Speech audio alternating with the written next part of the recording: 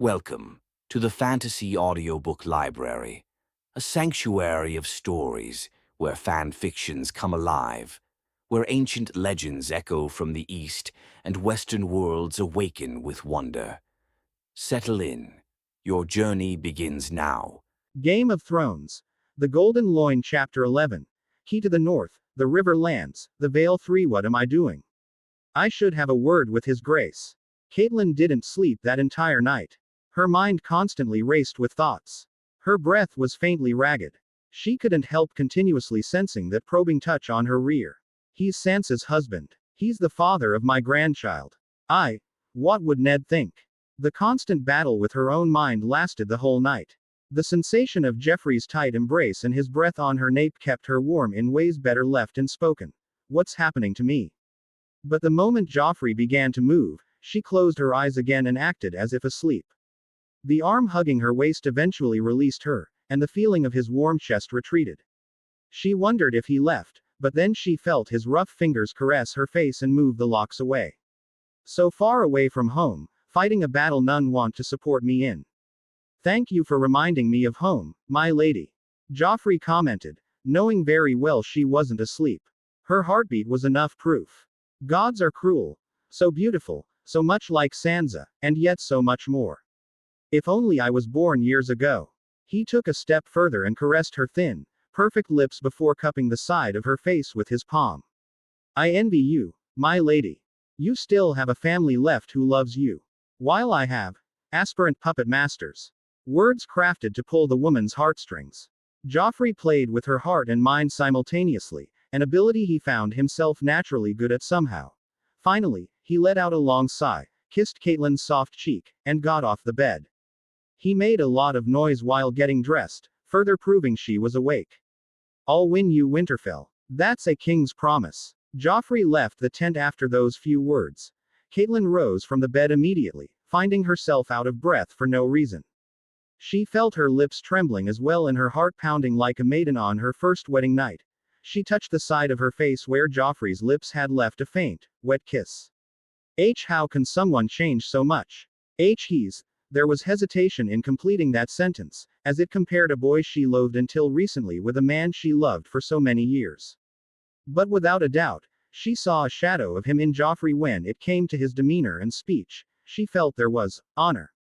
Although the Kingsroad was a known route, it wasn't easy to move a large army, even on horseback. The journey from the ruins of the twins to Moat Cailin was more than 100 miles and was going to take days. Yet again, the Unsullied found a good campsite and propped up the tent when the night approached. After a light dinner, Joffrey retreated to his tent, waiting for Catelyn. The entire day, he had acted mature, honorable, and kind. Even helping a few small folk on the way or dropping a penny to begging kids. He helped Catelyn get on the horse by her waist and even helped her down.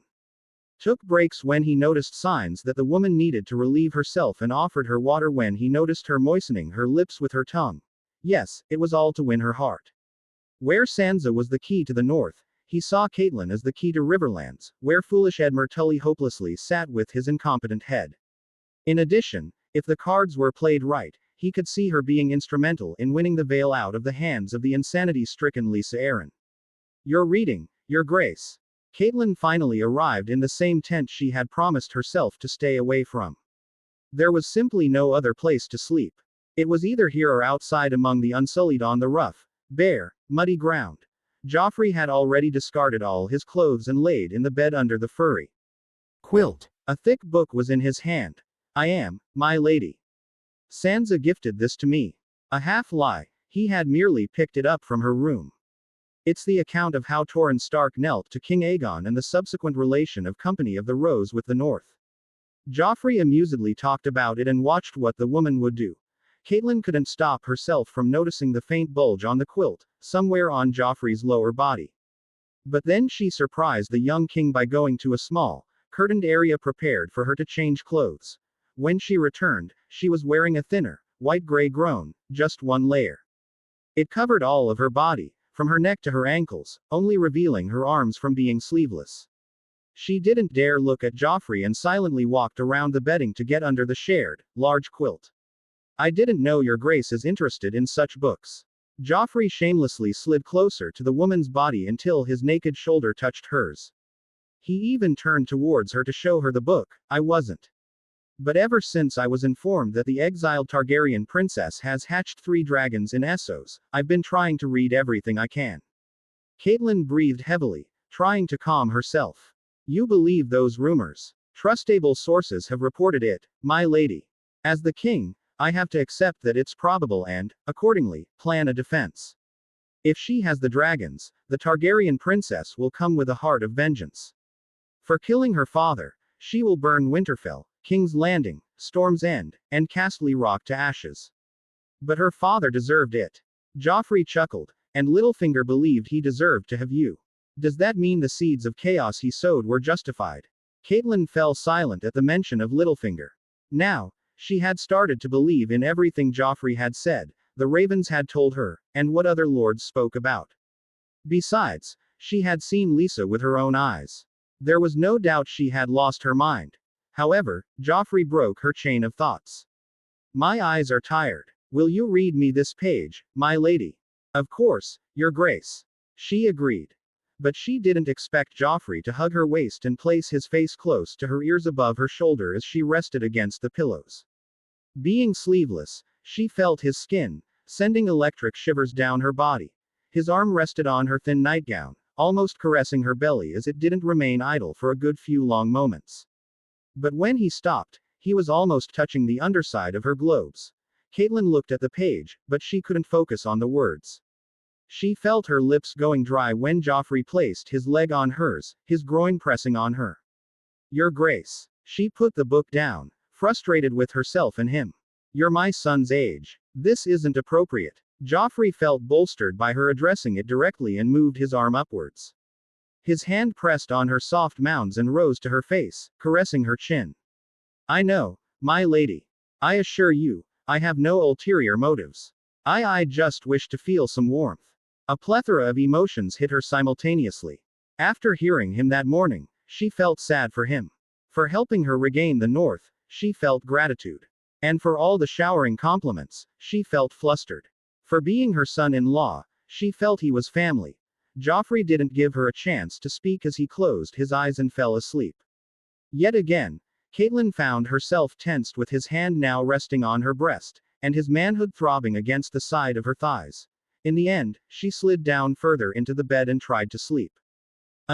Ma lady Joffrey mumbled in sleep, close to her ears, so warm. Catelyn stared at the darkness of the tent's roofing, unaware a faint smile had graced her lips. I'm too old for this, she told him, or perhaps herself. Boom. 5 exploding arrows from the massive scorpions were launched at the hill Great Barrow, on which the castle of House Dustin sat. With Barrowtown already surrounded and overtaken, the castle was the only defense for the noble lord. But the walls of the castle were mostly made of wood. Explosions echoed in the distance. The castle walls caught fire, and chaos ensued. But the arrows didn't have as much exploding material, as the goal was only to sow fear. Send the messengers, Joffrey commanded while sitting atop a wooden chair, surrounded by unsullied soldiers. Standing beside him was also Catelyn Stark, marveling at Joffrey's weapons and the efficiency of his army. A few moments later, 3 horses came riding down from the hilltop castle, rushing as if their lives depended on it, which they did. Surprisingly, the head of House Dustin was a lady who was once a Ricewell. A tall, older woman with decent features, a remnant of her beauty and youth. But now she looked ugly with the frown on her face in those all-black robes she donned. What is the meaning of this?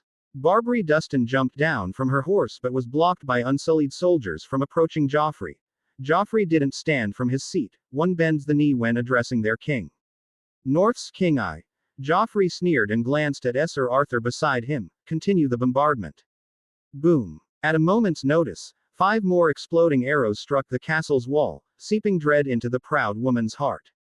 The army, as well, was too big to fight against.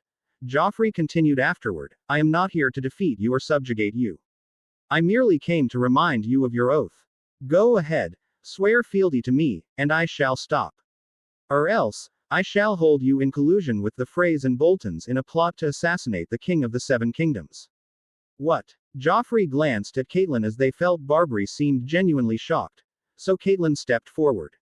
It was at the wedding at the twins, my lady. The Boltons and Freys killed Robb, his wife, and the unborn child. I lived because his grace saved me. Small John Umber, Dacy Mormont, Donal Locke, Owen Norrie, Robin Flint, Lucan Blackwood, plenty more Crewans, Dustins, Flints, Swells, and more. All died in the plot of Walder Frey and Roose Bolton. Of course, I have ended the bloodline of the Freys, and the Boltons are the next. Joffrey explained the situation to her. Your next words will plot the future of your house, my lady. Will you be my enemy? Or a vassal house of Starks, sworn to me, as your king? Barbary showed not a hint of fear in her gaze. Roose is dead, as he should be. Thud. Barbary knelt down immediately, her sword's blade planted before her knees. I, Barbary Dustin of House Dustin, do hereby swear my solemn oath of fealty. Joffrey smiled and watched the woman swear an oath in House Stark's name. But in reality, it was he who presided over it. It was a great start to their tour to gather support and oaths already. What followed was a minor feast in the very castle Joffrey had attacked. But they didn't rest there and instead resumed their journey towards Torrhen's Square, where a real battle was to be fought against the Greyjoys. Only later he would realize how battle was an overestimation. The sun began setting only a few hours after they began their journey. In the vast, open, and flat Barrowlands, they set up a temporary camp. Food was prepared on fire, and Joffrey's resting tent was erected. Joffrey had decided to make a move that night, so he went to bed before Catelyn to reenact what had happened previously. Once again, he picked up a book and laid down almost in the middle of the bed. Larger candles were placed around in the tent that evening, not wanting to lose the chance to witness the body of the woman for whom Littlefinger was ready to set the realm on fire. House Dustin will not betray us. Catelyn eventually entered the tent and sat beside the bed on a wooden chair. To a degree, she felt scared of going to bed that night. Lady Barbary holds no liking to the Bolton bastard. She would have betrayed us if Roose Bolton was alive. Joffrey sneered at her naive, trusting attitude. Not out of respect, but fear. Catelyn measured his words and agreed to a degree. Your Grace, in the north, fear will win you fealty. But honor and respect will win you loyalty. I know, my lady. He smiled at her face, but I do wonder if I have won something from you yet. Catelyn shifted her gaze, her hands nervously rubbing together on her lap. I owe my life to you, Your Grace. For showing love to Sansa, saving Arya, and now my son. I don't think I can ever repay you. You will do that all right. Joffrey sighed and slid down on the bed after placing the book aside. Just have some faith in me as the king. That's all I ask for in return. We all must stand strong together, in case the dragons come roaring. Ned, Catelyn whispered to herself in thoughts when she heard his tired voice with a dose of a sigh. Ned used to do it so many times. Did Sansa change him? Ultimately, she couldn't stall it for too long and changed into a thin nightgown before slipping under the quilt. Noting Joffrey's closed eyes, she turned her back towards him and tried to sleep. Catelyn. Her body froze abruptly. The feeling of Joffrey's breath on her nape was so noticeable, but he hadn't touched her yet. Why yes, Your Grace. Joffrey eased into her rear right then and gently warped one arm around her curvaceous waist, stopping only when his palm rested spread on her flat belly. Can you tell me more about the north? About Winterfell? Oh, dear maiden, I don't think I can control myself anymore. Joffrey prayed to the goddess of love, fertility, and chastity. The scent of her hair is so intoxicating. Wanting to touch her better, he softly eased his lower arm under Catelyn's neck, making her lay her head on his bicep. That allowed him to hug her body better from behind, letting his naked self feel all of her back. Her knees, although folded forward, allowed Joffrey to probe his manhood right under the crack of her rear. Her heart's going to explode at this rate. Catelyn. She breathed out heavily and woke up from the stupor. She wanted to tell him to stop, and yet she found herself unable to muster enough strength. The way he took her name felt overbearing, but not in a wrong way. Why yes, of course. The north has its own charms, your Joffrey, just call me that. He interrupted, nestling his face deeper on her nape and allowing his lips to brush against her skin. Catelyn felt the soft, wet lips behind her head, and goosebumps arose all over her skin. What am I doing? She screamed in her head. I can't allow this to continue. Yet she didn't say that out loud. The North, the people here are more honest. I mean Joffrey. It's cold here, but, Joffrey finally planted a real kiss on her nape. A deep, wet kiss involving his tongue and squeezing lips. It was long and moving, up and down, left and right on her neck. His breath was so warm and ragged that Catelyn attempted to shift in her place, a useless action to take her mind off her reacting body. The movement only served to her loss as her hips stirred and hardened Joffrey's length further. She could feel his length when she straightened her leg, probing between her veiled thighs. Joffrey started to feel her curves with the hand on her belly. But instead of going up, he massaged the sides of her thighs first. His touch was butterfly soft, delicately caressing the tender flesh. He enjoyed the little jerks of her body whenever he went further down on her leg and then up, raising the hem of her thin nightgown. Things are calm and gentle, while life is harsh. She mustered some courage and continued to speak despite the increasing kisses on her neck, now reaching her shoulder as well. Managing food takes much of the time. Joffrey's hand on the side of her leg began to slide towards her inner thighs, squeezing her flesh softly while lifting her gown more unashamedly. It was already above her knees, and it only took a few more tugs before it was bunched up around her waist. Continue, Catelyn, Joffrey whispered in her ears and kissed her earlobe, licking it afterward. Just when her attention was where his mouth was acting, she noticed a thick, throbbing, warm mass squeeze between her exposed thighs. Catelyn's chest heaved underneath the blanket. They were in the cold, harsh north, yet she felt burning heat that night.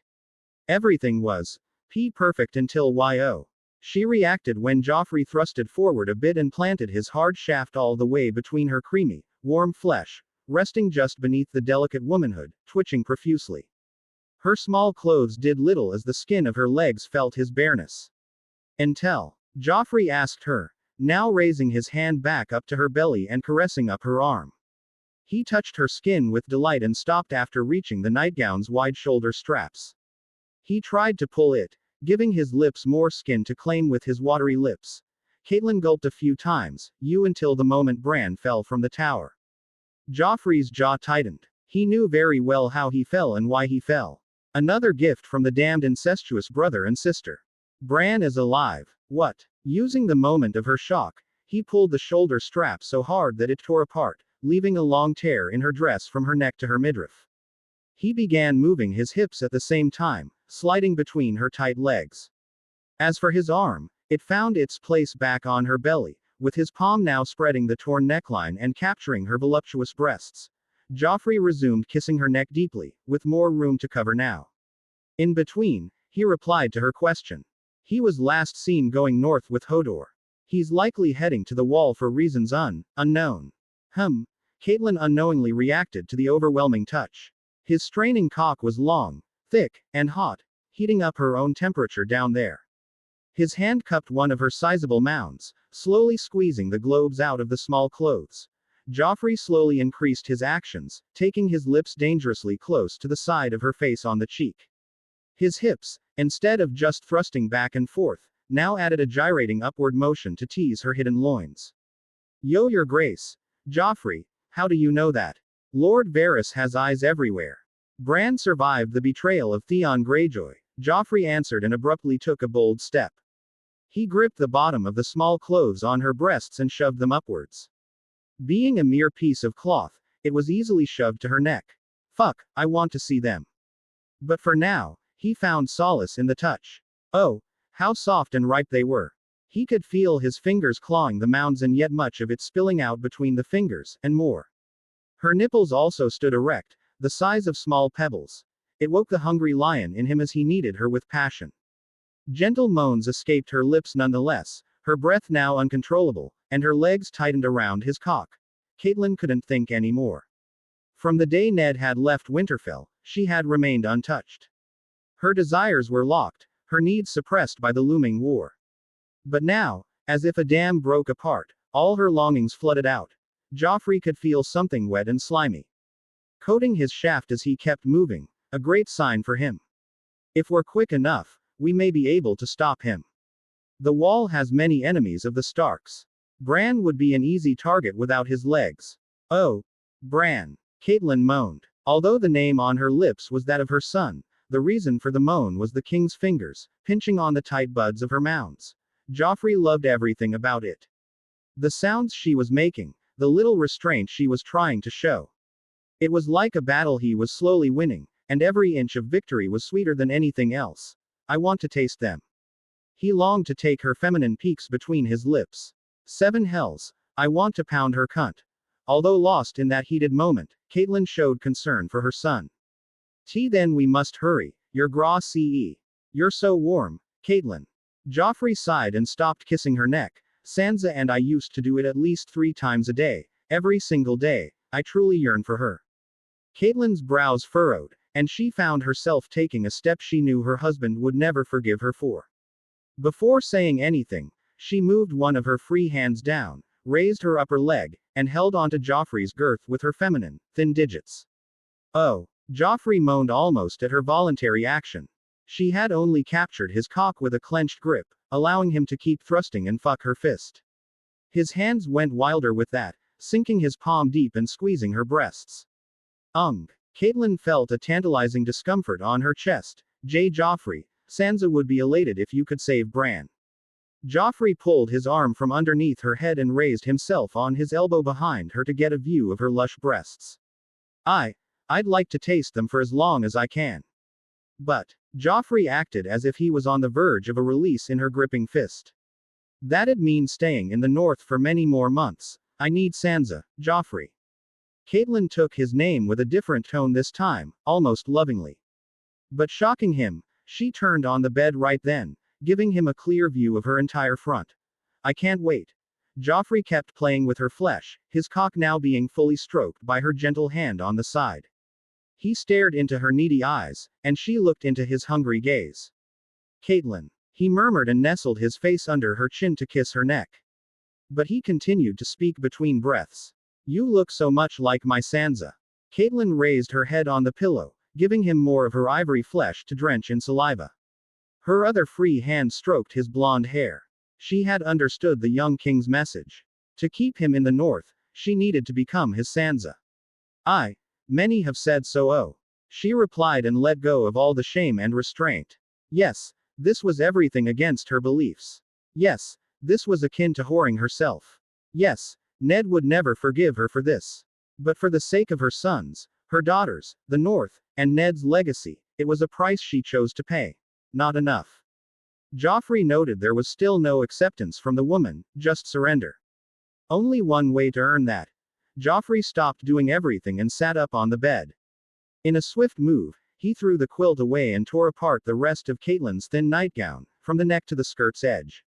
He pulled away the small clothes from around her neck and then focused down. The candlelight was faint, but it was enough to notice a faint, dark, and damp portion of her lower small clothes right above her womanhood. Now experienced, he untied it and pulled it down from her legs before throwing it away. Catelyn closed her eyes in shame and raised her knees to spread her legs apart in an invitation to shove himself in and be done with. However, Joffrey just silently admired her while crawling between her legs. Her beautiful, mature face of fair skin. The long auburn hair that spread on the pillow under her high cheekbones, thin, perfect lips. She was in all sense one of the most beautiful women in Westeros even at that age. That sentiment only grew stronger the further down he looked. Her long neck, proud feminine shoulders, and the pristine ivory skin that covered her luscious peaks of pure maternal breasts. The panting toned belly and thin waist, followed by spreading curves that made her hips. Her legs were long and spotless, and right there in the middle was the slit of love, the focus of the night. Clearly, she hadn't expected this moment, explaining the subtle amount of tawny hair adorning her folds. Pink, not as tight as her daughter's, and yet so beautiful to look at with its symmetrical lips, salivating. Despite the harsh days she had gone through recently, he felt baffled by the neatness and elegance of her figure. Looking like a mature sex goddess who was inviting him to earn his reward. Good fucking 7 hells, now I know why Ned put 5 Starks in her. Lies, Joffrey commented abruptly while both his hands traced the skin of her legs, going up and closer to her inviting folds. The men of this realm are fools. They were and still are. No, Cersei, that wretched woman was never the beauty of Westeros, the real beauty was hidden in the north all along. Ah, Catelyn moaned, her back arched at the slightest touch by Joffrey's finger near her sensitive flower. Joffrey had a different plan, however. He spread his knees back and lowered his face between her legs. His hands clenched on her thighs many times, his tongue teasing the boundaries of her core. Catelyn Tully, the most beautiful in thoughts, in heart, and of course, body. What is this? Why am I feeling so warm? Catelyn felt confused and clenched her eyes further. But, instead of feeling the rough, impaling shaft entering her, she found a gentle probe of something soft and wet, teetering her on the brink of arousal in a single blink. No, that's. She opened her eyes wide and looked down between her legs. Joffrey's shining blonde hair was there, and his tongue was lapping up her scentful nectar. This was new. This was not something Ned had ever done to her. This wasn't how one made love. This was something else that. MMMH. Joffrey was shocked by himself. He usually hated pubic hair, but he couldn't care less this time. He silently positioned his face there and began deftly licking her labia and clit while probing the savory hole with the tip of his tongue. Then he raised his right hand and caressed upwards, pausing to squeeze her breast a few times and finally raising 2 fingers on her lips, gently probing. Catelyn reacted with confusion, but allowed Joffrey to dip his fingers in her mouth and coat them in her saliva. Before she could ask why, she noticed Joffrey bringing his hand back down to her drenched petals. Oh, Joffrey. She moaned so loud that it scared her. She wasn't supposed to enjoy it, she told herself. Yet it felt like the most fantastic sensation as he inserted his 2 fingers while continuing to lick and profusely suck on her tight clitoris. It became too hard to keep herself gathered. Her one hand went to rub her mounds, while the other went down to comb through Joffrey's hair. Her legs. She tried her hardest not to raise and lock around Joffrey's head. Joffrey relished in her melodic moans and sensed she was building towards an orgasm. So he added a 3rd finger and plunged it without further care of going gentle. Being a woman who had birthed 5 children, he could imagine she'd need more than 2, so he stretched her, aiding to push her over the edge. A feeling like never before enveloped Catelyn. Her belly throbbed, and her pussy burst with an erotic release. That was new to her. So much and so intense that her hips jumped on their own, and her muscles convulsed. Her tight core further squeezed his fingers as the wild juices flowed out. Joffrey continued to fuck her with his digits, curved a little upwards and throwing her into a frenzied shaking of the head. Her sensitivity had peaked, and her pale pink petals had turned red from the erotic abuse. Her eyes, watery with tears, confusedly stared at the boy. No, the man who made her feel this way. It reminded her of her first night with Ned, not in action, but in feelings, the warm, suffocating, yet elated sensation. Why, Your Grace? She tried to speak but couldn't, out of breath as she lay on the bed spread-eagled, her hands having abused the sheets with her tight grip. Shish. Joffrey smiled and moved over her, draping her with his body. Right away, he grabbed both of her magnificent large breasts and cupped them upwards from the base with his spread palms. Making them rise, he suckled an ample amount from both at a time, biting softly on the hard nipples. After groping and suckling her and coating her mounds with his saliva thoroughly, he slid further up on her body while spreading her perfect, long legs to slap his cock on the tender entrance he had prepared. Face to face, he looked deeply into her eyes. The candles were almost on the verge of dousing, but the heat within him was far from over. He caressed the woman's face under him, admiring the view. Despite being much older than him, he couldn't bring himself to find any flaw in her. Her femininity was intact. Her charm was only increased by her curves, sizable globes, and mature features. I'll enter, Catelyn, he said and, while holding her face with one hand, used the other to guide his cock towards her entrance. Oomph. Catelyn took a vocal breath when his swollen crown teased her sensitive core. I'm not Sansa. Joffrey lowered his hips, spreading her soaking wet pussy to his size, little by little. But he never broke his gaze, nor did she, even though his cock made her jaw tighten and chin rise. True, you're not Sansa, Joffrey replied and lowered his lips to her side, leaning in to whisper further, you are much more. Oh, Catelyn replied with a moaning breath into his ear as Joffrey, aided by her nectar, slid all the way to the hilt. He was big, he was thick, and he filled her just the amount she needed to feel aroused and yet not pained. Joffrey gently pulled back and began to pump in and out, carefully sliding out till the tip before shoving back in. The bulging muscle that was his shaft rubbed against all the right places she never knew she had. So intoxicating, so arousing. It was a sensation she thought she'd ever experience again in life. A sensation she now realized how much she longed for. Yes, there was shame in her lust-filled eyes. She hated how her legs, on their own, wrapped around the young king's waist, aiding him to hit deeper within. But in the end, she was still a woman, left alone in a cruel world, with a war looming, and losses so devastating. Ah. Her mouth opened, and moans escaped. At that moment, she didn't feel alone, nor scared. Joffrey grunted into her ear with his pumps that turned from gentle and noble to savage and hungry. No matter how graceful a lion was, in the end, it was still a savage. Perhaps even more than a wolf. Catelyn, this is S. Shish. Catelyn didn't allow him to finish his words and wrapped her arms around Joffrey's neck before pulling his face down on hers. Her legs spread to feel him deep inside, her breasts squished between their bodies, and her lips finally met with his. At first a simple reciprocal rubbing of lips against one another. But soon, she parted her lips to breathe between his deep thrusts that threw her body up. Joffrey's tongue invaded at that moment, and she replied with the same. Their tongues danced and gently sucked a bit on each other's lips. Exchanging fluids in one of the most intimate moments, they seemingly drowned in one another. He relished in the sensation he felt inside her core. Not loose, not tight, she was a different kind of pleasure he found himself experiencing. Lady Stark, the Warden of the North, was now his. A sense of pride, a sense of passion, and a whole lot of sexual arousal overcame Joffrey's being. The fact that she initiated that kiss threw him over the edge more than anything else. He noticed her insides quivering already and squeezing him tight, alongside his own throbbing cock nearing a release. Where? He asked himself, but it didn't take too long to make a decision. I guess there's only one answer. Joffrey groaned into her mouth and picked up the pace. His public bones struck her under thighs and ass harder with force, reaching a bit deeper.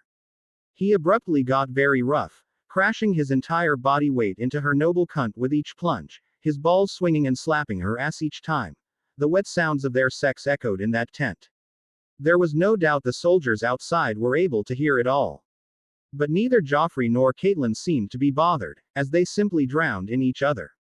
Oh, Joffrey. Catelyn's blue eyes went wide. Her mouth hung open for Joffrey to dip utterly deep in with his tongue. Her orgasm came not long after, with spasming muscles that intensely fought against his thrusting shaft. Joffrey felt her tightness and pushed further down on her body, invading so deep that her hips were raised a little too high, her legs spread wider, and her back arched upwards with his weighing body. Right there, as deep as possible, he went through the most exceptional climax in a while. After days of not fucking a cunt, the wait felt like it was worth it. Ropes after ropes of his seed-filled cream spilled within her, warming her insides. GHH. He rode through the release like a blissful ride in a spring breeze. Little thrusts in and out did the job of squeezing out all he had to put in her belly, only to stop when he felt no more spasms. But he still pumped a few thrusts, coating his cock in his cream and finally sliding out. As he sat back, Catelyn's hips came falling down, and her legs straightened. Her arms spread wide, breasts tossing with heavy pants. Soaked down there, wet with saliva all above, she couldn't make up her mind. Did she make love, or got violated? Joffrey did things to her that Ned never did, things that she absolutely loved. She tried to look at the man responsible for her state, only to find him staring at her exposed folds, leaking his nectar. No. Only then did she realize he had come inside her. The horror only intensified at the realization that getting Muntea now was almost impossible. They were headed to a battle. Joffrey didn't hear her yelp. For some reason, he felt his soaked, slimy cock was unsatisfied. The sight of her red, swollen slit excited him to no end. And that's how Joffrey Baratheon won the Riverlands and the Vale. He boasted to himself. But the battle is not over. Turn around on all fours, Catelyn, he ordered her out of nowhere. Catelyn's eyes almost fell out at the shock. What? No. I can. But Joffrey gripped the side of her waist and turned her on the belly before gripping her sweat-soaked red hair in one hand to pull her back, forcing her to get on her hands and knees. It didn't matter that his load was still dripping from her petals since he had more to put in. Joffrey, what or why? He didn't allow her to speak and eased his half-erect cock in. The liquid warmth was such that in no time, he began reaching full erection. This view. He admired her ass below, her hair, and her spotless warm back. It'll take a little more to tame this fish. I'm a young man, Catelyn, he said and plunged all the way in. I'm not stopping until I can't move anymore. And so, Joffrey continued to claim his promised northern bride. Again. It was no longer a plan to kill her. No, now she was to be his and only his. A proxy to rule two kingdoms. A woman of King Joffrey Baratheon. Chapter 12. Deep in North Eye, what happened here? Where is everyone? Joffrey asked, standing in his armored attire and sword unsheathed. Before him was Torrhen's Square. Empty. Sir Arthur, the commander of the Golden Legion, returned with a team from inside the castle walls. It's empty, Your Grace.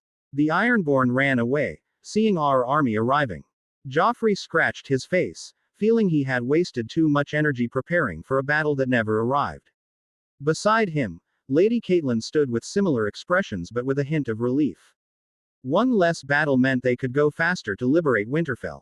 In that case, we shall head to the Rills, Joffrey commanded and glanced at Lady Catelyn, knowing she wanted them to rush, and going to the House Ricewell meant going in the opposite direction.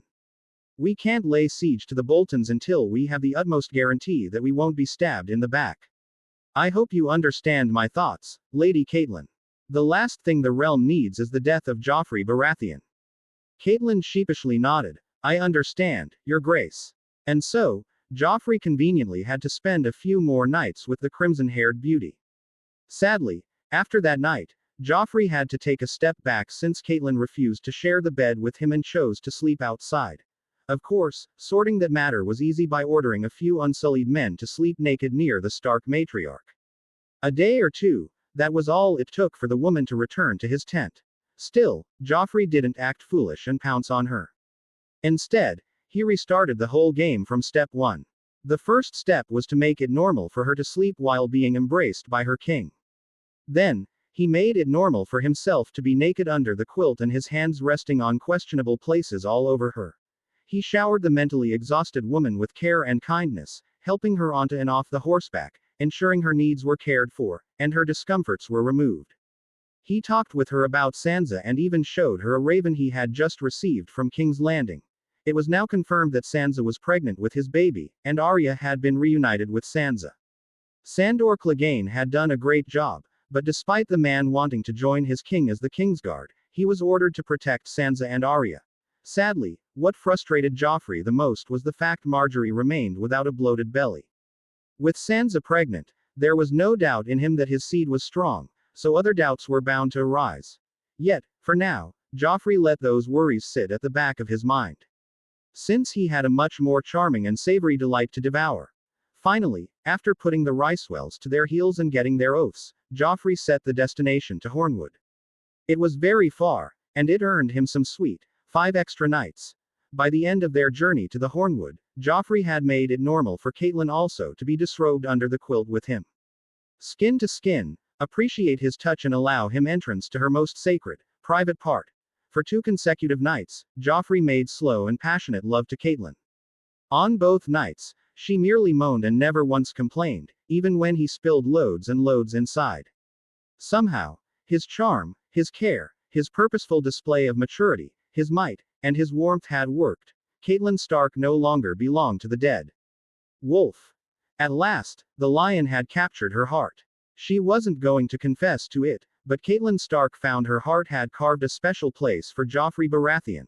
So much different from the brood of his father. So much more knightly, kingly, a gentleman.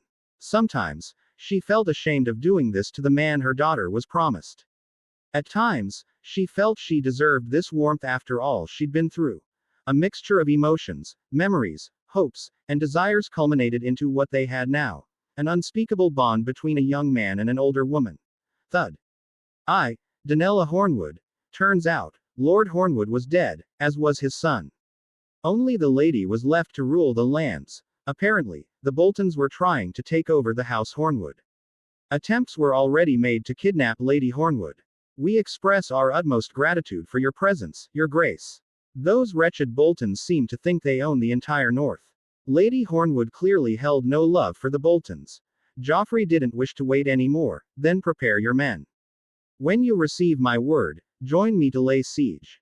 This time, Dreadfort shall hear the echoes of reigns of Castamere through its halls. The old woman straightened her back at Joffrey's words. Only now did she remember that the man before her had Lannister blood, too. Oh, poor Boltons, she thought. With that, Joffrey finally marched towards Winterfell.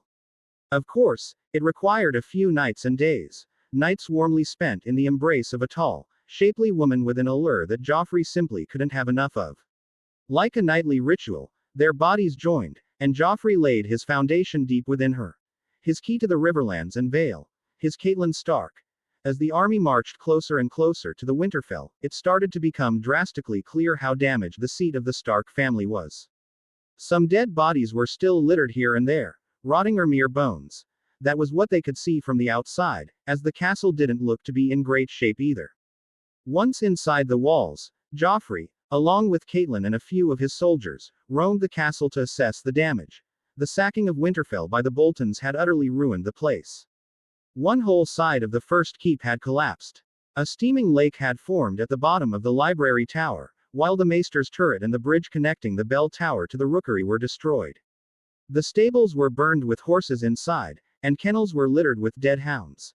At last, when they entered the great hall, Catelyn's eyes shed a few tears. The entire ceiling of the great hall had collapsed. A place so dear in her memories, the place that held so many feasts. Don't shed tears. Joffrey, showing calculated concern, walked before the woman and embraced her tightly, arms wrapping around her waist. His shoulder gave her a place to wipe her tears. This is why you must remain ruthless. He beckoned his head and softly grasped Catelyn's face from both sides, lifting it for her. Looking from that close, he could see a few signs of aging on her skin, but her beauty remained peerless nonetheless. So, he lowered his lips and gently kissed her before embracing her again. The reconstruction of Winterfell shall be funded with the blood of the Boltons. That's my word to you, my lady. Joffrey warmly caressed her back and allowed her to sob as much as she wanted. Dreadfort won't exist for long. You, House Stark, will seize that land, and as the king, I shall decree for the Starks to expand the landholdings. Catelyn hugged him back at his concerns and warm gestures, squeezing his chest against her cushiony large bosom.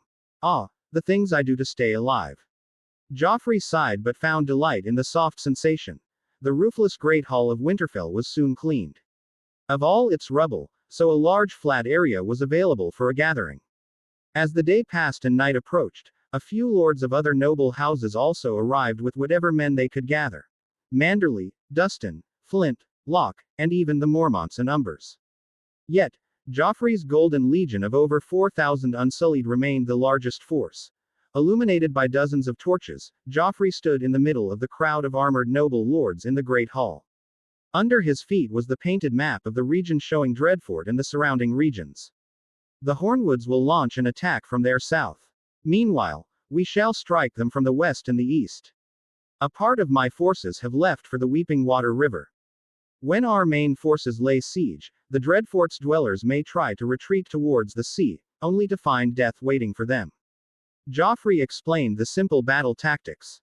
Of course, he didn't dare make such a plan alone and instead discussed it with Sir Arthur and other captains of his army since they were much more experienced in large-scale warfare. How are we going to penetrate the defenses of the Dreadfort? Asked Wyman Manderly, a lord who was too fat to fight, simply came to witness the end of House Bolton. Dreadfort is a strong fortress, your grace. Joffrey smiled. You are in for a surprise, Lord Manderly. No walls are safe anymore, and no castle is impenetrable. I have tools in my arsenal that will bring down Dreadfort's walls like a house of glass. Amused and interested, some lords called it bullshit, and some lords decided to wait and watch. If it was indeed true, then King Joffrey had to be treated differently, with more respect, perhaps. With the war meeting over, Joffrey looked at Catelyn Stark, now dressed in a better, new gown that had been left behind since the men sacking the place saw no worth in it. Finely crafted, it stuck to her curves like a second skin, but the large, woolly cloak over it hid some of it. I believe Lady Catelyn has some words to speak before we move on to supper. Joffrey called her over. Proud and strong, Catelyn stepped forward and stood beside Joffrey. Her hair was cascading freely and loosely tied around her back, her body so scentful that Joffrey could already imagine how he was going to digest tonight's supper. I will not speak much, but I will remind you what we have lost. Many of you had your sons die, and many, your fathers. That night, if not for his grace, House Stark would almost be extinct, and the Boltons would be left to take it all. That night, it wasn't Robb Stark that was betrayed, it was the North. Vile schemes, inhuman actions, and dishonorable deeds are all the Boltons are synonymous with. My lords, if not for the memory of Robb Stark, Eddard Stark, or for House Stark, raise your swords for the North.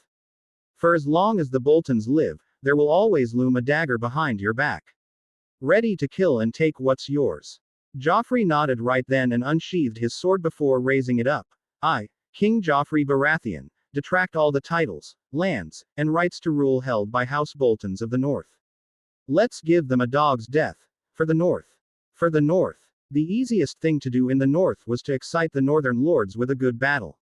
Joffrey knew that and capitalized on it. Not to mention, it earned him a few more thankful gazes from Catelyn. What followed was a modest supper. Almost all the lords of the North came to Joffrey one by one to make small talk. Some admired his army, and some thanked him for getting rid of the phrase. Clearly, the twins had angered many lords with their monopoly on the river crossing. Afterward, everyone headed to their tents to rest. Joffrey remained inside Winterfell Castle, or what was left of it. He followed Catelyn Stark to one of the hallways and then to a part of the castle that still stood firm. In here, your grace. With a bit of shame in her voice, Catelyn opened a wooden door and invited him into the chamber. This used to be my bedchamber, or what's left of it. The sackers took whatever of value they found. Tasteful. Joffrey glanced around and saw a large bed with comfortable bedding.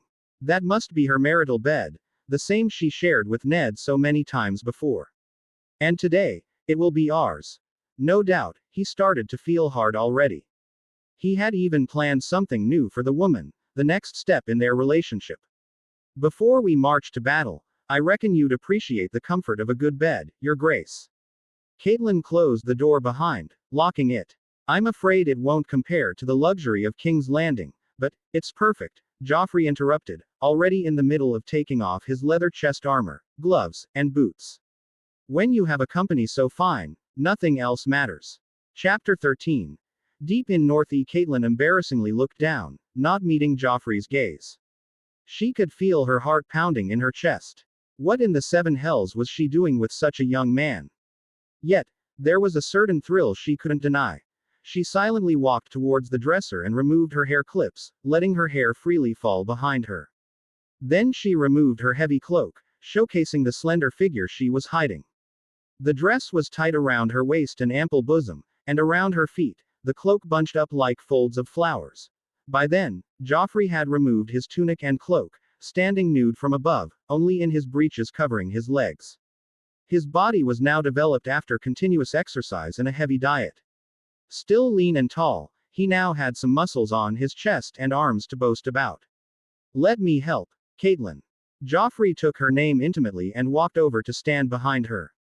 He untied the tight knots behind her waist that made the dress alluring. He could feel Catelyn's burning gaze stuck on him as she stared into the mirror before her.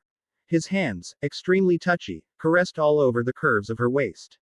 Once untied, he focused on her neck and untied the laces there, ensuring his fingers brushed against her noble skin. No words were spoken. Only audible breaths echoed in the dimly lit room as Joffrey pushed the neck of her dress wide towards her front. He helped as Catelyn pulled her arms out from the sleeves, standing with a bare back. Joffrey loved that she was barely half a head shorter than him. It allowed him to reach around her body better and take clothes off without lowering himself too much. Once her arms were out of the sleeves, he pushed her gown further down until it completely fell off her hips and bunched around her feet. He tastefully hummed and slid his hands on her waist towards her belly. Plastering his bare chest against her equally naked back, he hugged her tight until his erection throbbed between her rear cheeks. Perfectly placed between the small clothes-covered flesh. Both his palms, stretched open, caressed Catelyn's toned belly, gently touching her all over. His chin rested beside her face on her shoulder, taking in the scent of her auburn hair and bodily perfumes. Then he looked at the mirror and locked eyes with Catelyn's blue eyes. He could notice the extremely small hint of unwillingness and shame in those eyes. But her body reacted differently and accepted all of his touches. Sansa has her own charm, but this, Joffrey admired what he saw in the mirror. Her plump, sizable breasts were full and creamy to the touch. Soft, with large pale brown areolas and tight, button-like nipples, he couldn't wait to suckle. A thin curvy waist that led to her wider hips, her ass a cushion he took delight in against his groin. Long hair, a face that looked mature, and yet charming, youthful in a way. As if the woman had rediscovered herself, a second beginning. "Ah, Your Grace," Catelyn moaned when Joffrey's one hand slid down to her covered womanhood, a faint trace of her arousal already present. His other hand claimed one of her mounds and kneaded before pinching the tip. "Why you need energy for tomorrow, Your Grace." Joffrey chuckled and began deeply kissing the side of Catelyn's neck. Slow and wet brushing of lips that felt no less than licks for Catelyn. He pressed his hard cock further against her covered ass. "You're the most beautiful Riverlands woman I've seen in my life. Have I ever told you that?" Catelyn blushed, pressing her lips together and nodding. Why yes, Tilda, Your Grace, every night." She spread her legs a little to give his hand more space. Her head fell back from Joffrey's deep kisses. "Then let me repeat it tonight, Catelyn." Joffrey turned her around and kissed her lips right away. Not a hint of reluctance appeared as she parted her lips and welcomed his royal tongue to plunder. She soaked in his wetness and gave hers back, circling and pushing against each other's lips. Joffrey began gently pushing Catelyn towards the bed and finally let her fall back on it with a resounding rustle of the sheets. Her auburn hair spread around her back immediately, and Joffrey's spit glistened around her lips in the glittering light of candles. The woman watched with hunger as Joffrey removed his breeches too and got fully naked, his virile length standing straight with bulging need. Then she watched him approach her and pull her small clothes off her pale, fleshy legs. "Aye, beautiful indeed," Joffrey commented when Catelyn's feminine entrance appeared in his direct view. Yes, she had birthed 5 kids, and she wasn't very tight. But the view didn't ruin his appetite. Perfect folds, pale brown lips, tiny hidden clitoris, and a hint of her sensual drool invited him. A hidden blush appeared on Catelyn's face. On her own, she beckoned on the bed and rested her head near the headboard on the pillow. The bed was soft. It reminded her of the countless nights she had slept on it. Perhaps some guilt of letting another man take her on that same bed. "I must curse the gods for bringing me to this world so late," Joffrey muttered, another strange way of appreciating the beauty as he moved on his knees on the bed. The guilt faded away at the sight of Joffrey stroking his girthy manhood.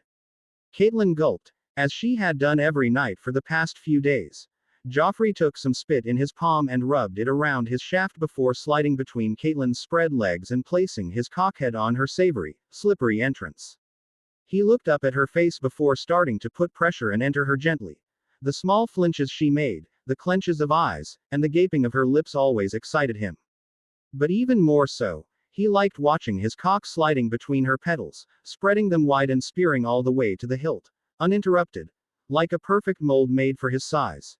Then, he leaned down on Catelyn's body, pushing his knees up against her ass to raise her high for his cock to plunge in deeper. The sensation was mind-melting.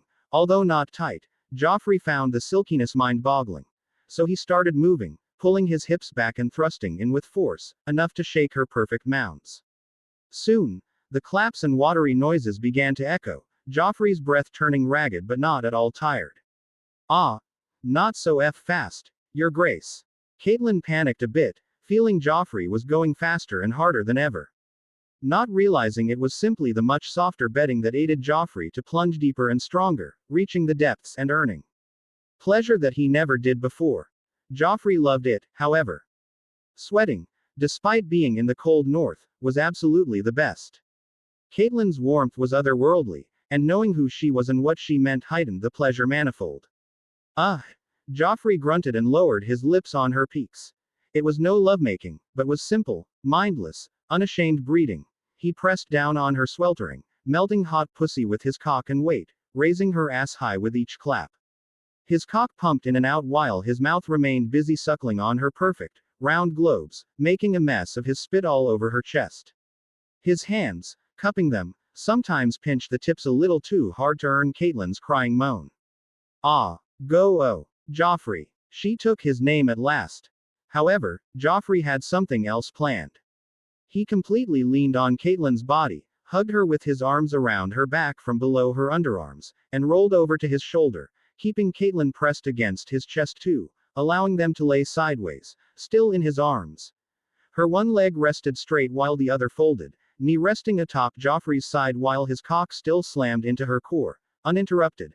As Catelyn hugged Joffrey's head tightly and showered kisses on his lips, both of Joffrey's hands reached down to Catelyn's supple and soft rear and pushed her inward, shoving in to hit deep with his cock. However, he had a greater purpose.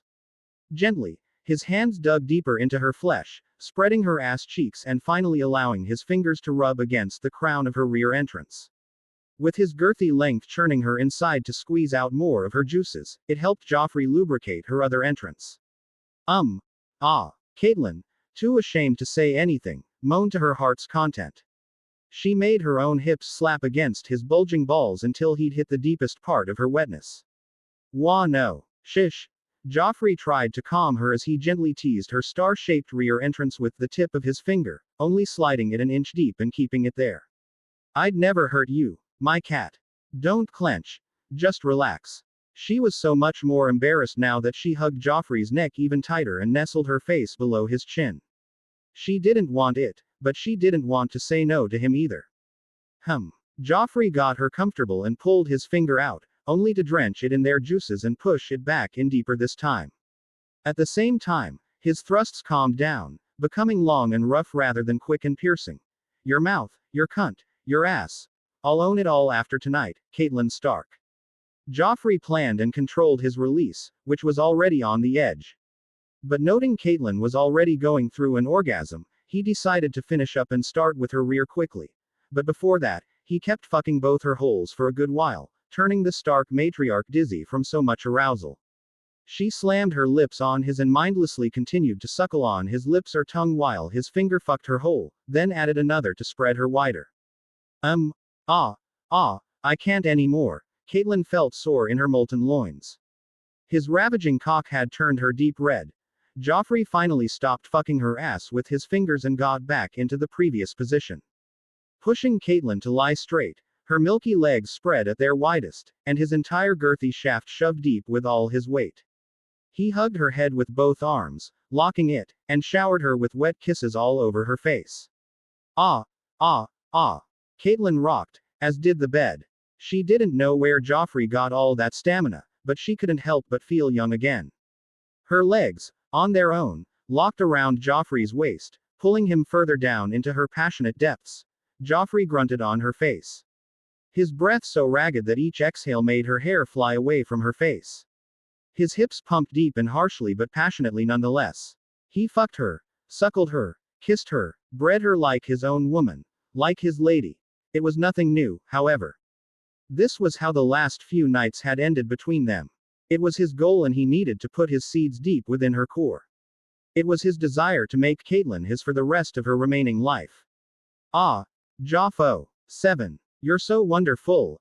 MMMH. Catelyn cried real tears of soreness, love, and warmth. Her squelching depth leaked out another orgasm, but Joffrey's length continued to pound until his balls slapped against her back door continuously. Joffrey had no idea how much longer he had to tame this woman. So he treated each night like his last, and he prayed to whichever god brought him back that his plan would work. Catelyn, you're amazing. Joffrey kissed her forehead and looked into her intoxicated eyes. The sound of rough fucking and the musky scent of their mingling sex permeated across the room. Catelyn couldn't believe what she was doing, but her legs pressed harder around Joffrey's waist and pulled him deeper. She forgot all the pain and soreness and only stared at the handsome young face, her hands roughly going up to caress his golden hair. And then she nodded. The lion finally tamed the fish. Joffrey smiled and abandoned himself to pleasure. His plunges calmed down, and his cock rested deep within her all the way, only giving out faint twitches aided by intense spasms that were followed by his climax. Resting in her hot, soft inner sanctum, Joffrey's cockhead burst out with a flood of his masculinity. His toes curled, and his weight further weighed down on the older woman. His eyes never left her face, seeing how she reacted as his load spilled inside and filled her. She could feel it as much as he did. Bless me, mother. Let this seed sow a new life. Joffrey prayed, balls deep in the pool of his cream inside her. He breathed out deeply and fell atop Catelyn's fondled and reddened breasts. It was perhaps the greatest pillow in the world, and he could feel sleep approaching. Even his cock seemed to be in a mood to rest as it turned flaccid and eased out of her leaking depth. Catelyn moistened her lips with her tongue, caressing Joffrey's head on her chest. What if I'm with a babe, your grace? Chapter 14. Deep in North-E, Joffrey looked up and slid to her side, almost keeping her body pressed underneath himself. He caressed the side of her face and looked into her blue eyes. I'll be the father. What else? But we can't possibly announce it. If you wish to, I don't mind, Joffrey said, shocking her to no end. But if you don't, you can say it's Rob's secret child. Joffrey suggested, and if the child has blonde hair, I'll raise the babe as mine. You will? Catelyn asked just to be sure. It all sounded so absurd, after all. Joffrey smiled like a devil and leaned down, his face closer to her lips, but never kissed. Then we'll have a reason to visit each other regularly and have a few private discussions. She breathily smiled, rolling her eyes at the absurdness of the situation. She felt his erection gaining some size once again and gently captured it with her fingers, not minding the drenched stickiness. It must be wonderful to be young, but I'm afraid I'm too old. Joffrey shook his head, his hand caressing her sizable mounds. Not to me, Catelyn. The way I see it, you're ripe. A woman who's strong in body, smart in mind, and utterly beautiful in allure. Right then Joffrey moved away from her and got up on his knees near her legs. Sadly, I'm not done yet. Will you turn around, my lady? No. Catelyn quickly realized what Joffrey wanted. I'm too old for this, Joffrey. Joffrey smirked like a devil once more, then let me make you feel young again. I promise I'll be as gentle as a feather. Why can't I say no to this man? Catelyn wondered and tiredly turned around and laid flat. Fold your knees and raise your back, Catelyn, Joffrey added and guided the woman with his hands on both sides of her waist. Good maiden. Joffrey dumbly stared at the stunning body before him. The view from his height was great. Catelyn's wide, pear-shaped hips dangled in the air, while her back was arched, going down with her head resting on both her arms. Her auburn hair bunched around her back, strands stuck to her skin from the sweat. Finally, Joffrey looked down at her rear entrance. His spread palms softly widened the gap for a better look, and by the 7, she was quite an aristocratic, pristine woman. As her pussy still leaked out a few rare drops of his cream from before, he noticed the soreness had turned her back door pale red too. I'll use my fingers first, he said. Relax, Catelyn. She responded, eyes closed and teeth clenched. I've never done this before, Joffrey. So I'm taking her rear virginity then. Joffrey found joy in that new information. I'll be slow and gentle. He promised and used their juices from before to lube her entrance, as well as his fingers. Since he had already done some work before, he easily dug in. First, half a finger, and then the whole. A second one. Joffrey added another finger after greasing it and used the two to fuck her. Catelyn didn't clench herself tight the entire time. Her breaths were calm and long, noticeable from her rising and falling arched back. He kept it going for a while before starting to prepare his now iron-hard shaft. He didn't warn her this time and greased his length with their previous nectar. He lubricated it quite well before finally placing the purple, bulging head on her round entrance and pushing in. Catelyn felt it. Not even 3 fingers could have prepared her for his cock. She clenched herself, her toes curled for a second before letting it go and allowing him further in. Joffrey just kept staring, both his palms now tightly clenching her fleshy rear. Only the knob went in, and the tightness he felt was otherworldly, much more than Catelyn's petals or any cunt he had fucked before. Just breathe out, he said and pushed a little more. Don't clench. More and more. he went halfway in and rested there. Of course, he was gentle with her since he wanted to keep the woman. On top of that, he knew she wasn't deep enough to take all of his length in her back hole. "I'll pull now," Joffrey said and gently slid back out. He once again greased himself and pushed back in. This time a tad bit faster and without any obstruction. He could feel Catelyn was getting used to him moving, so he maintained a slow pace in and out. In all honesty, other than the tightness, he didn't find anything desirable in what he was doing. The only reason he wanted this was to make Catelyn remember him forever. To take the woman and make her his own in every way possible. From her mouth to her cunt, and now to her ass. Catelyn groaned, or perhaps it was a moan. "I'm almost done." Joffrey clawed her ass cheeks so tight that his palm sunk into her flesh along with his fingers. It took everything in him not to ram it all in and pump faster. Still, the more he fucked her ass, the more he felt he could go faster. Not as much as the session before, but once again, the wet sounds, alongside the rubbing of skin against skin, reached their ears. Catelyn clenched the sheets, eyes closed. Joffrey squeezed her ass, also eyes closed. Lost in the pleasure, he felt a heavenly tingle in his loins. The itch spread from his balls and then to his thighs. Before finally reaching the knob of his cock settled deep between Catelyn's tight ass. Joffrey, to his amusement, came once again after such a short while. Not as much as before, but still enough to make it all feel hot. He cried a groan and let strings of pumping cream out. He still pumped in and out a few times, feeling his load had made moving far more easier. But this time, his length calmed down much faster. Catelyn Stark. He stared at the woman's back as he pulled back and watched drops of his nectar drip out. "You're one fine woman." In the end, he couldn't help but admire the northern beauty.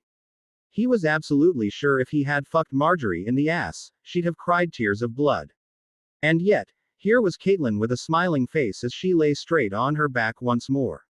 Her arms calling the man who claimed her in ways she'd never let anyone do closer to her embrace. Joffrey quickly got off the bed, used a cloth to wipe his cock clean, used some water from a pitcher too, and climbed into the bed once again. This time, he pulled the sheets over and embraced the older woman. Catelyn rested her head on his arm near the shoulder. She laid sideways and hugged his frame, caressing his abs with her palm. "I used to think it would hurt a lot." "It does, Catelyn." Joffrey chuckled. This king was just a little more gentle with his lover. "Oh, 7. Why did my heart pound like that?" Catelyn wondered and nestled her face closer to the side of Joffrey's chin, a place she'd have never imagined to find herself in her lifetime before. "You should sleep now, Joffrey. You have a battle to fight tomorrow." On that, Joffrey agreed. "Good night, Catelyn." He closed his eyes at last. As for Catelyn, she kept listening to Joffrey's beating heart, her eyes open for some time even after he fell asleep. A myriad of thoughts circled in her mind. As a proud woman, she felt no regret for what she had done. But she did worry what Sansa would think if she were to find out. "Oh, 7. Please guide me." The day came, and Joffrey wore his armor again, this time adding fine metal armor plates since the battle would be his first official debut as a conqueror. The march was easy, as everyone in the Golden Legion had horses. However, they had to take short breaks since Catelyn felt the aftereffects of the rough pounding from the previous night. Turns out, anal before horse riding wasn't a great idea. Sympathetic, Joffrey tried to make the ride easy for her in any way possible. Initially, he wanted her to stay in Winterfell, but she longed to see her youngest son safe with her own eyes. Something that Joffrey absolutely didn't want. It took them an entire day and night to reach Dreadfort and set up the camp outside the archers' range of the castle. As expected, Dreadfort was armed to the teeth with all its gates shut and the walls manned well. As planned, a messenger was sent from non-unsullied soldiers first, demanding that Rickon Stark be released. In return, the remnants of Bolton's bloodline would be allowed to take the Black. To Joffrey's delight, he didn't underestimate the madness that plagued Ramsay. Instead of replying to the missive, Ramsay sent back the severed head of the messenger. "He's insane," warned Lady Hornwood, who joined them. "Ramsay is the bastard and likely the murderer of his brother, the first trueborn son of Roose. He has lived his entire life dreaming of being Lord Bolton. He won't give up so easily." Joffrey sighed and looked at Catelyn. "We'll have to proceed with the plan, my lady." The more time we spend here, the more Rickon is in danger. Teary-eyed, Catelyn nodded. Joffrey looked at his commander right away. Sir Arthur. Proceed with the plan. Everyone thought the plan was what they had discussed in Winterfell. So they all decided to return to their resting tents and wait for the morning to lay siege. Boom. However, deep in the night, a resounding sound echoed in the air as if something heavy struck something made of large stones. Everyone in the camp woke up and gathered. To their shock, 50 men from Joffrey's army were manning the catapults and launching large rocks at the castle every few minutes. It was random with no aim at all, but each time the stones collided with the castle walls, there were loud bells ringing on the castle wall. It was a bizarre tactic since there was no plan to attack that night. It unsettled the lords, taking away their sleep. The whole night, they merely sat together and watched the unsullied soldiers launch large rocks. Before they knew it, the sun started to rise and illuminate the sky and land. The northern lords watched the Golden Legion the whole time and marveled at its efficiency. The soldiers had woken up before sunrise and started cleaning themselves, sharpening their spears, checking their shields, and cooking food for the entire army. To their further amusement, the damn food tasted good. Since when did wartime cuisine become so delectable? When the sky turned fully white, and everything could be seen properly, Joffrey came out of his tent alone, Catelyn Stark from another adjacent tent. The king ate his breakfast alone, then wore his complete armor with the help of his soldiers. Why does it feel like we're not here to battle? Great John Umber asked. The king's inexperienced, said Lord Manderley. He's just a boy. No, he's a half Lannister, Lady Hornwood added. They're always calm and collected, always scheming something. They stood up when Joffrey approached them and greeted him. I believe we won't need to fight a hard battle.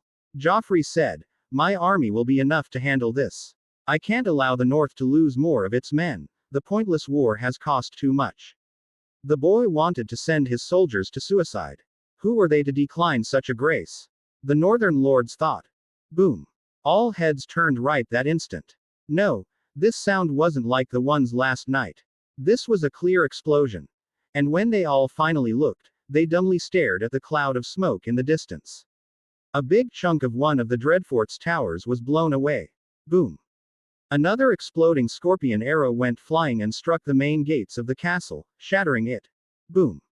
Another, then more. Joffrey didn't send a single man to lay siege, and from a distance, he chipped Dreadfort Castle to its bones. An entire thick wall from the side now lay waste, and 2 massive towers were smashed to pieces. Send the messenger, Joffrey ordered. This time, a team of 5 unsullied men went towards the defenseless Dreadfort. No attacks came, and within an hour, the 5 unsullied returned alive, unscratched. They agreed, Your Grace. Joffrey took a sigh of relief. Bring me a chair. After that, an hour passed and then another. After 3 hours, multiple white flags appeared coming out of the destroyed walls of the fort. Hundreds, and then upward of 1,000 figures came out of the castle. Without swords, armor, or helmets, they approached Joffrey's camp and knelt down, except 5 of them, who came forward with a sack in their arms. Let me go. You don't want to do this. Thud. We honored the deal, Your Grace. The 5 men knelt down after throwing the sack on the ground. We brought you Lord Ramsay. What? Great John Umber exclaimed and rushed forward to cut open the jute sack. It's him. Lady Hornwood had seen him personally and confirmed. I can never forget that fiend's face. Joffrey finally unsheathed his sword and stepped forward. He placed the sword's tip at Ramsay's neck. Where is Rickon Stark? Hee. Ramsay looked around and then at Joffrey. Greetings, Your Grace. Where is he? Why don't you look inside the dungeon?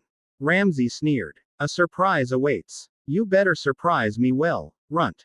Joffrey cursed, having done all he could have to enrage him over the past few weeks. Sir Arthur, take 500 men and sweep the castle. Place the flasks. Joffrey ordered. Right away, Sir Arthur left. Silence fell all over Joffrey's side as Catelyn's heart continued to sink, expecting the worst-case scenario. It took hours for Sir Arthur and the soldiers, however.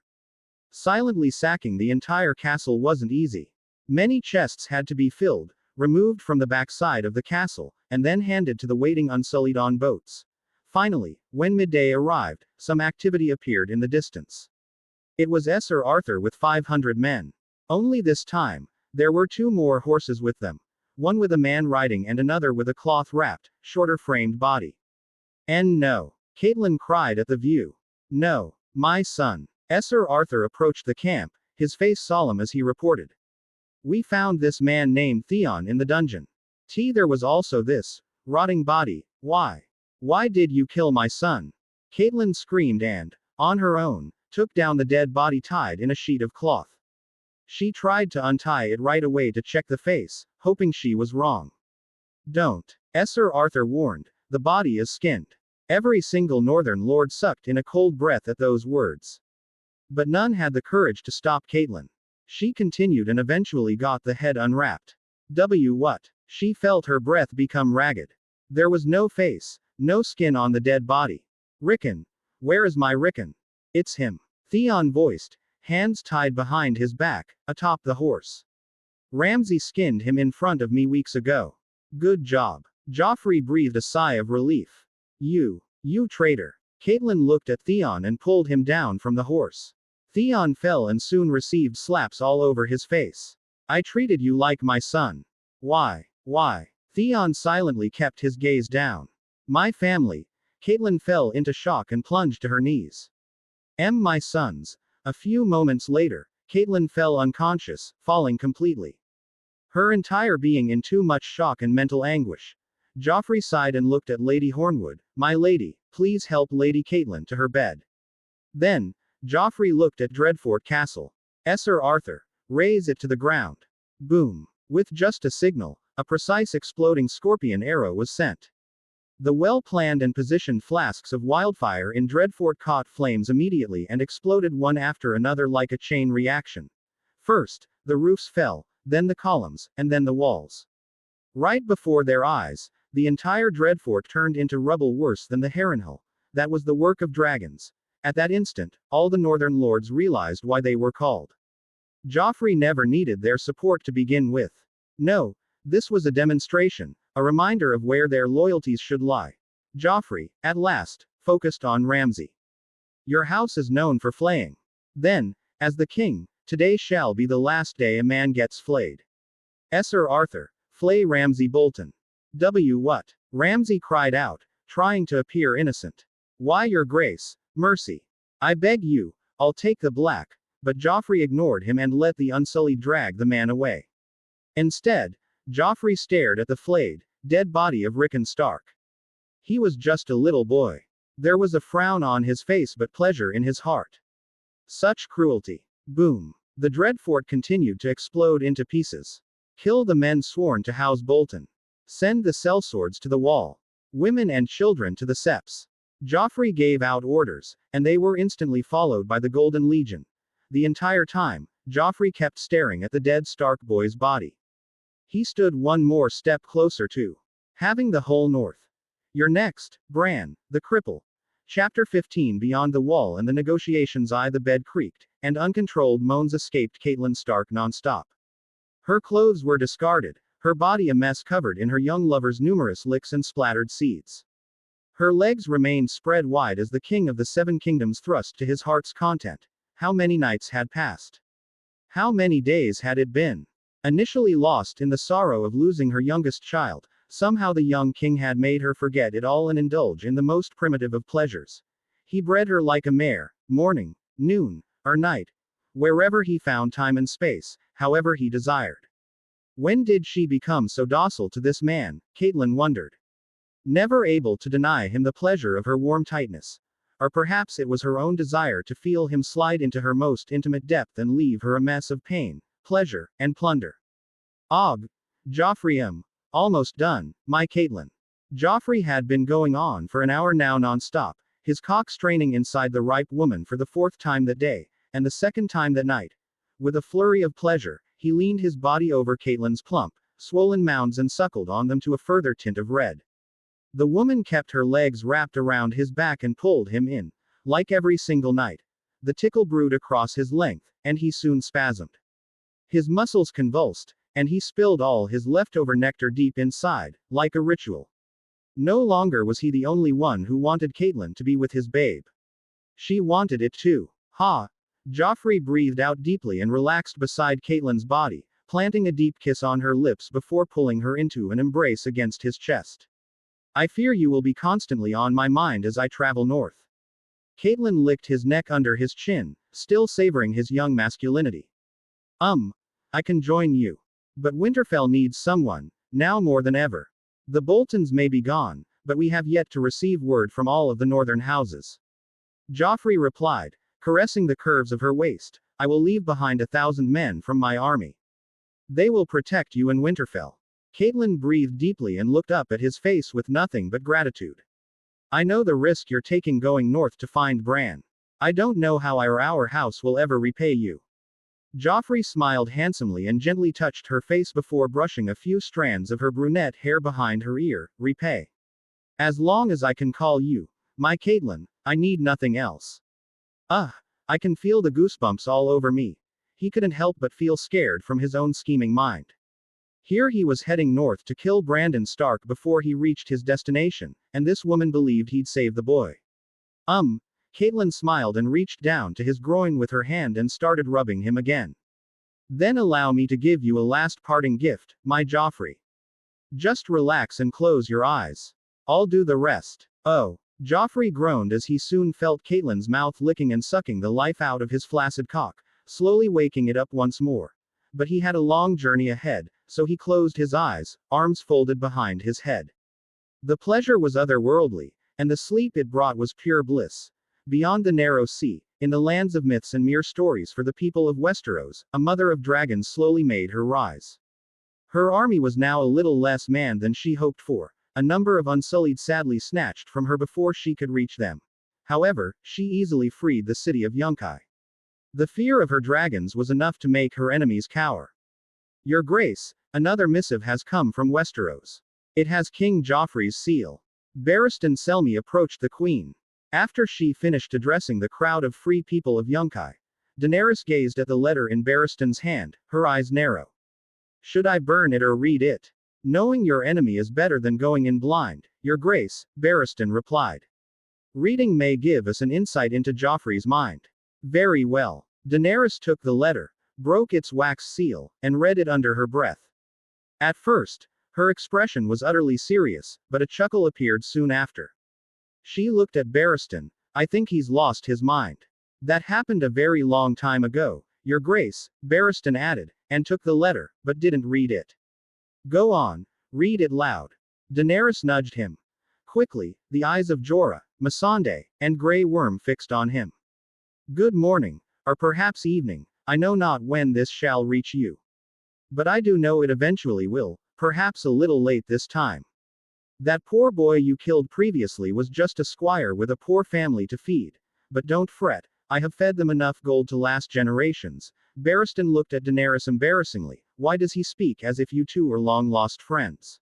Keep reading. So Barristan continued, I know what game you're planning, and in all honesty, by the name of the 7 gods, I'm fearful of dragons. Now, I know you have them, and I know they are growing quite well. Soon, you shall have them flying over the skies of King's Landing. Understandable, very much understandable. If I had a dragon, I'd do the same, and you have 3. But is there really a need for bloodshed? My fat whoremonger of a father killed yours when I wasn't even born, and honestly, I don't even remember that man much. The stench of wine was too pungent for me. So, I suggest a different route that benefits you and me at the same time. How about I abdicate the throne when you land on my shores? I have no interest in ruling, and with the word of the others, also known as White Walker, appearing north of the wall, I reckon I'd put my effort into fighting them. Or else none of the house, nor Westeros, or the throne will be left. Barristan stared at Daenerys once again, fuming, this is nonsense. Fairy tale of a chill. Read the next line, Daenerys ordered. Barristan looked down, and his eyes bulged out in shame. Quote. I know you must be thinking, this is nonsense. Fairy tale of a child, but is it? Weren't dragons the same? Did the reappearance of the dragons mark the rise of another age of magic? I don't know about you, but I feel quite terrified of this magic. We're not prepared for this. In any case, do consider my offer. You can have your Iron Throne without bloodshed. Just make sure your dragons are big enough to make all the houses kneel. Oh, if you let me ride one of your dragons once, and let me keep one of the old, rusting crowns after abdicating, I'll even help you subdue all the other houses. Your friend from a distant land, Joffrey Baratheon. Ha! Daenerys laughed out, unable to hold herself at those last words. If he expected me to laugh, he has succeeded. If he expected me to take him seriously, he has utterly failed. But if he's honest, we'll eventually know. Don't, Khaleesi, do not go easy on your enemies. Joffrey Baratheon has Lannister blood in him, Jorah interrupted. He cannot be trusted. I'm not trusting him, Ser Jorah.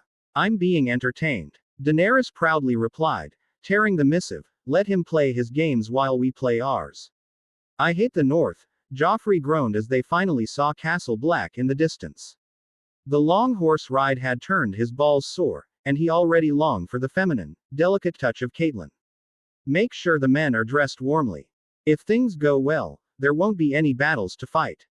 This is ancient magic, Sir Arthur mumbled at the sight of the wall. To think men built this. Men and magic, Joffrey added, although he didn't feel much excitement.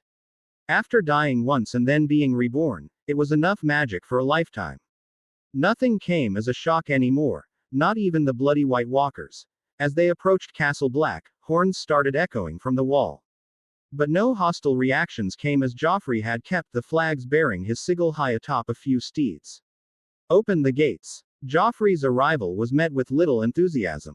After all, the men there were mostly criminals, and they had been punished in his name. Not that he minded. They were all worthless to him, most of them at least. Your Grace. Joffrey looked up at the wooden staircase. A man in a black cloak came out with white hair on his head and a wide political smile. The man quickly came down and knelt before Joffrey's horse. Welcome to Castle Black, Your Grace. I am the acting Lord Commander, Alliser Thorne. Joffrey quickly glanced at the side and nodded to Sir Arthur. With that, a name was added to the list of, to be killed. Please rise, Sir Arthur, Joffrey ordered. The great houses in the south have been receiving some peculiar ravens these past few weeks. Ah, Thorne fumbled. Well, those are the actions of Maester Aemon. Targaryen. Joffrey hummed. Are they real? Have the White Walkers truly returned? Have you seen them? Alliser Thorne looked up, and gulped at the sight of an army of 3,000 before him. He dared not anger the young king. I can confirm no such I have. Finally, the one who matters. Joffrey looked behind Alliser, and there stood Jon Snow in the flesh. His wavy hair, and the rigid face, yet with a hint of early youth. A man who returned to life. Are we similar? You must be Jon Snow, Joffrey said, seeing Jon go down on one knee. I hope you heard about the most recent happenings. Forgive me for not being able to save the youngest. I tried, but Ramsay was a monster. Jon curtly nodded, having already mourned for the loss of Robb and Rickard once. How are my sisters, Your Grace? Sansa is with my babe, and Arya has recently arrived in King's Landing. I assure you they are both in good health, in body and in mind, Joffrey replied and finally got off his horse, approaching Jon. At first, this campaign of mine was to end the war with Robb, but I was too late. I was told, Your Grace. Jon felt uncomfortable talking about the deceased. Do you believe the ravens? Joffrey shrugged and strolled left and right, looking at Castle Black and the wall behind it. The recent word is that 3 dragons have been hatched in Essos and are growing well. If that can happen, why can't White Walkers exist too? Dragons. Alliser Throne exclaimed, almost excited. After all, he had supported the Targaryens in Robert's rebellion. Another reason to kill you. Joffrey sneered and focused on Jon. I was told you have met the king beyond the wall. This, Mance, I have, Jon affirmed. Then, I need you to go see him again. Tell him that the king of the 7 kingdoms is willing to speak with him and negotiate terms. He can bring 2,000 men with him, no more, no less, no giants, nor giant animals. We shall all meet at Craster's Keep. Joffrey ordered, his unusual order confusing many. If the White Walkers are preparing for war, they need the living to create an army of dead. The Wildlings are the best food for their fantasies. But where will you settle them, Your Grace? Alliser Thorne asked in fear. They're savages with no laws. I know, That's why not all of them will be allowed this side in one go. Mance will have to give a surety that laws will be followed. That the people of the north will not be murdered, raped, robbed of their wealth and dignity. Joffrey finished and mounted his horse again. What are you waiting for, Jon Snow? Go and invite him. This chance will not come again for them. I can't, Jon replied. Craster's keep has been taken over by the mutineers. I have to go end them. I'll take care of that. I have plenty of men, Joffrey replied and looked at the castle.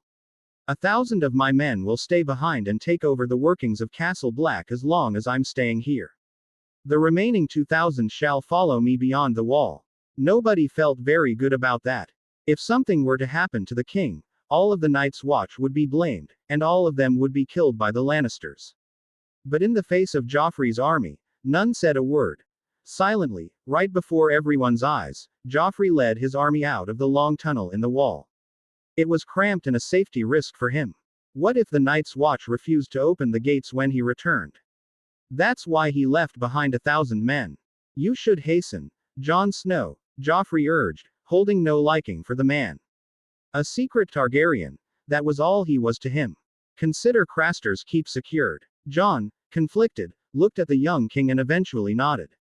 He knew better than any that such an opportunity would never appear again. Not a mere lord, but the king was ready to hear the words of the free folk. Chapter 16 Beyond the Wall and the Negotiations. Joffrey had a different reason for venturing beyond the wall so quickly and sending Jon away as soon as possible. Craster's keep was still under the mutineers' thumb, which meant Bran Stark was somewhere nearby. He thought plenty of times about what to do with the cripple. But in the end, the best Stark was a dead Stark, unless it was a woman. Beyond that, even if he somehow destroyed the three-eyed raven in his cave, there was no guarantee Bran wouldn't master his abilities. Surround the entire Craster's keep and make sure nobody can escape. Leave the women and children alive, kill all the men, especially a cripple, Joffrey commanded Sir Arthur. Whoever kills the cripple will get the reward of 100 gold from my personal treasury. Of course, the Unsullied didn't desire or need gold. But it was still a reward they could use when they retire, as Joffrey had promised. Go ahead, he gave the command. Right away, under Sir Arthur's leadership, the encirclement started to get smaller and smaller, 2,000 men creeping closer to Craster's keep. The cries of women and children were audible throughout the woods. What was happening inside was no secret to any.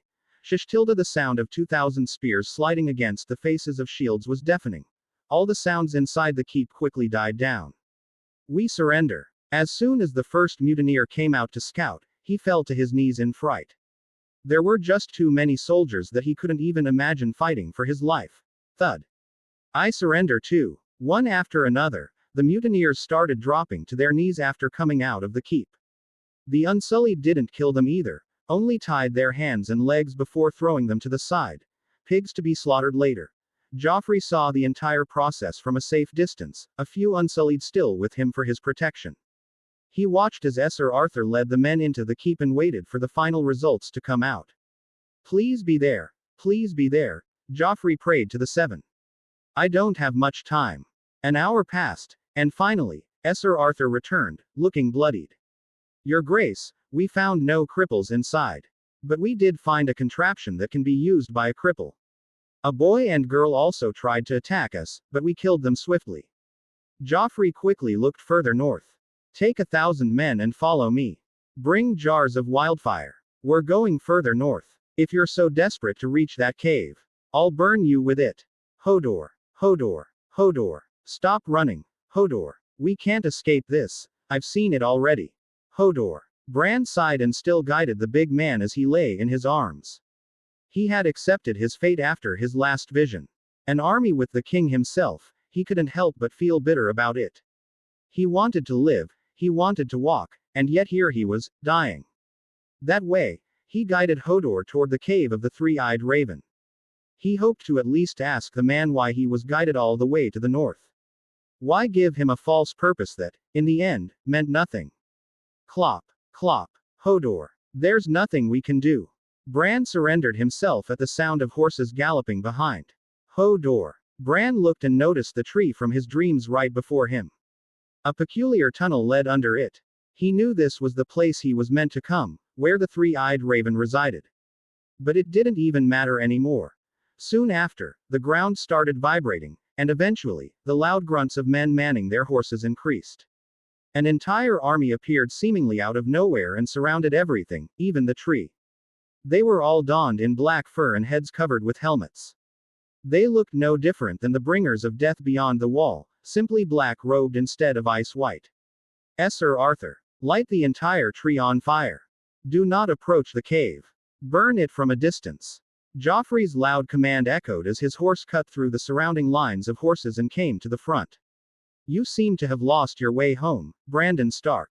King Joffrey, Bran voiced calmly, his tone still as young and youthful as the last time they had met. I never expected I'd see a southern king beyond the wall. Circumstances are such that I had no option. I'm sure you're already aware, Joffrey said, trying to see how much the boy knew. Thank you for saving my mother. Brilliant. He has no idea about my schemes. All the back-breaking hard work felt worth it. But does he know why I'm here? But I don't know why it all came to be this way. You were not a part of the future I was shown, Brandon asked, confused. The three-eyed raven was wrong about you. Joffrey shrugged. One thing I've understood during these past few years is that magic is a bitch. It takes you by surprise when you least expect it. You found your magic when you lost everything. I found mine when I lost. No, betrayed and backstabbed. In the end, both of us are slaves of fate. Both of us fight to stop the true threat in the north. Then why must you do this? Brandon asked. Because I was an ignorant boy once. Joffrey unsheathed his sword. But now, I've learned what it means to truly be alive, to live. I have no animosity with you, Bran, I pity you. What Cersei and Jaime did to you, I shall have them slain soon enough. But there can only be one with the burning fire. There can only be one Azor Ahai, only one who knows the past and the future. Hodor is strong. Joffrey ordered, use the arrows. Aim for the head. In an instant, 24 Unsullied came forward with bows at the ready. They aimed and took the shot right away. As expected, Hodor had no idea he was the target at that time, so he sat down to shield Bran. Arrows pierced through his back, and eventually, a few punctured his lungs, and others reached his heart. Some plunged into his nape at the same time, while constantly shouting, Hodor. He lost his life, shielding Bran. The young Stark boy was in tears, helplessly lying there. It was pitiful enough that even Joffrey felt terrible, wondering if he had become more dangerous than the Joffrey he once was. Forgive me, it had to be this way. Joffrey approached only after Sir Arthur had kicked Hodor's body aside and ensured he was dead. But if it's a choice between you and me, I choose me. Ha! The king's sword came down with a hard plunge and pierced straight through the young Stark's neck, sliding past the insides, and almost severing his head apart. For the entire time, Bran kept staring at his killer, yet there was no hatred. He had seen it happen already. It was inevitable. Burn their bodies to ashes. Same for the tree, Joffrey ordered and stepped away from the dead bodies. He didn't get back on his horse, for now, silently staring as everything took to fire. He heard some cries from inside soon after, knowing it was the children of the forest, the abomination that created another abomination. All that's left now is Jon Snow and Daenerys. Joffrey started plotting his next moves. Sansa shall be my pawn for the north, Catelyn for the Riverlands, and the Vale. Grandfather has Westerlands. I'll claim the Stormlands soon enough. This leaves the Reach and Dorne. But one thing was clear enough for now. The War of Five Kings was over. Yes, the Ironborn were still left, but Joffrey didn't see them as contenders from the beginning. For now, Westeros was truly his. At last, he had become its one true king. There was to be no mention or record of what Joffrey did to Bran and the tree.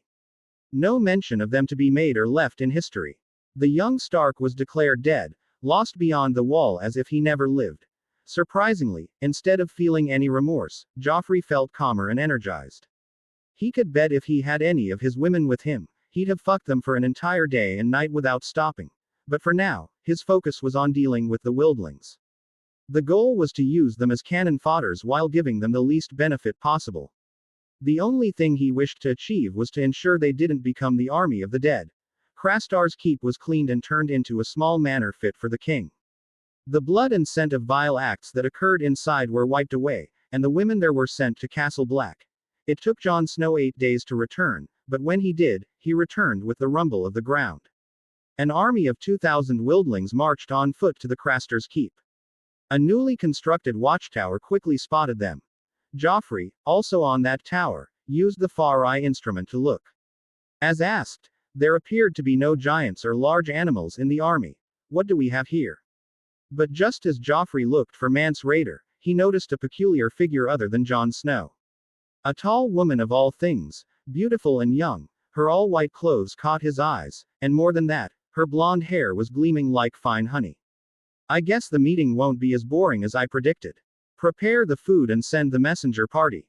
Joffrey quickly ordered and returned to the prepared hall of Craster's Keep. Inside the main hall, a large, long table was set. On the longer sides were multiple ordinary chairs. But on the shorter edges were one higher, taller, regal chair each. Knowing how massive the Wildling army was, he dared not take the matter lightly. So he waited alone in the hall, in his seat. He ate an apple silently. Too cold for his taste, he felt. He truly missed King's Landing and his girls. It had been more than half a year since he started this journey. Your Grace, they have arrived. Sir Arthur knocked at the door and opened it, leading the small crowd in. First entered Jon Snow. Behind him came an old-looking Mance Rayder, and, finally, the blonde woman Joffrey had seen. Now being so close, he couldn't help but wonder how in the Seven Hells, the Wildlings produced something so gorgeous. She looked like a perfect sculpture carved with the finest of features. High sharp cheekbones, eyes that were almost blue, and beyond all, slender with a full bosom, just the type Joffrey loved the most. Did they abduct some high-born woman? How did they make someone like her? Joffrey felt amused by her mere proud presence. He could see the fierceness in her eyes as she surveyed the hall. Your Grace, Mance Rayder spoke first. Joffrey finally looked away from the woman, not even hiding his attraction. Forgive me, but I know not how to address you, King, beyond the wall. Anything you like, for I know you will accept anything but the rise of another king in your own lands. Mance spoke very diplomatically. I am astounded. The rumors spoke of a boy king, frail and thin, but... Joffrey chuckled and gestured for them to take their seats. Eventually, every lad has to grow into a man. A few battles, a few brushes with death, and surviving assassinations do that just fine. That's better, since now we both know the cost of war, Mance replied, introducing those who came with him. This is Val, my wife's sister. This is Lord of Bones, and, Joffrey didn't even listen to the other names as he locked his gaze with the fine, Wildling woman. She stared back all the same, but her gaze contained more disgust than desire. I know about the White Walkers or the others, call them whatever. Joffrey got straight to the point. I know they're amassing an army to attack all of the living world. And yet you choose to keep the walls shut, Val barked all of a sudden, giving Joffrey the first taste of her voice. It wasn't too feminine but had a unique flavor. Joffrey smiled at her, isn't that why we're here? What do you want? Allow us to pass through the wall and settle, Mance spoke. Or else we'll have to make our own path by any means possible. Both sides represent death to us, King Joffrey. Impossible, Joffrey replied. For now, you will. I mean you free folk have lived out there without knowing the laws of the South, the way of living. We don't plunder and loot down south. We grow our own food, make our own things, and sell them if we have too much. That's the basis of civilization. Tell me, Mance, can your people get accustomed to that? We are no kneelers. Val voiced again, fire burning in her eyes.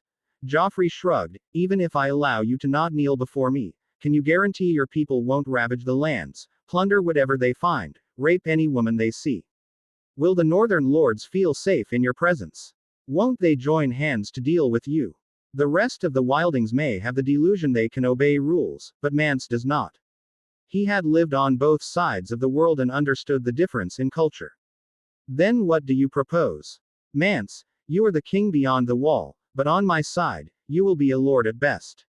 Your wife will be a noble lady, and your children will be your heir. The free folk will be your people, your workforce. I will allow you to make Craster's Keep your residence. Select a batch of 1,000 free folk you can guarantee will behave. We shall move your people down south in batches. This will give enough time to settle them all and learn the trade of the land. A sword is just a tool south of the wall, not a way of life. But nothing grows in the north. How will you ensure the survival of my people? Mance inquired, wanting to reserve his decision until everything was revealed.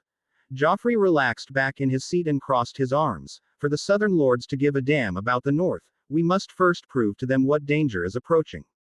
Mance, if you can bring me at least one of the whites, it will be enough to prove to the world the White Walkers have returned. Food will flow into the north for your cause, along with means to protect the wall further. Mance fell into deep thoughts and took his sweet time. That whole time, Joffrey played a staring contest with Val. He loved her unbreakable spirit, almost as if challenging him. I also know how to make blades that can kill White Walkers with a mere slice. What? Mance exclaimed this time, standing up from his seat in shock. There is such a thing. Don't forget, this isn't the first time the dead are rising. They have been defeated before, Joffrey replied.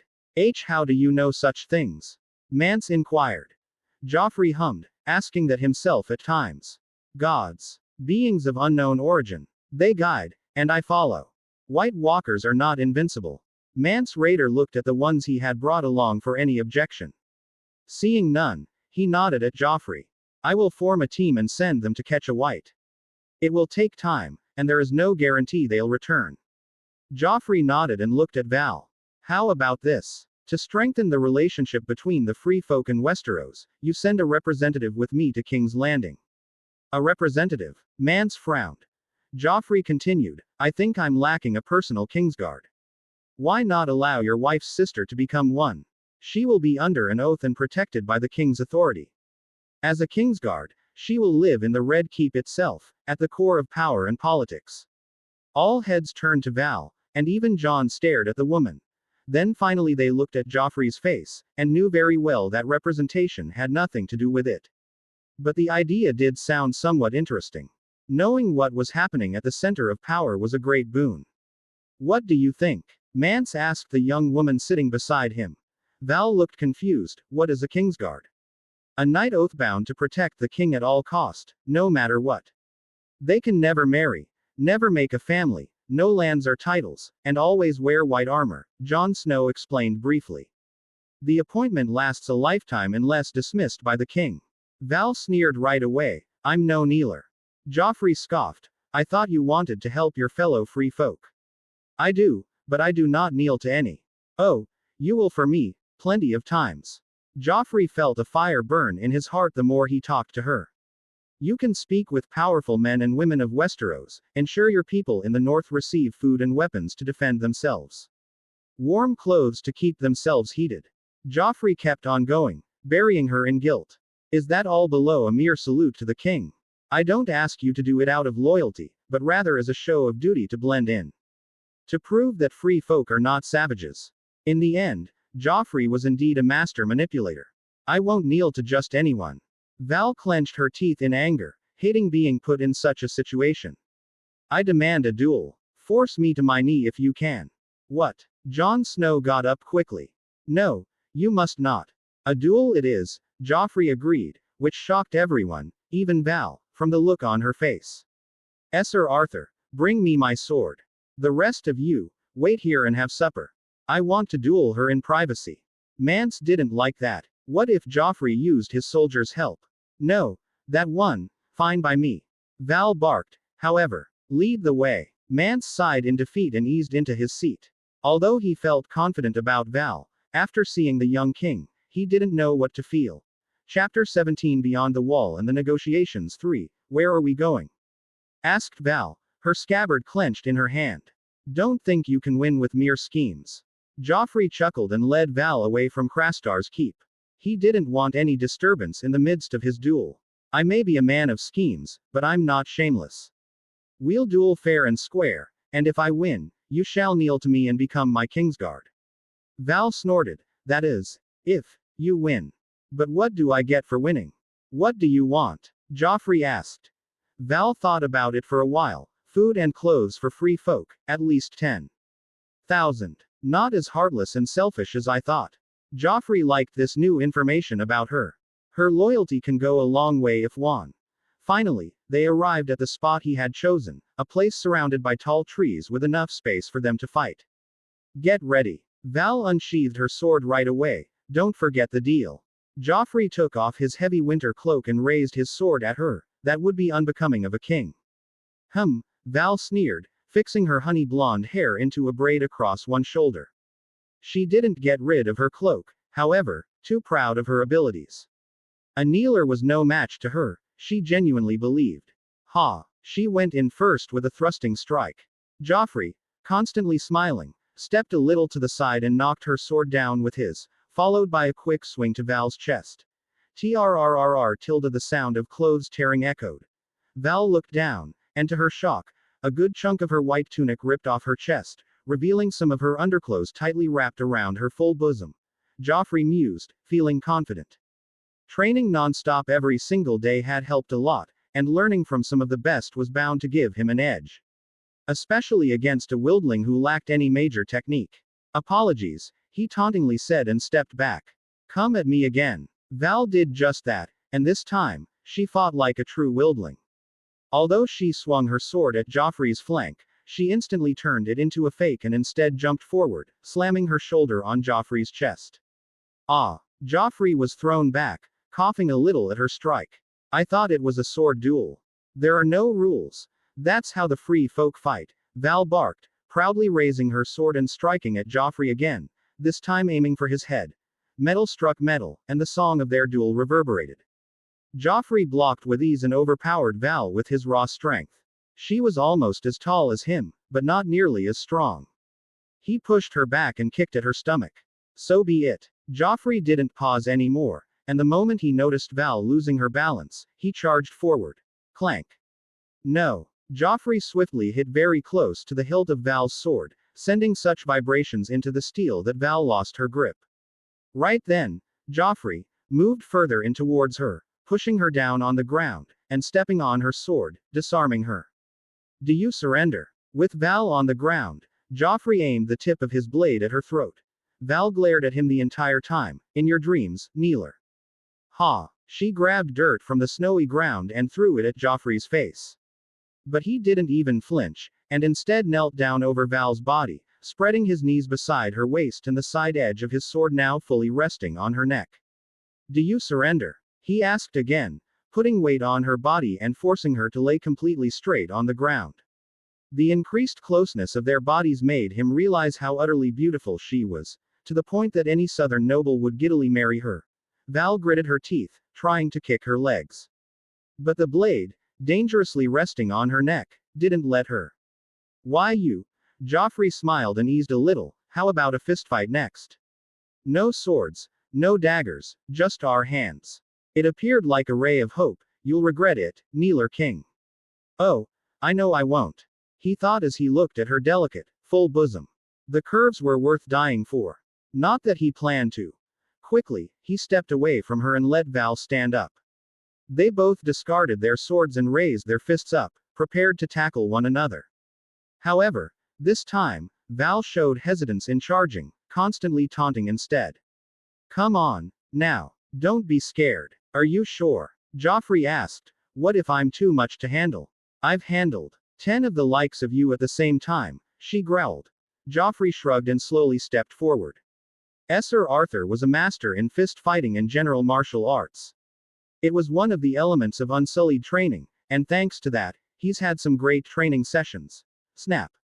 Joffrey suddenly leapt down to Val's feet when she was expecting a punch from him. Before she knew it, Joffrey had caught her legs with his arms and pulled her, throwing her on the ground.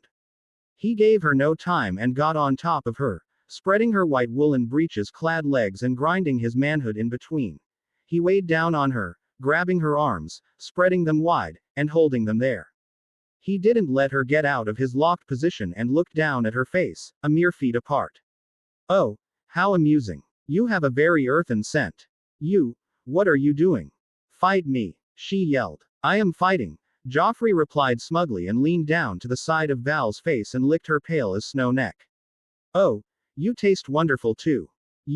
She wriggled the best she could, but that only made her spread legs grind against Joffrey's loins. She quickly felt something hard poking her there. I'm not your whore, Kneeler. Joffrey chuckled and brought his face back up, gazing at her spotless, furious face with heated desire.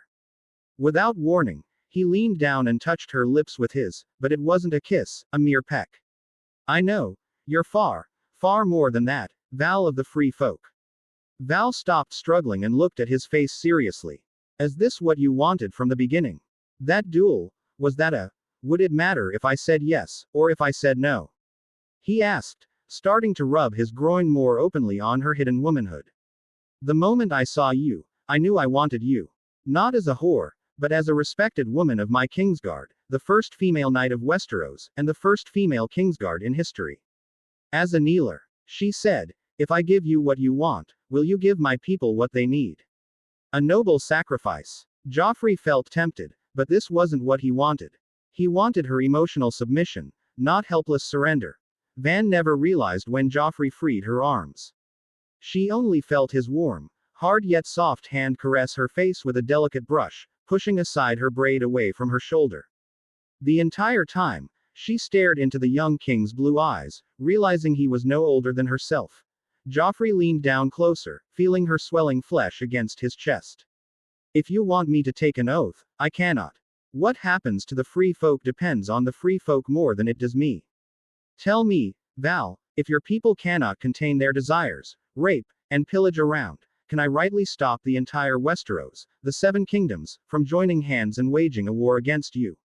Val frowned, feeling naked in Joffrey's eyes despite being clothed. She had no words to refute him, yet you have agreed to let them in.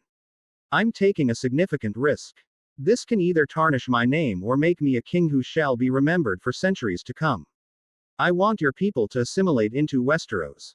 I want the wall to have its gates open at all times. I want your people to learn to farm, create food, and build yourselves a society that's respected, where children and women are safe from predators. You must know what I'm talking about. That's a sign of weakness, Val replied. I am strong. I am a capable rider. All because I am free. No. Joffrey responded. You are strong. You are fierce. You are everything you were because you knew what would have happened if Val of the Free Folk had remained docile. You are aware of your beauty, and if you were weak, you'd have birthed 10 children by now, all from different men.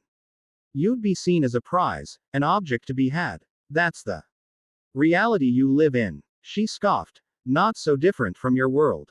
I know vile things occur in the South. Rapes happen, murders happen, but they get punished too. All because we have rules. Women don't have to raise their swords to protect themselves. A man can be a bard, a cook, an artist, a blacksmith, or a carpenter. A society that only knows how to take can never create, Val, Joffrey said. I want the free folk to learn to create. Who am I lying to? My own grandfather has a filthy rapist as his hound. Elia and her kids. Joffrey remembered why Dorne hated the crown and the Lannisters so much, still waiting for justice. And how do you suppose you'll do that? She asked, not in a taunt anymore but out of general curiosity. Joffrey caressed her face once more, wanting to make this woman his own. He could already see people calling her the Wildling princess, and she looked like one. Slowly and steadily. In batches, and in a controlled manner. It all depends on how well Mance can control your people. If they go berserk and pillage, they will have to be dealt with. Val nodded, and looked left and right at the surrounding trees and the snow before glancing back at Joffrey. What if your lords rebel against you? Joffrey chuckled. Well, you will have to see for yourself. How the court works, and how the schemes play out. That's why you should come with me to King's Landing. Val defiantly stared into his eyes and then smirked. Win me first, if you can. Chapter 18 Beyond the Wall and the Negotiations IV, with pleasure. Joffrey didn't waste a moment since he was already hard. But he wanted to taste this woman first before devouring her. My new Kingsguard. He beckoned a little and slipped fingers of both his hands between the neckline of her tunic. With a harsh pull, he spread it apart, tearing it open along with her small clothes holding her voluptuous breasts. With a jiggle, the two swollen hills presented themselves to Joffrey. Their texture was creamy pale, pristine, and clean, crowned by small pink round areolas and pebbled pink tips. Both his spread palms went from under her mounds and cupped them. Her flesh spilled out between his fingers, her feathery softness beyond Joffrey's wildest dreams. He still couldn't believe this woman was a Wildling, not some highborn nobility. Perfect, he complimented and quickly lowered his face. His lips widened and claimed her right globe with steaming hunger. Gobbling and suckling on a mouthful of her honey-soft flesh before slowly focusing on the tight nipple. He pressed them between his lips, rubbed them, and teethed. His other hand constantly focused on the left one, flicking the tip. Val tried her best not to make a sound. She felt no aversion to doing this with Joffrey, but it was a matter of pride for her to not give in so soon. Joffrey continued to give all his attention to Val's mounds, one at a time, until both looked ripe like a red apple. He kneaded them the entire time with both palms spread, while his bulge dry humped her in an attempt to prepare her. Once he felt his desire satiated from her mounds, he slid up and claimed her neck, leaving deep, wet kisses and gentle bites all over her flesh, slowly going higher toward her face. Finally, he arrived at her cheek and pecked there before finally reaching for her lips. Soft, sultry, and hot. Val didn't show a hint of refusal and let him pry her lips open. She matched his tongue and played the game of tugs and rubs. Their heated breaths and fiery juices mingled and exchanged. Val suddenly wrapped her arms around Joffrey's head in the middle of that wild kiss, her hips beginning to react to his dry humps as well. This was new to her. No Wildling made love like this as far as she had experienced. They all went straight to play with her mounds and fuck her like savages. Joffrey caressed her head and unbraided her hair while kissing her. She tasted like the wild scent of nature, her actions in his mouth felt amateur, and that heightened his desire. She was like a woman who had seen the world but had yet to experience it. She knew what fucking was, but now she learned what love-making was. It was cold, and there was snow around them. But not for a moment did Joffrey feel it. Once he made her hair spread and fall around her face, he took off his tunic and then pushed his breeches down from his legs, almost completely naked. He threw his clothes just beside Val and made her slide over to them. It was an unnecessary thing to do, but Val loved it. Seldom she had been with men who could think in the midst of a heated exchange. Let's get to the main part, shall we? Joffrey said and stopped kissing her. He sat back completely between her legs and took her beautiful form in his eyes. Her reddened peaks still glistened with his spit, and her face was ruined by the kisses. Finally, he looked down and noticed a faint dampness around her womanhood. He smiled and pinched the woolen white breeches before forcing them apart. It was wool, and easily tore open, giving Joffrey a wide view of her ivory thighs, her hips, and the slippery rosy petals salivating for his attention. Just above her clit, a faint trace of her blonde pubes was visible, and standing in contrast against her flesh. He liked it, and immediately pressed his rock-hard cockhead at the tight entrance. Val smirked. I thought kneelers had small ones. Joffrey chuckled and nestled forward, sliding his knees further around her ass, her thighs raised on her own will. He slid in gently, savoring the sensations of the wild woman's cave of wonders. He closed his eyes and gently leaned forward, pushing in more and more of his length until he felt shrouded by her slippery warmth. Oh! Val reacted to his sighs. She couldn't stop herself anymore. The pleasure took over her mind as her back arched up, her belly clenching tight as she spread her legs to the apex to feel more of him inside. Joffrey finally stopped after going all the way in, planting himself whole in her slick wetness that continued to ooze more nectar. He could feel her toned muscles clenching around him, struggling to adjust to his girth. He fell on her body and took her mounds in his mouth again before starting to pull his hips back. Slow and steady as he promised, letting her taste every bump and groove of his length with her lower lips. After a short pause with just his tip in, he slammed right in with a savage thrust. Hard enough that her body bucked beneath him. She liked it rough, and what Joffrey gave her threw her into a rush of pleasure. He delved deeper in with each rhythmic push, fast and frantic. With his mouth filled with her creamy flesh, he felt her move against him with each thrust. Instead of surrendering, he felt her circling movements, her hips reacting to his grounding cock, gyrating in slow circles. This wasn't an instinct to seek pleasure, it was a taunt from her body, a challenge for him to do more, stronger, faster, harder. To see which one of them would break first. Every clenching spasm in her loins milked him thoroughly, threatening to suck him dry. 7. Joffrey cursed, "You're amazing." Val chuckled and spread her fingers through Joffrey's blonde hair, which had grown a little longer. She pulled him away from her mounds and claimed his mouth. Her legs, however, didn't lock around his waist and instead remained spread as far as they could.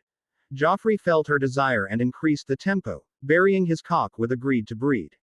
It was hypnotic, and exciting doing it in the wild, absolute wild beyond the wall. Ah. Val moaned. Into his mouth and hugged his neck tight. Joffrey penetrated her to his need and size. His breath went harsh and uneven in no time, this style of sparing much more tiring than the usual one.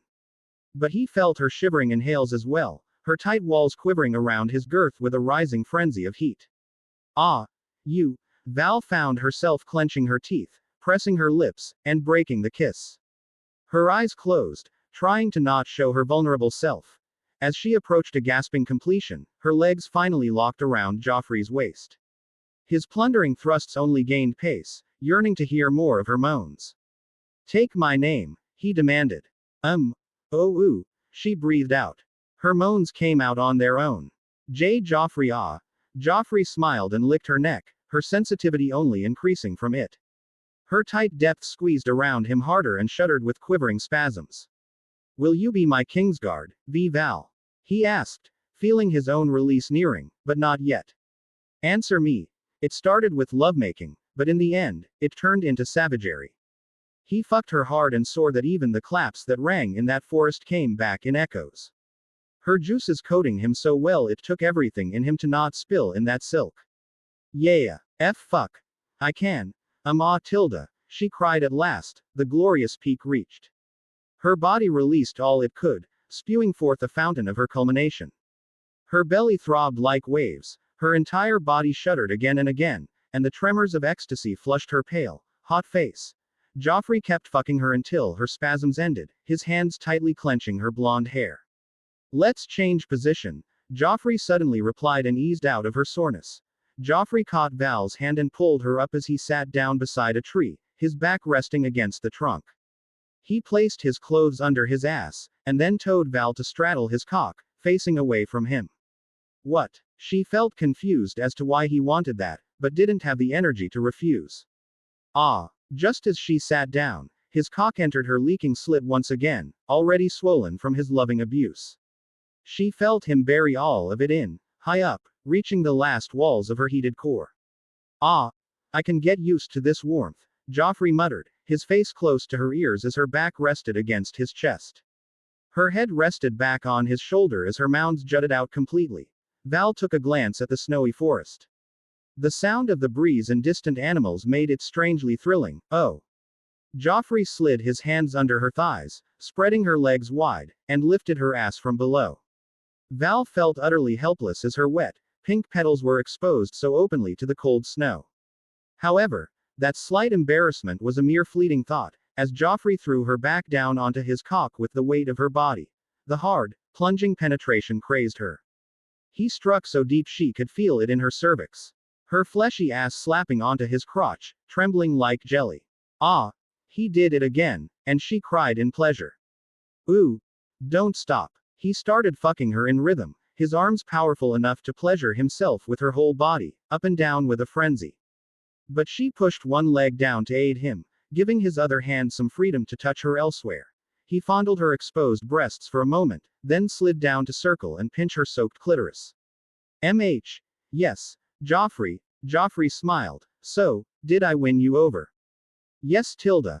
Her ass slapped and squelched against his lap, her juices spreading from their previous round of fucking. This one was slower, but longer and deeper. She clenched her depths on her own as if wanting to conquer the man as well. Joffrey's fingers continued to rub all over her clitoris with abuse, flicking, pinching, and pressing. Will you go to King's Landing? With me? Yes, and vow to be my Kingsguard. She nodded vigorously, eyes closed and tearing up on their own. He felt so big and reaching so deep, much more than before. Joffrey licked her ear and neck while whispering more. His fingers brushing all over her spread petals of silky furnace, as if he found the secret key to make her yield. Then, from now on, who does this belong to? You, Tilda. Joffrey picked up the pace, his climax almost at the tip. As my Kingsguard, you will protect me and let me have you whenever I want, wherever I want, only I. Clap. She fell on his cock with a hard clap and spilled her second orgasm all over his straining masculinity. She exhaustingly fell back against his chest, the dreamy bliss taken over her mind. I am. Vow. Yes, Tilda. With that, Joffrey claimed her heated core with mindless plunder, greedily thrusting up and flooded her deep inside. The quivering pumps came with such heated force that Val's eyes jolted open with the sudden warmth coating her insides. Spasms after spasms, pumps after pumps, Joffrey's cock throbbed with each vibrating release of his white cream. He stopped fucking, but some still leaked around the heated petals. He waited, and rested deep inside her until he felt his breath catching up to him. His hands fondled her breasts at the same time, waiting for his cock to fall out on its own. When it did, his load spilled out with gentle, faint leaks, but most of it remained inside. Wildling princess, with you, I'll take over whatever Mance builds. Joffrey thought, a plan in extreme initial stages. But a possibility nonetheless. Stay seated, Joffrey ordered and gently moved out from under her hips. He let her sit back against the tree instead. I'll conduct your Kingsguard oath right away. Without bothering to wear his clothes, Joffrey picked up his swords and returned.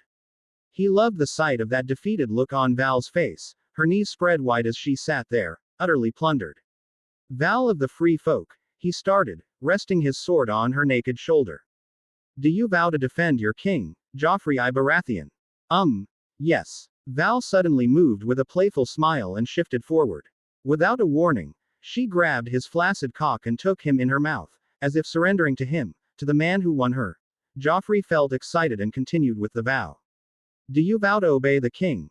Keep his secrets? The entire time she continued to lick all over his cock and balls, bringing him back to half an erection by the time he finished speaking the countless list of vows and waited for her response.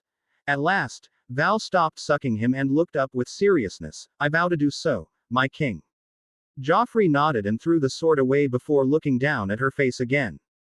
In the end, I did make you kneel. Val chuckled and grabbed his cock in a tight grip. You won. You kneelers may call us savages, but we honor our words. And that is all I need. More honorable fools in my ranks. Joffrey made Val stand up, despite wanting to go another round with the beauty that deserved castles and a daily hard fuck, not the wild winter of the harsh north. He had torn her tunic and breeches, so he gave her his oversized cloak to cover herself. She was now his woman, after all, albeit just a Kingsguard officially. Let's return and announce the result of your duel, he said. Val chuckled, punching the side of his arm. I'll say it. Very well. They walked back to Craster's Keep and entered. The men there had just finished their meal. But before they could ask any questions, Val came forward and announced loudly, I dueled and laid with King Joffrey, and he won me with his might and muscle. I will go to King's Landing. Does she even know what subtlety means? Chapter 19 Home Sweet Home As awkward as it was. Mance Rayder had the wisdom to ignore Val's proclamation and carry on with the agreement. It was an agreement solely based on words, as written ones held no meaning to the free folk. In the end, Mance accepted to turn Craster's Keep into his base of operation and select the first batch of the smartest and the most adaptable free folk from his camp. At the same time, an agreement was made to kill all the cannibals and those who refused to follow through with the agreement and wanted to plunder the land south of the wall. As for the final agreement, it remained entirely dependent on Mance Rayder's abilities. The goal was to catch a wraith and bring it down south. Of course, Jon Snow willingly volunteered for the task. However, Joffrey knew. Jon was mostly interested in his wildling lover. Joffrey had no issue with this. In fact, he wanted the man to get married to her or perhaps die in the north. In both cases, it had ruined the Targaryen blood and name he was secretly carrying. After spending slightly more than a month at the wall and stabilizing everything, Joffrey once again began his march back to Winterfell. Of course, on the way, he stopped by a few noble houses and made them swear fealty. He didn't care if they did it out of respect or fear anymore, he just wanted obedience. Fear in the hearts of nobles and love in the hearts of small folk. Joffrey abided by that little rule he had come up with. As Joffrey's army approached Winterfell, he held a solemn, stoic, and slightly sad look on his face. The town outside of Winterfell Castle was being hastily rebuilt, and trails of carriages appeared to enter and exit the castle compound. The sound of hammers hitting wood, stones, and iron reverberated all around. The shouts of men at work combined with everything made it seem like a controlled chaos. The unsullied Joffrey had left behind guarded the entire castle with vigilance and saluted as soon as Joffrey's entourage entered. Send 2 captains to gather reports from the soldiers, Joffrey ordered Sir Arthur as the man rode on his left, while Val of the Free Folk rode on his right, eyeing everything with interest, it being her first time south of the wall. That's imposing, Val exclaimed at the sight of Winterfell Castle. It was awe-inspiring despite its ruined state. Perhaps not the biggest, but it's the oldest continually inhabited castle in Westeros, Joffrey revealed to her, teaching her things about the south the whole way. Besides, she had given him such great nights throughout their return journey that he couldn't help but feel fond of his new Kingsguard, a perfect blend of beauty, brawn, and brain. Ting. Ting. Bells started to ring inside the inner castle as the wide gates opened and allowed Joffrey inside. Only 500 of his soldiers followed deeper, however, the rest were tasked to set up camp near the library tower. You don't need to follow me to the bedchambers here, Joffrey advised Val. A Kingsguard cannot be seen warming the king's bed, not here. Val's slim brows furrowed. You have won me, Joffrey Baratheon. I am a proud spear wife and shall do as I please with my maw. Oh, now I understand. Val stopped speaking as soon as she saw Catelyn Stark appearing at the gates of the Great Keep, her beautiful auburn locks untied, her figure hugging warm dress defining the size difference between her waist, her bosom, and her rear rather well. It's all politics from here, Val, Joffrey added, trying to make her accept the new way of life. Down south, you either play the game, or die as a pawn in another's game. Val sneered but nodded in the end. Fine, kneeler. I shall have you later. Joffrey chuckled. It's to me they all kneel too, Val. It changes nothing. You kneel to your gods, she barked. As you do to the old gods, Joffrey retorted. And now to me. Every night. Val chuckled at that, giving Joffrey a mischievous glance. After having spent more than a dozen nights with the man, she did feel something. Not romance, but a fondness for his scheming mind and, of course, prowess in the bed. Quickly, Joffrey turned serious again and approached the Lady of Winterfell. His eyes constantly glanced at her belly, wondering if the seeds he had sown had started to sprout. It had to, after having done her so much, in every possible way. My lady. Joffrey got off his horse and approached her. Catelyn clenched the hem of her dress and greeted him with a slight bow.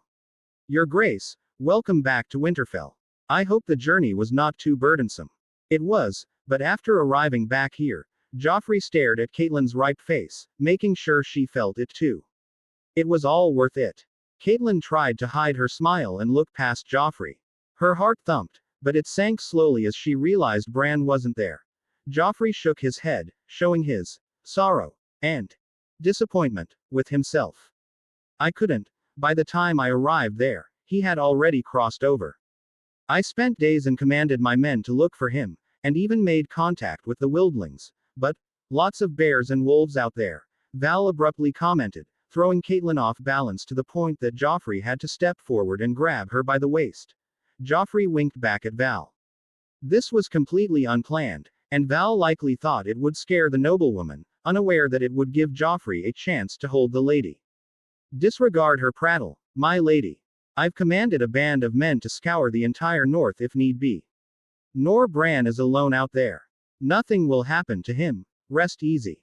Joffrey lied through his teeth as easily as sipping air. Catelyn held herself together and stood straight, removing Joffrey's hand from her waist. Thank you, Your Grace. You have done more for my family. I am the king, and it is my solemn duty, Joffrey declared with a regal air, his eyes sweeping across the gathered crowd. Knights from other houses and small folk alike watched him closely. You have sworn fealty to me, and as your rightful ruler, I shall stand by you in times of need. Catelyn was hurt, but in her eyes, Joffrey seemed like a man no less honorable than Robb or Ned. That was something she had realized and accepted during the past few months spent with him. She nodded in gratitude and welcomed him into the castle. You must be weary from the journey, Your Grace. I invite you and your retinues to supper inside. She stepped aside and led them into the Great Keep. Usually, large feasts were held at the Great Hall. But since it was a normal dinner, they soon arrived at a designated dining room within the Great Keep, the main stronghold of the castle complex. It was warm inside due to the hot springs, housing the bedchambers and the solar as well. Joffrey sat at the head seat at the shorter edge, on his right Catelyn, and on the left Sir Arthur. Val, annoyedly, had to sit beside Sir Arthur as her status didn't allow her to be closer to the king yet. They made small talk as the servants brought food, and they ate. Joffrey mentioned Jon Snow a few times and noticed the disdain hanging on her face. He had no interest in telling her the truth, as cheating Ned, in Catelyn's mind, was possibly the greatest factor in making her accept him. Eventually, the dinner was over, and Catelyn looked at a servant. Please show Sir Arthur and Val a room. Sir Arthur knew very well he didn't need to protect Joffrey from that point on and quickly got up to leave. He made Val get up and leave too, being the greatest second in command for Joffrey. Finally, alone, Catelyn got up. Without saying anything, she walked away to her bedchambers. Joffrey didn't follow her right away, however, and waited for one of the unsullied captains to bring him the detailed report from the men who were stationed at Winterfell. As he read it, he frowned at times and chuckled at others. Grandfather and mother are too quick, already sent spies here. But Varys had outdone himself once again. He expected the reaction. But there were a few things that interested him a great deal. Envoys from a few houses in the Vale had also came and then left after meeting Catelyn Stark, asking her to mediate. Joffrey wondered and finally got up, making a slow stroll to Catelyn's bedchamber. Knock. Joffrey knocked twice on the door and pushed it open. The hinges creaked and he stepped inside, gazing around and finding Catelyn sitting before the mirror, combing her hair. Her heavy cloak was discarded, now only in her simple, deep red, full-sleeved, silky gown with silver embroidery. Depressing. Joffrey noticed and locked the door behind him before walking over to stand behind Catelyn. With gentle hands, he pressed her shoulders as if massaging them. He looked at the mirror and couldn't help but stare at her visible cleavage. As delightful as ever. He felt the heat rise in his loins already. But unlike Sansa and even Val, he couldn't bring himself to look at this woman with anything beyond lust. A pawn for his use, a broken-minded woman ripe for him. He liked her as a pawn, that was the most he could say if asked. What are you thinking, my lady? Joffrey asked, caressing the bare skin around her neck. Catelyn stopped combing her hair and touched Joffrey's hand on her shoulder, clenching it hard. What have I done that the Seven are punishing me this much? I have lost everything, everything. Joffrey held her hand tighter. Such is the evil world we live in, Catelyn. The gods can't do anything when their worshippers are the greatest sinners. Don't let the evil bring you down. Joffrey leaned down and kissed the side of her face, hugging her neck with both his arms. He looked at the mirror in front, both their eyes locked. You still have 2 daughters. Me, none to inherit House Stark, she replied, voice filled with pain. Chapter 20 Home Sweet Home I the epitome of evil. Joffrey wondered as he soothed the woman. Out of her 3 sons, he had directly or indirectly killed 2 of them. Better be evil than a fool like my old self. He kissed the side of her neck deeper, just below her jaw. Wet, smooth against her warm, silken skin. His hands went down from her neck as he kept embracing, both palms resting on her large breasts, one of things he truly appreciated in Lady Stark. I'm hopeless, she muttered, slanting her face aside, unknowingly giving Joffrey more space to kiss and lick on. Joffrey finally squeezed her plump mounds. Ripe for his taking, like a fruit at the peak of perfection. He couldn't care less about her worries. All he wanted was for her to spawn a few bastards with his blood. That required a gentle touch, however. So his kisses went longer, wilder, and his palms fondled her more until she let out hot, harsh breaths. She had discarded her heavy cloak herself, after all. She had expected this happening from the instant Joffrey arrived back at Winterfell. No, you are Lady Catelyn of Winterfell.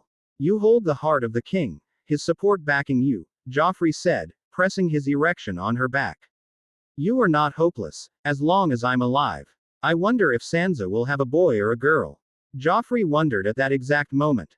Catelyn breathed heavily, turning her face toward her shoulder where Joffrey's face was. She searched for the warm embrace of his lips, and Joffrey gave it to her. As she remained seated, Joffrey had to lean down to kiss her face. But he moved from her back to the front, standing between her and the mirror. Feeding from the sweetness of her mouth, Joffrey pressed his tongue, probing her mouth with the hunger of a lion. The taste of wine from the dinner still lingered on her lips, and mingled it with his own. Their deep breaths resonated together, tugging and probing onto each other's lips. Catelyn had her eyes closed, both her palms resting on the sides of Joffrey's face, ravishing at the moment and having her mouth plundered. But Joffrey had his eyes open, his hands untying his cloak, then his tunic, followed by his breeches and the undergarment. Before Catelyn could realize it, Joffrey stood completely naked in front of her. Catelyn hummed in displeasure as Joffrey beckoned his face away from her. But to her surprise, as Joffrey stood up straight, his cock dangled before her mouth. "Oh, you are mine, are you not?" Joffrey asked her, softly placing one palm on her head and stroking her hair, while his other hand stroked his cock to full erection. Catelyn's eyes remained stuck on his virile manhood, twitching in invitations to her lips, the swollen head calling her to spill her tongue out, and the tiny slit at the tip charmed her to taste its concoction. "Why yes shish." Mid-speech, Catelyn parted her lips and took him in her mouth, or perhaps allowed Joffrey to lean into her. Joffrey stepped closer to her face, both his hands went to her head and gripped her red hair there. He dug in deep at the first try, coating his cock with her needy spit and stroking her clenching throat. He didn't hold back with her anymore, having won her in mind and body already. "I don't have much time left." Joffrey felt the urgency to return home. "Better put my seed in her as soon as possible." "Bless me, 7. GHK. Catelyn gagged, choked, and still sucked him with a desperate hunger. She made sounds that could only be called dirty. She kept her eyes closed, as if savoring every veiny bump of her lover's cock, squeezing her lips and sucking her cheeks in to pleasure him. Joffrey not only thrust his hips back and forth but also used his hands to rock Catelyn's face on his shaft. It was a two-way pleasure that threw him into a frenzy of bliss in no time, edging him to a release. "It's wasted outside," he reckoned and moved out of her melting mouth. The rustling of bedsheets echoed, and Joffrey laid down straight on the bed, glancing at Catelyn with a smile. "It's waiting for you, my lady." Catelyn smiled and stood up, untying the laces on the side of her waist, and then letting her dress fall from her shoulders. As she approached the bed, she removed the small clothes as well. "Oh, this fucking woman." Joffrey licked his lips at the view. Birthing hips, small waist, and voluptuous breasts. The woman had everything a lady could hope for, and Catelyn still had it in her advanced age. Her face, albeit with some age lines now, always reminded him she was once a renowned beauty. Still, with a little hint of shame in her eyes, Catelyn climbed the bed, and then further climbed above Joffrey's shaft. She parted her knees on each side of his erect, drenched member and aimed it at her ripe depth. She looked at Joffrey's face while holding him by his girth and lowering herself. "Oh," Catelyn gasped, feeling the young king's cock stretch her womanhood. Despite having birthed 5 children, despite having had an active sexual life with her husband, this felt more than her early experiences. This felt addicting somehow. But she had felt his length plenty of times already, and once she felt all of him inside, she relaxed for a moment to catch her breath, feeling so full down in her soaked depth. She looked down for once, finding all of his girthy cock sheathed within her. Then with a smile, she looked at Joffrey's face. What a view. Joffrey thought and fondled her bare breasts, thumbing over her tight, sizable nipples. Catelyn moaned at the slightest of movement. To control herself, she leaned forward and laid on Joffrey's chest, pressing her surging breasts against his skin, her face going to Joffrey's neck, both her hands combing through his blonde hair. The tall, fleshy, mature stark matriarch almost covered Joffrey's entire torso under her figure, leaving trails of her saliva all over his neck and chest. All the while, the king's shaft lay plunged, tight and deep, pumping slowly against her gently gyrating hips. The wooden bed creaked, bearing the weight of 2 bodies again after quite a while. The soft mattress curving inward under their weight as Catelyn picked up the pace, moving her hips back and forth in a hypnotic dance. Both of Joffrey's hands kneaded her ass, clenching them hard and digging his cock deep in search of the deepest warmth for a satisfying release. Having her do the work was a victory in itself, impaling herself, while her lips found a way to his, giving him smoldering kisses. "Pa." Joffrey slapped her ass hard, hoping to push her to the brink of insanity with this session. To make her his in every way possible, for years to come. "Pa." He smacked with both hands, turning her rear blushing red. He couldn't see, but he knew her ivory, smooth ass burned warm with his palm marks branded there. She jerked violently every time he spanked her, giving moans but never asking him to stop. With her lips glued to Joffrey's, her breath became choppy, and her squeezed breast against his chest gave out shivering exhales. Her own legs became tired, so she let Joffrey's strong arms manhandle her ass, moving her swollen pussy in menacing abandon, a hunger for pleasure, a need to breed. Oh, Joffrey! Catelyn cried out, dizzied from the explosive feeling rising deep inside.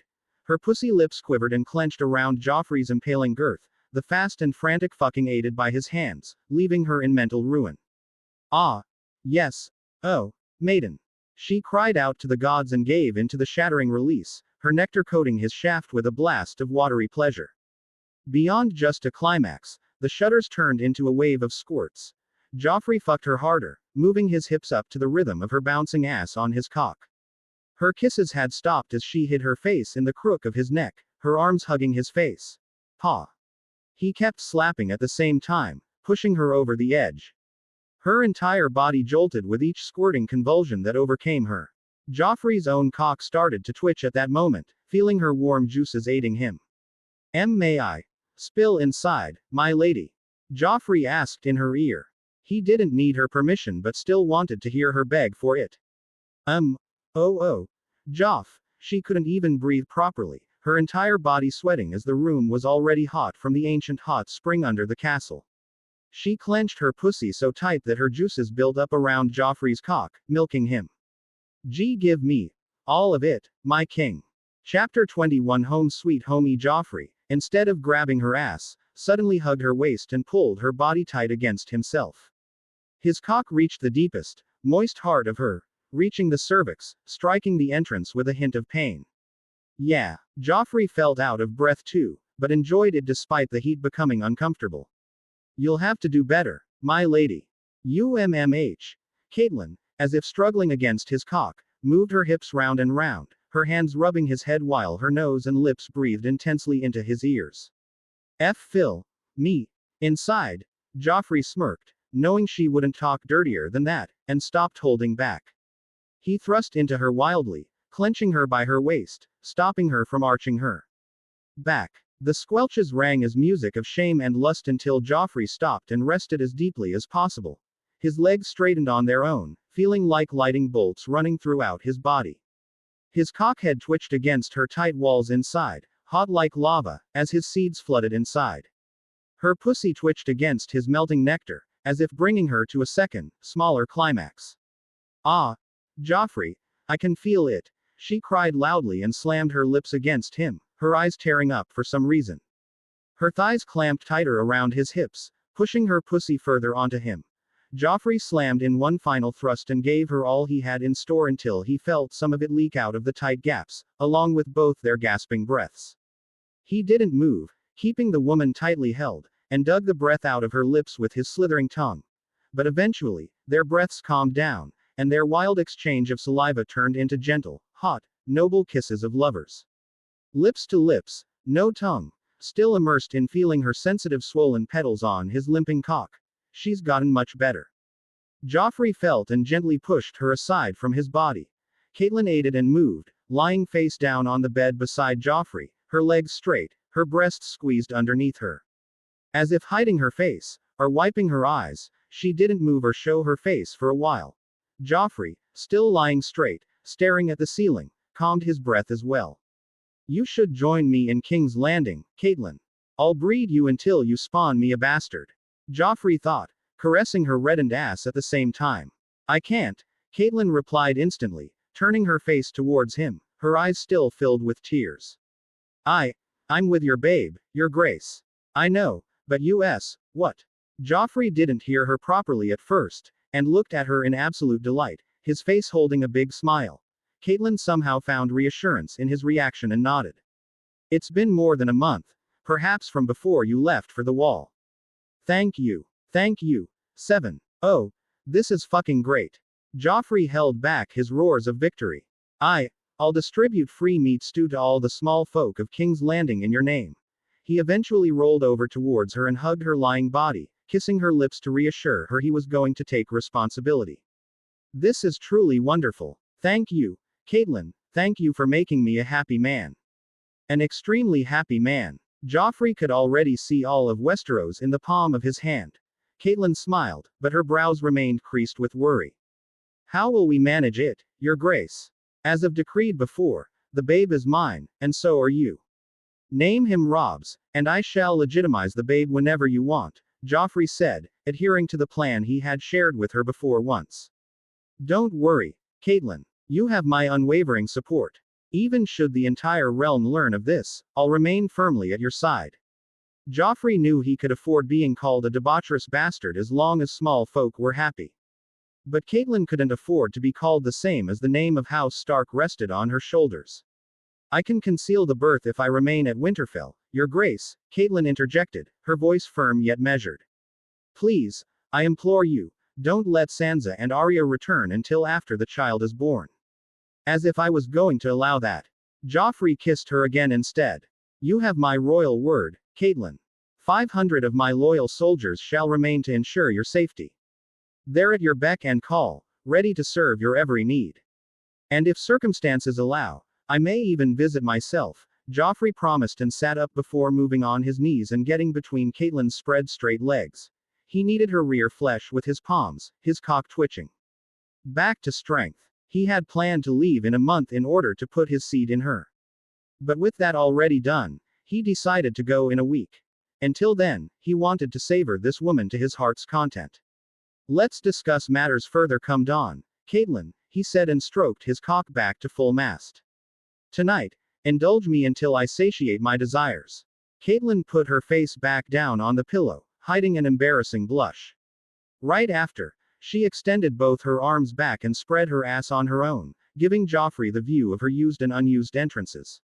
Beautiful, Joffrey muttered and slapped his cock at her petals first, using the mingled nectar of their sex to lube his length. Then, he pressed his cockhead on her pale brown black hole. And tight. Catelyn moaned, cried, and yet pried her rear cheeks open for her man, now the father of the life brewing inside her. Ashamed of what had become of her, yet in love with everything that she felt. As if once again whole, she felt loved, needed, desired, a woman. Oh, Joffrey, she moaned when he thrust all in. But it wasn't the last one of the night. A few more rounds followed suit, filling every single opening in her. She welcomed all the love he made to her until her body went limp, tired, swollen, and sore beyond belief. Yet, she couldn't help but relish it all. The young king had grown on her. Her fondness for him had turned into more than just a relation of shared bodily pleasure. A week passed in no time, and Joffrey left Catelyn sore every single night in every hole possible. His imprint on her body and mind was impossible to dissolve that easily now. His image as a savior and regal lover was carved in her heart through hundreds of small, manipulative actions, but that left Val enraged at the same time since he couldn't spend time with her. So, for the duration of the journey back to King's Landing, he decided to give her the same, Catelyn treatment, every night they'd stop to rest. Though, Val was far different from Catelyn. The wild woman loved wild fucking, and that usually involved going harsh with everything. She loved being lifted, being pinned, but at the same time, sucking him furiously while placing her salivating slit on his lips to be eaten thoroughly. Joffrey didn't hate it, but it made him realize he still needed to continue training and get stronger. After all, it wasn't his sword of steel but the sword of flesh that was winning him Westeros. As they passed through the Bridge of the Twins, Joffrey couldn't help but reminisce about the entire year he had spent on this campaign to end the bloody War of the Five Kings. At last, he had control over Westeros, save for the Iron Islands. Sir Arthur, Joffrey voiced while riding through the gates of the castle. I shall give you the lordship of the Twins once we reach King's Landing. Consider it my reward for being a loyal commander for me. Sir Arthur felt grateful but also confused. At the end of the day, he was still an unsullied. He didn't have the tools to make a family. But still, he decided to accept this gift. As for Joffrey, he had a different reason. A good place for all my bastards to grow. From the Twins, they continued down King's Road and eventually arrived at the inn at the crossroads. Even before their arrival, the place appeared crowded to the brink, with a few tents set in the nearby field. Be alert. Sir Arthur roared at the Golden Legion. Joffrey remained calm, as he had expected. He had already spoken with Catelyn, and through her, he had sent letters to all the major houses of the Vale. Since Petyr Baelish had confessed to his crimes, Lady Arryn had also been found guilty of plotting to kill Lord Arryn. That didn't leave too many choices left for Vale. Especially now as Joffrey had ended the war and united pretty much all of Westeros under his rule.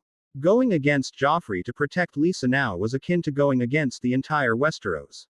Your Grace. As soon as Joffrey rode his horse to the front of his army, a bunch of lords appeared, kneeling down to him simultaneously, waiting for his response.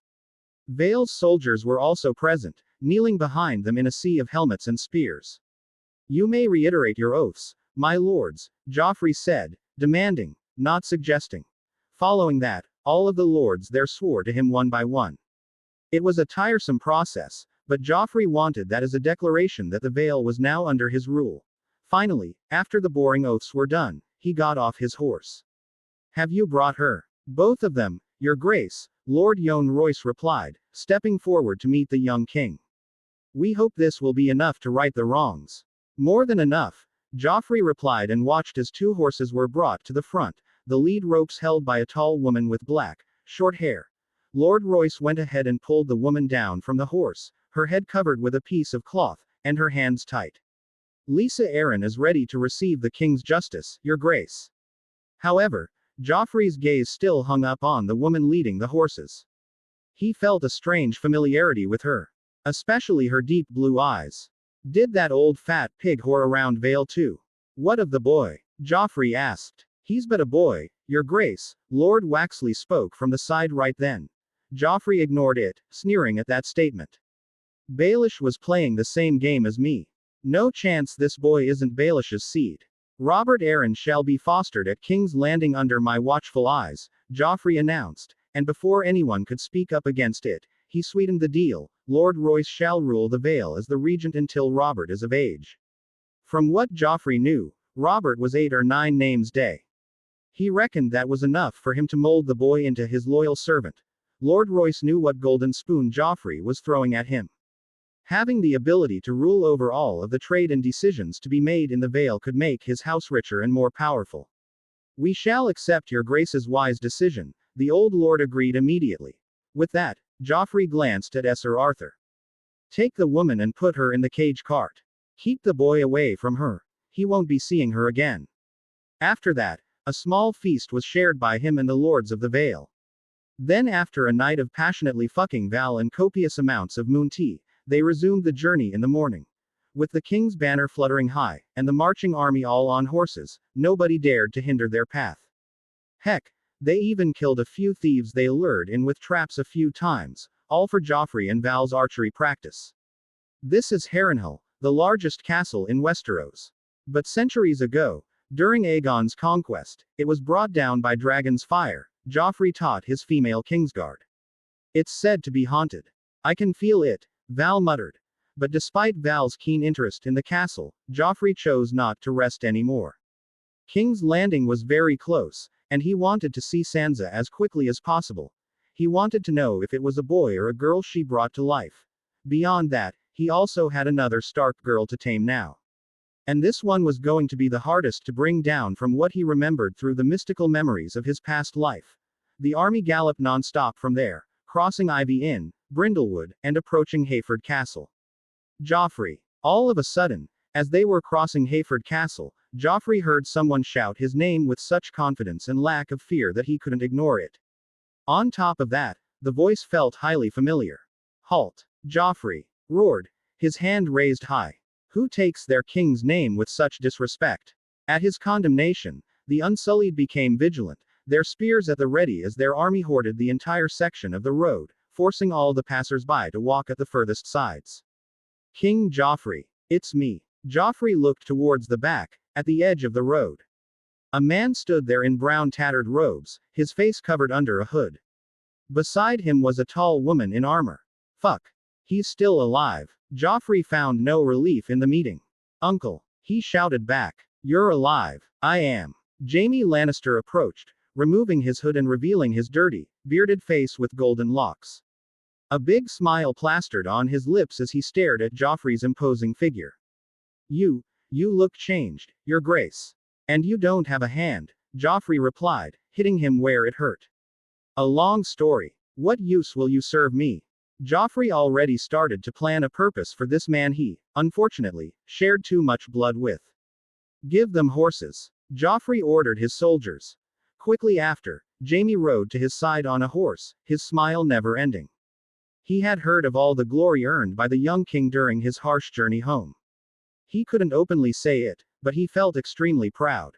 By the gods! Val of the Free Folk suddenly blurted out. Her voice tinged with disbelief as she squinted at Joffrey and Jaime in turn. You pair could be mistaken for each other with those smug faces. Joffrey cursed at the speed at which his incestuous bloodline was exposed. They must die, both of the rotten siblings. Chapter 22 King Joffrey, the Schemer I Ting. Ting. The bells of the Great Sept of Baelorgia rang continuously as Joffrey entered King's Landing through the King's Gate with his army marching behind him. He hadn't expected anything, but now that he saw it, he felt his ego stroked just the right way. The throngs of small folk standing on both sides of the road, their faces thrilled with excited smiles, some shouting hails to him. The kids ran at the sides, alongside the marching army's pace, waving hands. To top it all off, the buildings on both sides had their windows open, and small folk threw flower petals at him. Scentful, gentle, falling on his shoulders. 7 hells. What did Uncle do to make them this happy? Joffrey pondered, the memory still haunting him from his past life when the same small folk had caused a riot and dared to try and end his reign. Someone certainly did something right. So, Joffrey raised his right arm and waved to the people, showcasing his bright smile. He had been gone for slightly over a year, and much had changed. His body had gone through more tempering as he lived in the harsh, cold north while continuing his training. His hair had grown a little, his frame more of a man now than a mere boy. Oh. Joffrey particularly liked seeing a lot of pretty women, mature and young, blushing whenever he looked at them and waved. Interesting. Perhaps it's time to look for a few more personal bed warmers. But for now, Joffrey paraded towards the Red Keep.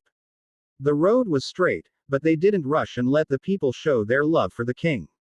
Certainly, the tales of King Joffrey's victorious battles up in the north didn't go unnoticed. The proclamation of the end of the war had already been spread to every corner of Westeros. How are your studies going, Sir Arthur? Joffrey asked his most valued knight beside him. I have learned to read, Your Grace. Not as fast as a native, but I am no longer blind to the parchments, Sir Arthur answered. Excellent. Joffrey scratched his chin and gazed up at the sky. With the sun still high, there was ample time before the dinner feast. Summon the maester at once. I wish to have ravens dispatched to every noble house in the Stormlands. They shall be given a fortnight to respond, attend my court, and bend the knee to their rightful king. Should it be written as a threat, Your Grace? Asked Sir Arthur. No, they ought to know what I mean by now. Understood. Sir Arthur quickly summoned his trusted captain from behind and passed the order.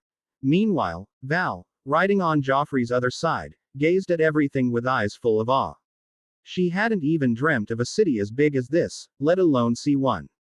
The number of people around, the buildings, and above all, the extravagant reception for the king himself left her speechless. She couldn't help but wonder if she made the best, greatest decision of her life following this man. But there was one thing she disliked. This stench. If this bothers you, you would have perished in King's Landing before. The last king. He didn't give a damn about keeping this place tidy. Didn't see the point in spending gold on it when he could spend it on whores. Joffrey replied, finding no stench in the air anymore. This is the finest this city has ever been, at least in the past few decades. Your Grace, you speak not but the truth, Jaime Lannister interjected, his steed trailing just behind Joffrey's. How did you manage this feat? Look at them. They adore you. Just a couple of noble gestures and appointing a competent imp the hand. Easy. Tyrion. Jaime exclaimed. Didn't Father Santo? I'm the king, Sir Jaime, Joffrey snapped, his voice dripping with authority. His irritation at being challenged was palpable, more so than ever before. After all, He had conquered kingdoms, quelled rebellions, and basked in his own glory. And rightfully so. Ting, ting. Eventually, the army reached the imposing Red Keep. It being Joffrey's personal army, everyone was allowed to enter the vicinity of the Red Keep and set up a camp near every single entrance to the castle. In no time, the Golden Legion, by the orders of the king, replaced the Gold Cloaks, sending them all out to work in the city instead. Only the elite Kingsguard was allowed to remain behind as they protected the royal family. As Joffrey walked up the stairs and reached the main entrance, he noticed a few familiar faces waiting for him there. Tyrion, Sansa, Cersei, and a few more faces that he recognized. Is that Arya Stark? She grew up fine. However, Joffrey noticed a little bundle of clothes in Sansa's arms, and he already knew what it was. So he approached Sansa before meeting anyone and looked into her arms. The young lady looked like a true woman now. Her face flushed, her complexion healthy pale, and her red hair neatly combed and tied behind her head. Her clothes were noble, and Sansa looked quite delectable to Joffrey with her fuller bosom. Welcome home, Your Grace, Sansa whispered softly, blankly staring at Joffrey, who looked so different now. Your daughter, my daughter. Joffrey exclaimed and extended his arms. It was rare for Joffrey to show a genuine smile, but this was one of those moments. Did you name her yet? Sansa handed over the baby to him, and Joffrey stared at the little girl in his arms. Her hair was something between blonde and auburn, while her eyes were deep blue. Pale as snow, she was going to be a famed beauty one day, he had no doubt. We were waiting for you, Your Grace, Sansa said. Please name her. Joffrey nodded and, without much thought, proclaimed the name of his firstborn. Joanna. Joanna Stark. No child of mine will be called a bastard. Lady Catelyn has agreed to this. Hearing Joffrey, the three Lannister siblings stared at him dumbly. They knew where that Joanna name was inspired from, the only person for whom Tywin Lannister used to smile. For a short while, Joffrey continued to stare at the little baby. Then, he gave her back to Sansa and glanced at Arya, her stature still much shorter than him, but her eyes were ferocious. She was wearing men's clothes, a tunic and leather pants with boots, a thin, needle sword dangled by her waist. Your mother and Jon Snow handed me letters for you too, Joffrey said and raised his hand towards the back, receiving a small bag from Sir Arthur.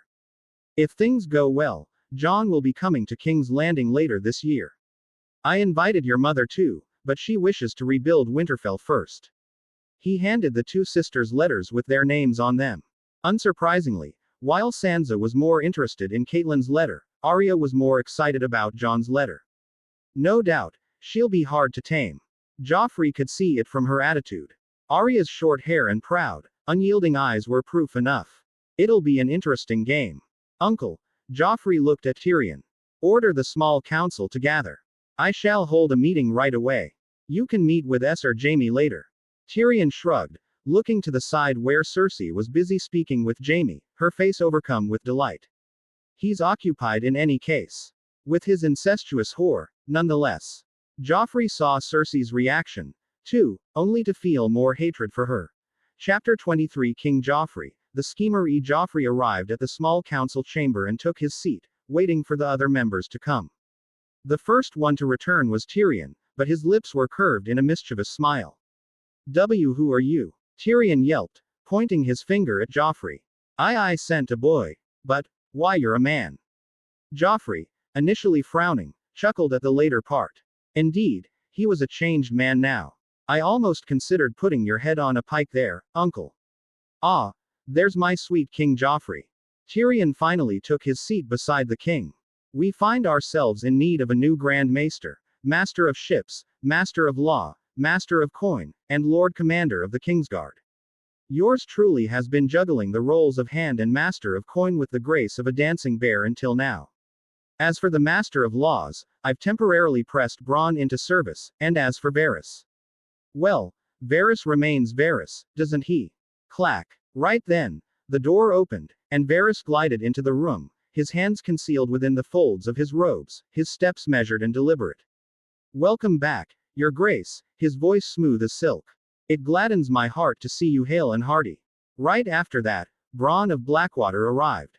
Unfortunately, No other members were appointed to the small council yet. But the door opened again, and Sir Arthur, the commander of the Golden Legion, entered. Sir Arthur shall be the master of laws from now on. Sir Bronn will serve as his second in command, Joffrey announced, inviting the dark-skinned unsullied commander to take a seat beside him. None of the council's members resisted his decision. But it remains a question of who to appoint as the new master of ships. The crown needs to rebuild its fleet, not as grand as the Red Ones, but it must return to its past glory, before my idiot uncles decide to play rebel. Joffrey became silent after that, pondering deeply.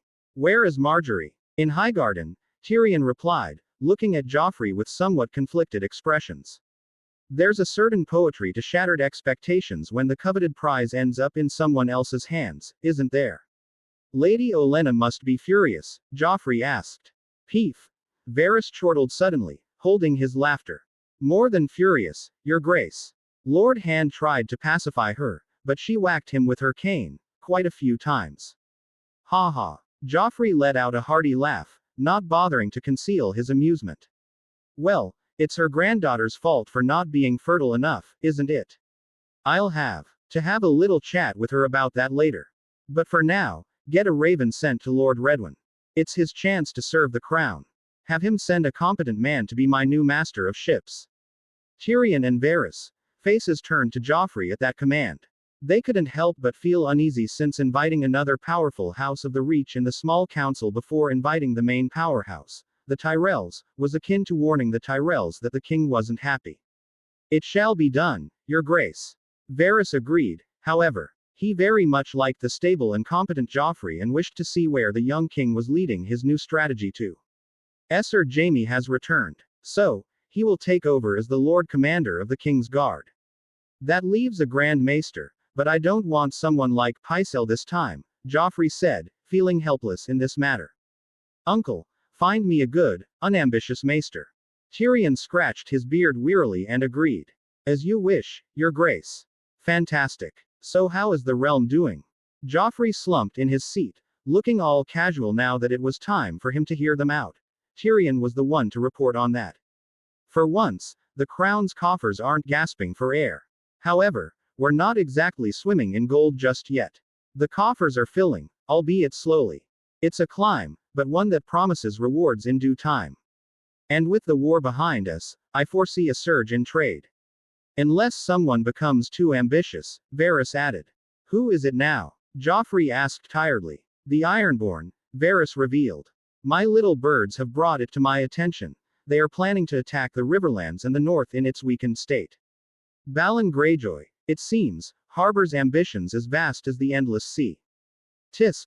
Those pests. Joffrey growled, angered by the new headache. They should have been eradicated years ago. How many rebellions are we going to tolerate? Those saltfuckers, we cannot afford. Joffrey raised his hand to silence his uncle. I will deal with them once Westeros is truly united. For now, get those birds flying to every lord and lady up in the Riverlands and the North. They need to know those Ironborn pests are on their way. It shall be done, your grace. Joffrey then looked at Bronn. Take Sir Arthur to the finest blacksmiths in the city. My Golden Legion needs a fresh batch of armor, and it better be the finest. And don't you dare try any of your shady tricks. Get him the best deal, or it's your head. Bronn threw up his hands in mock surrender. I'm a proper, noble knight now, your grace. No more dodgy dealings for me. Good. Let's end the meeting then. With Joffrey's dismissal, everything but Tyrion got up and left the room. Then, Joffrey also got up to retreat to his solar and plan out some future actions. Are you really set on inviting the Red Ones, your grace? Tyrion piped up just as Joffrey was making his exit. Bringing them into the mix is like tossing wildfire on an already burning wound with the Tyrells. Not sure we can handle that kind of heat. With an expression of irritation and his arms folded behind his back, Joffrey glanced at his uncle again. Uncle, I fucked Marjorie just as much as Sansa, yet only Sansa birthed a babe. Surely, even you can figure out why. Moon tea. I ordered her not to. Joffrey spat out, his voice dripping with disdain. Seems someone isn't content with the king they've been blessed with. I'll see you at the dinner feast, uncle. Knock, knock. With hours left for the dinner feast, Joffrey chose to retreat to his solar and do some work. But then a knock came on the door, and he quickly straightened his back. Enter. The door opened, and an old woman walked in, her form proud, her clothes regal. The iconic pill-box hat and veil was still right atop her head. But her face didn't hold the calm that she usually had. Replaced with a visible fury, an expression much against her political self. Take a seat, Lady Tyrell, Joffrey drawled lazily, barely bothering to gesture towards the old woman. He lounged in his chair, making no effort to rise and offer any semblance of respect. I've been waiting for you. Olenna strolled forward and sat down on the visitor's seat. She kept glaring into Joffrey's blue eyes, expecting the young king to speak. However, she failed to stay patient. You have sullied the honor of my granddaughter. You have sullied the name of my great who. You sold her to Renly first. You, Joffrey cut her off, but then his face twisted for a moment before he composed himself. Let's not pretend we're clueless here. All you care about is seeing your precious little flower wear the crown next. You'd marry her off to anyone if it meant getting your way. Olenna breathed deeply, hearing the young king like this for the first time. There was more authority, more pride, and more power in his expressions. Despite knowing that, you spawned a bastard with the Stark girl. I wanted Marjorie to birth me my heir first. Yet she remains barren, Joffrey replied, eyeing the woman maliciously. Could it be the little rose cannot bloom? I fed her the moon tea, Olenna cut in sharply, not allowing Joffrey to finish his words. I made sure she's not with your babe. Even after I specifically told her not to drink it. Joffrey glared at her, finally finding the reason why a part of his plan didn't succeed. You old, scheming whore. Joffrey was booming with fury in his heart. Can't have her womb filled before the knot is tied, Your Grace, Olenna said, regaining her own composure, as if she gained a victory by making Joffrey angry. I'll let the matter of Sansa Stark pass. You have done well giving a Stark name to the bastard. But the marriage cannot be delayed any. I swore to Marjorie that once I squashed that blasted war, we'd tie the knot. And now that I've done just that, why wait any longer? Joffrey straightened himself up, his regal demeanor returning. Pick a date, Lady Olenna. I'm ready to say our vows.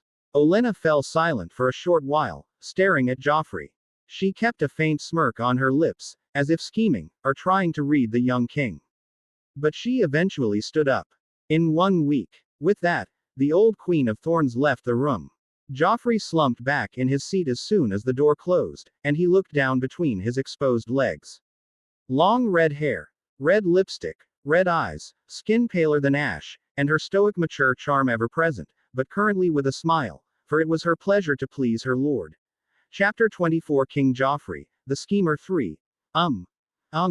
Joffrey grabbed the ancient red priestess, crimson hair, combing his finger deep, and then shoved her face on his aching cock back and forth, almost on the edge of his release.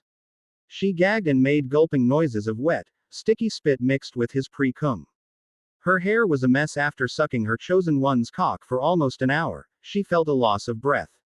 Her makeup was ruined, but she remained unbothered and didn't stop. For her, to please her chosen one was to please her beloved Lord of Light. GHK. Joffrey went wild with her, seeing no use to this woman than being his cock pleaser. Of course, he knew she understood magic, but he felt her mouth was more useful at the moment. Take it. Joffrey groaned and finally edged himself to a release, spilling out with warm jolts of his pumping cream. He heard the gulping sounds right away.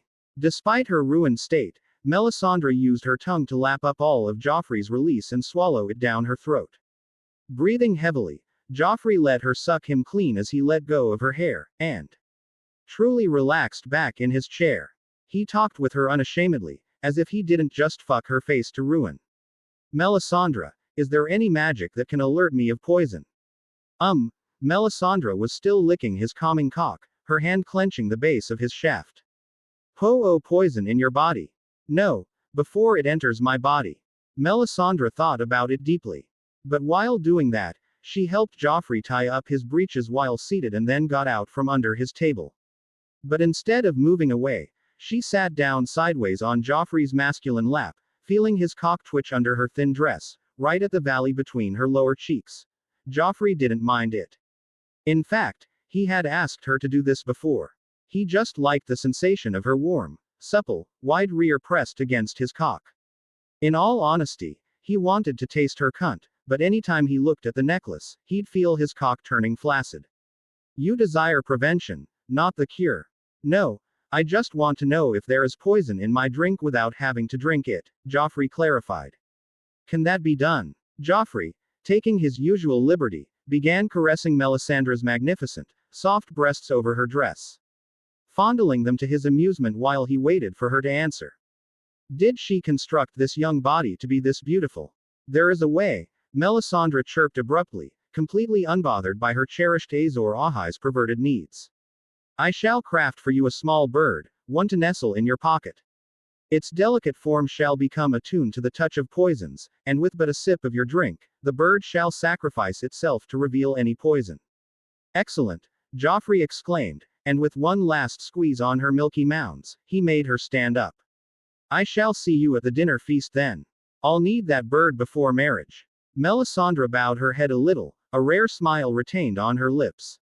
The Lord of Light speaks in many ways, Your Grace. He has spoken to me. You tread the righteous path. Joffrey felt a little relief hearing that. Knowing how fanatic Melisandre was, he knew she'd never lie about her god. That's wonderful to hear. She nodded and quickly left after that. Joffrey, too, finally began working seriously, though he knew a new headache was awaiting him. His mother. As evening approached, the throne room was transformed into an opulent dining hall. Long tables and chairs were added, and candles, decorations, and a candle chandelier were added to increase the grandeur. The guests included the royal family, the small council, a few lords and ladies of the Crownlands, and even a few from the Stormlands who had just arrived. The king's table was set before the Iron Throne, but Joffrey has yet to arrive.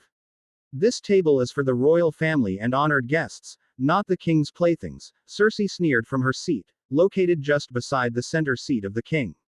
Sansa shrank her neck, in her arms the little Joanna. Despite Joffrey's support and her improved mental fortitude, she couldn't overcome her fear of the Queen Mother. Without even replying, she stepped back. She's a noblewoman too, Arya barked right then, furious at the disrespect. Noblewomen don't sire bastards, Cersei replied with a scoff. Arya clenched her fist, holding herself back from punching the smug look off of Cersei. She's the eldest of House Stark. Are you, sir? The short but very energetic Arya swallowed back her words as she noticed Joffrey arrive from behind the Iron Throne through the king's entryway. Mother. Joffrey approached his seat, his expression blank. I wish to have a moment with Joanna. Would you mind moving your seat? Cersei froze, seemingly losing all the color from her face. She stared at her son with a pained, and somewhat scared expression. Why, Your Grace, but I'm. Why? Just for today, Mother, Joffrey insisted. Feeling ashamed, Cersei eventually stood up and walked to Joffrey's other side. Sadly, Tyrion was already seated there, so she had to take the seat even beyond Tyrion. Meanwhile, Sansa got to sit right beside Joffrey, while Arya sat beside her. Are you well, Sansa? Joffrey asked her, gazing at her flushed face. She was very much in love with him, and it was so noticeable even a toddler could tell. Sansa nodded softly. Everything has been well, Your Grace. Sir Clegane protected me and Arya, and Lord Tyrion has shown us kindness beyond measure. Clegane needs a reward for his work. Joffrey remembered the man he used to call the dog. Now, he just wanted his loyalty. Forgive me for being unable to reach you in time for the childbirth, Joffrey said, secretly placing his palm on her lap. Although the regal gown she wore was heavy and thick, he felt the softness of her thighs. It was more than what he remembered. Sansa blushed crimson-like at his touch, and she quickly hid his hand by lowering Joanna in her arms, blocking the view of her lap. No, Your Grace. I must thank you for helping Mother regain the North. I read the letter. I am indebted to you for what you have done. You took revenge and destroyed the Freys and the Boltons and even funded rebuilding Winterfell. The North will never forget your kindness. Well, Catelyn did earn it through sweat and tears. Joffrey smiled warmly, trying to maintain his perfect husband, lover, prince, or kingly persona in her eyes. Besides, she was the mother of his daughter now and deserved at least his neutral kindness. He clenched her lap, reaching for the inner side of her thighs. It was impossible to do anything in her heavy dress, but he still relished every little flinch and blush she made. She's beautiful. Sansa nodded, looking at her daughter's sleeping face fondly. Will you be joining me tonight, Your Grace? Oh, I can't wait to taste you again. Joffrey thought to himself, keeping a serious face. But not until my next plan is in motion. I'm afraid I can't. Do you rest alone? He asked. With a hint of disappointment, Sansa shook her head and gestured to her sister. Arya stays with me in my bedchamber. If that's a pro. No, Sansa. Joffrey clenched his palm on her soft thigh flesh. You can share it with her all you like. Actually, I insist. She's a fierce one, isn't she? She'll look out for you and our little Joanna. Sansa smiled widely hearing that, her pearl-white teeth in view. She felt extremely content at that moment. Hearing Joffrey call their daughter R gave her the reassurance that Joanna wouldn't grow up without a father. You're not the Joffrey I remember, Arya suddenly yapped from Sansa's other side. Arya, use proper speech, Sansa quickly scolded her sister. Joffrey just chuckled, measuring her form. She had grown quite well into her ripe age, but her stature had remained short. He doubted she'd even reach his neck, but that didn't matter when she had a sword. Her body was light and very flexible. He could see himself eventually bending her to his will. Going slow with her should be the best choice. You're not the Arya I know either, Joffrey replied. You have grown into a lady quite well. I'm no lady, Arya barked. Joffrey raised his brows. What? If not a lady, then, perhaps are you a lady with a No. Arya exclaimed. I didn't mean it that way.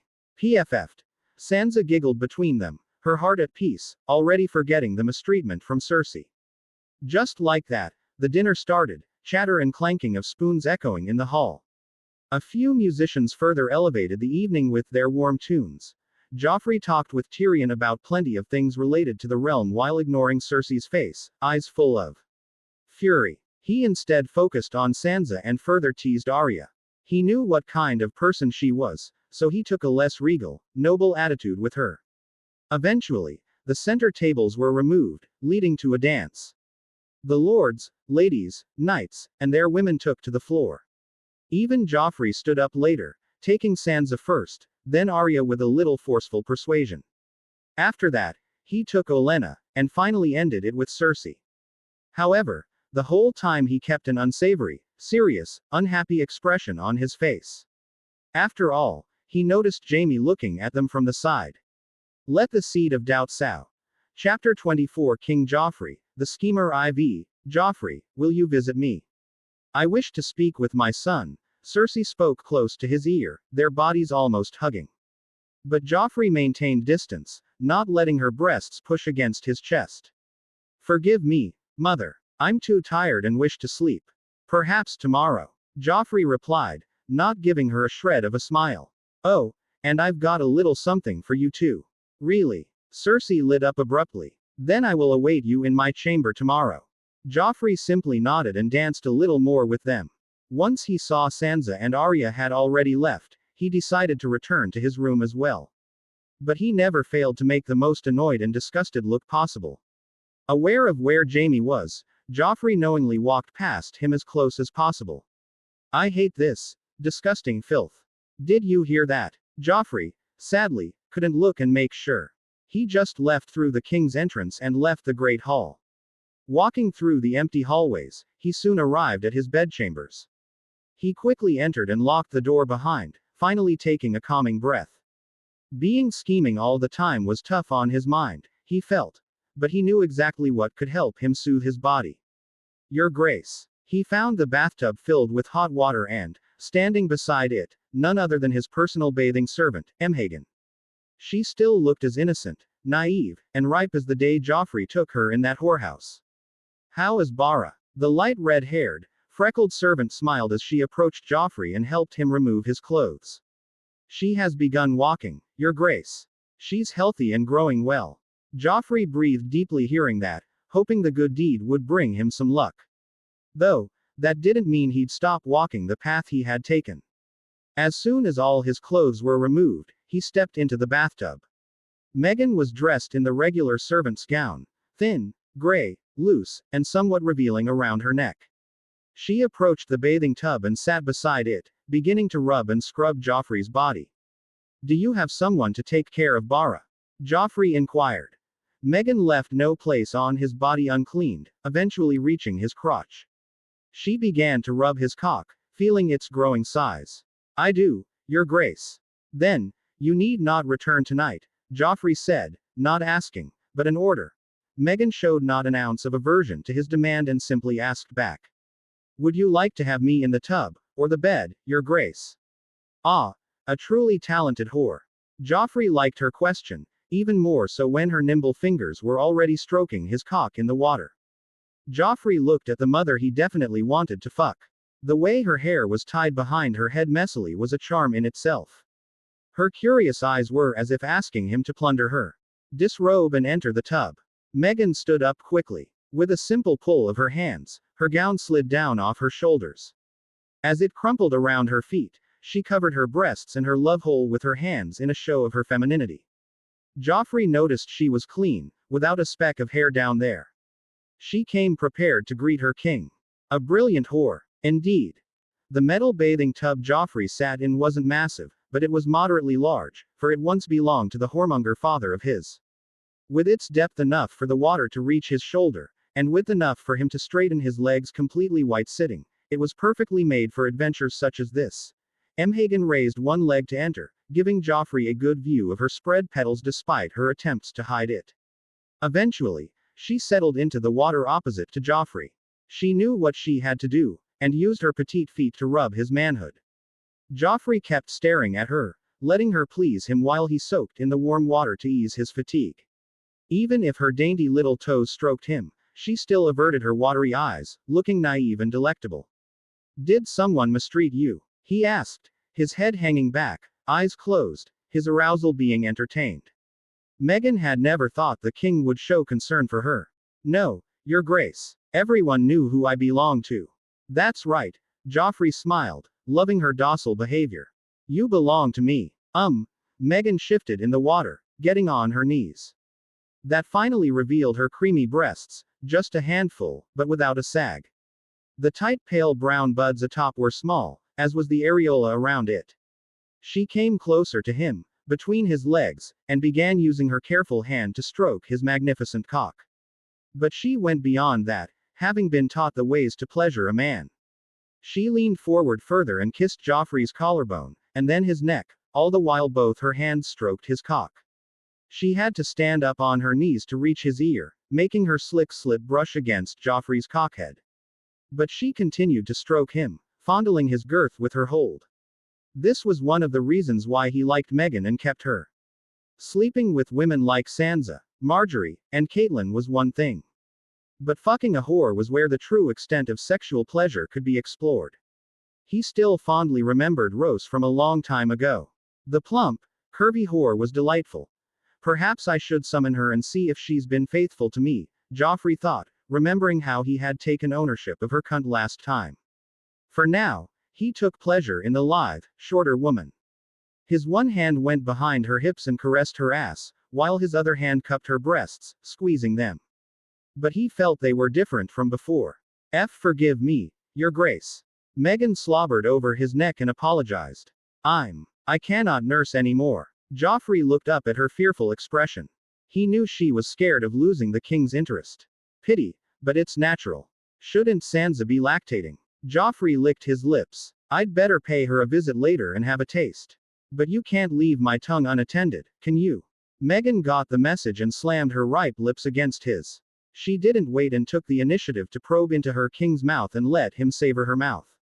Coiling her tongue against his, letting him soak in the heat of her maw as well.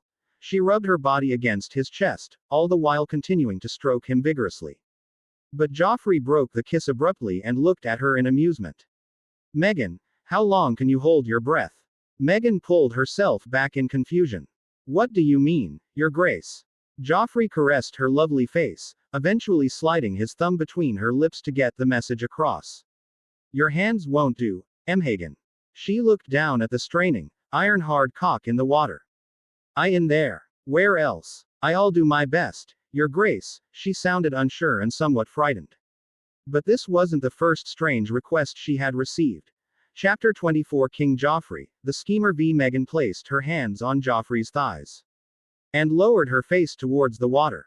She took a long, deep breath and closed her eyes before diving in. She opened her mouth wide and felt the probing of Joffrey's cock.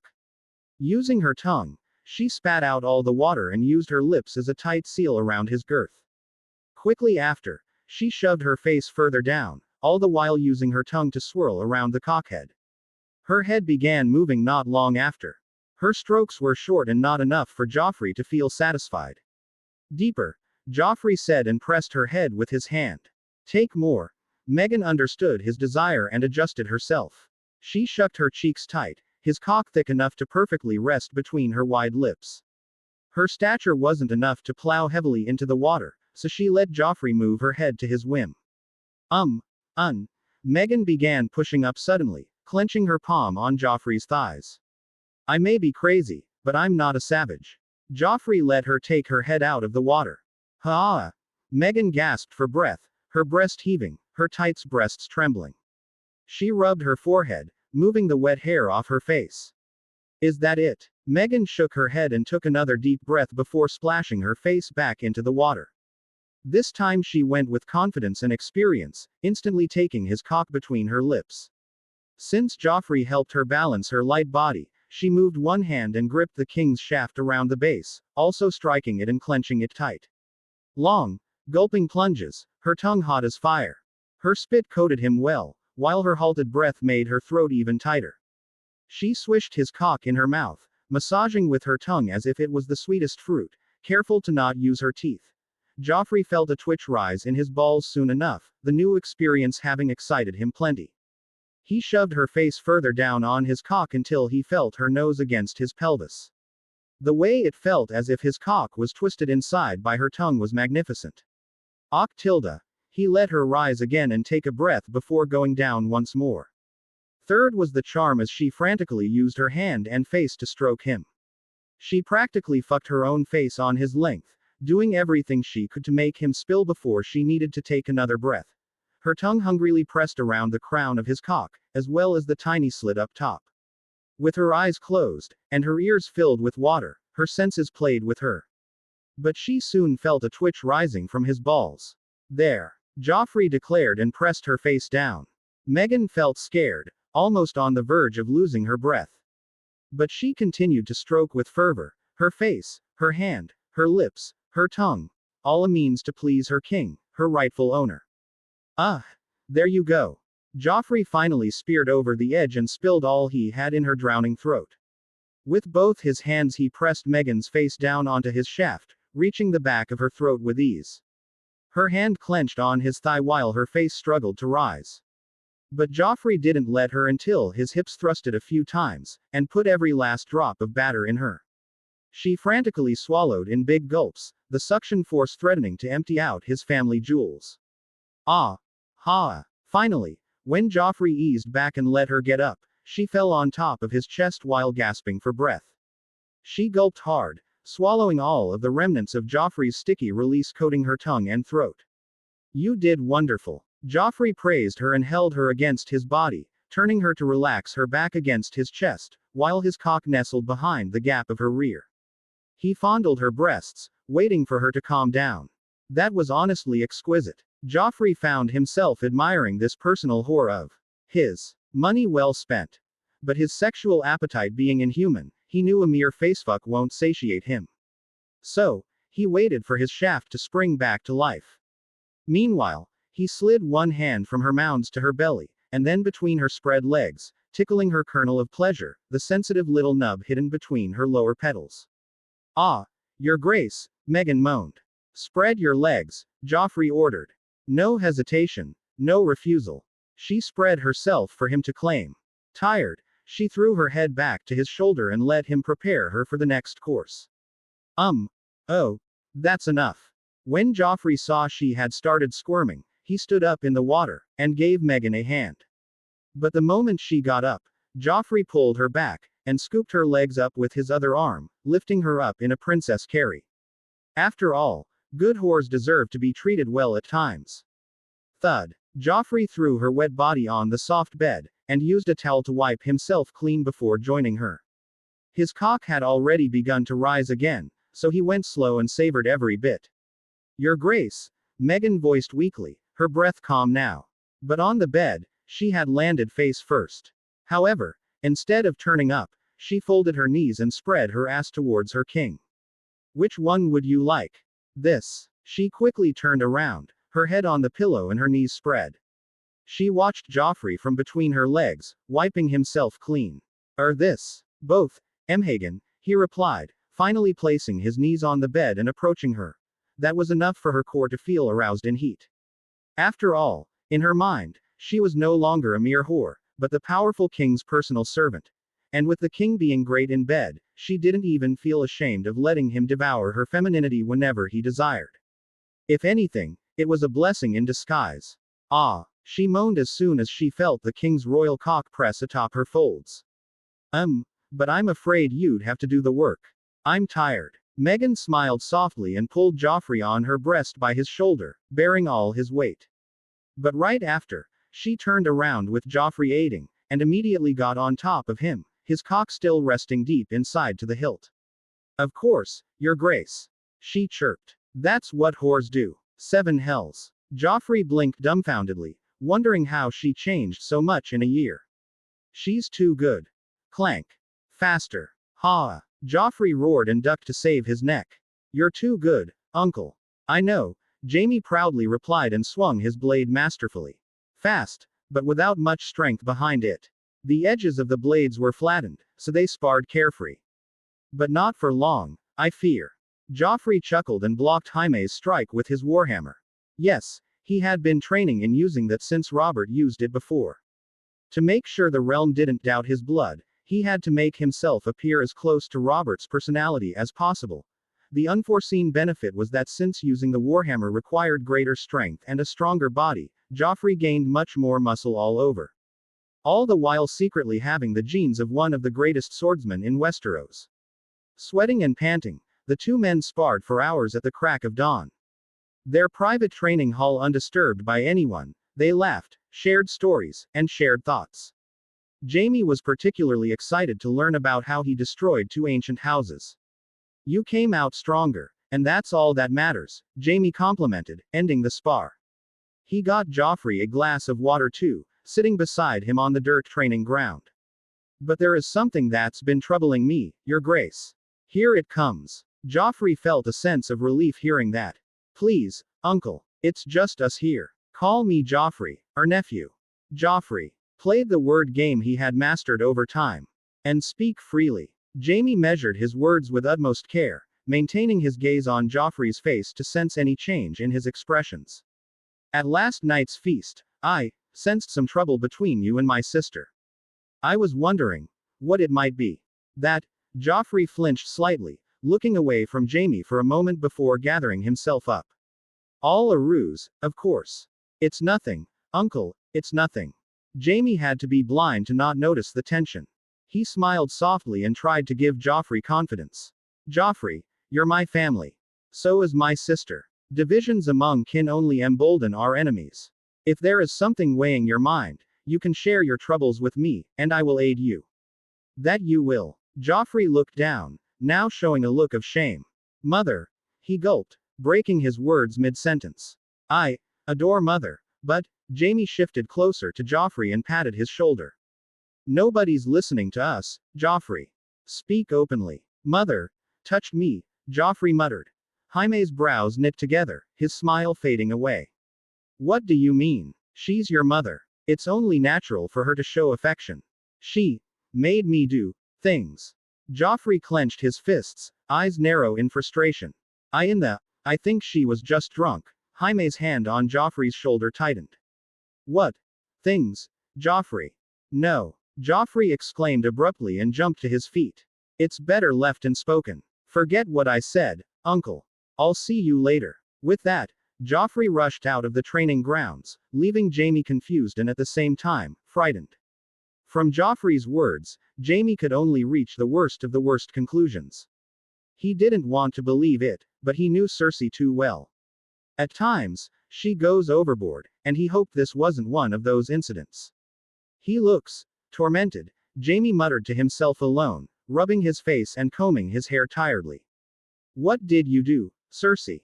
That morning, Joffrey had controlled his urges and stopped himself from spreading Emhagen beneath him once again. Instead, he went to train with Jaime early in the morning. After that, he dressed up and went to his solar to do some work. He waited until it was afternoon to head out again, up the stairs and towards Cersei's bedchambers. Behind him, Sandor and Jaime followed as his Kingsguard. At last, when they arrived at the door, Joffrey stood there for a moment before letting out an audible sigh. Wait here. Knock. Knock. Mother. Joffrey knocked and entered on his own. The first thing he sensed was a heavy scent of something aromatic and spicy, a flowery scent that didn't feel like a flower either. Mother. Are you there? Here, my king. Joffrey heard her call from inside and closed the door behind. However, he purposefully left it slightly open so a faint crack gave away the scene inside. Summoning back the persona of the old Joffrey, he walked deeper into the grand bedchamber of the Queen Mother. It was massive enough to have different sections for bathing, drinking, sleeping, reading, or just sitting. Joffrey saw her seated at the edge of her bed. But he refused to walk up to her as the bed wasn't visible through the crack in the door. He just stood there, staring at Cersei, her golden blonde locks untied, silky, and draping towards her back. On her body was a thin, royal red gown of silk, tight around all the curves, the neck particularly revealing, exposing the view of her pale cleavage. She had jewelry as well, a thin gold necklace around her neck, and 2 large earrings. In her one hand was a glass of fine wine, while the other appeared somewhat stained with something wet. What was she doing? My sweet lion. Cersei's voice rang out, a mixture of command and desperation as she rose from her seat. Her bare feet patting softly against the lush rug beneath her. What have I done to turn your heart to ice? How have I offended you, my Joffrey? What are you saying, mother? He asked back. Cersei finally reached him and threw away the wine glass before grabbing him by the side of his both arms. She had to look up, however, as he had grown plenty in the last year. No doubt, she also felt the muscles of his arms at that touch. You didn't come to see your mother after returning, and then you made me sit away. Cersei's voice quivered, and tears welled in her eyes as she pressed her face against his chest. Do you not love your mother anymore? She's good. I can't tell if those tears are real or fake. Joffrey let out a deep sigh. He wrapped his arm around her shoulder, pulling her close, all while subtly positioning himself to be in a clear view of the door. Forgive me, mother, he started, his tone dripping with false sincerity. I was just making sure our grip on the north stays strong. With the only 2 young Starks left under our control, we're in a position of power. Then why be cruel to me? You don't love me anymore. She asked again, still in his embrace. No, mother, it's a misunderstanding. Joffrey squeezed her body tighter. You are the most important woman in my life. I do love you, mother. Cersei's entire body flinched all of a sudden, and she removed herself from his embrace. With trembling hands, she cupped his face tenderly, her touch a mixture of desperation and affection. Those emerald eyes, shimmering with unshed tears, gazed up at him, pleading for reassurance. Say that again, please. There she goes. Joffrey saw through everything. She just failed to realize her manipulation wouldn't work on a master of manipulations himself. I love you, mother. Finally, a real drop of tear slid down Cersei's eyes. Once more, please. Joffrey felt uncomfortable with the way she held his face in place. I love you, mother. And I love you more, Cersei chirped back and abruptly rose on her toes and planted her lips against Joffrey's. Only one hand caressed the side of his face now as the other wrapped around his neck to pull him into her lips. It's Sansa. It's Sansa. Joffrey closed his eyes, keeping his brows creased in the view of the doorframe.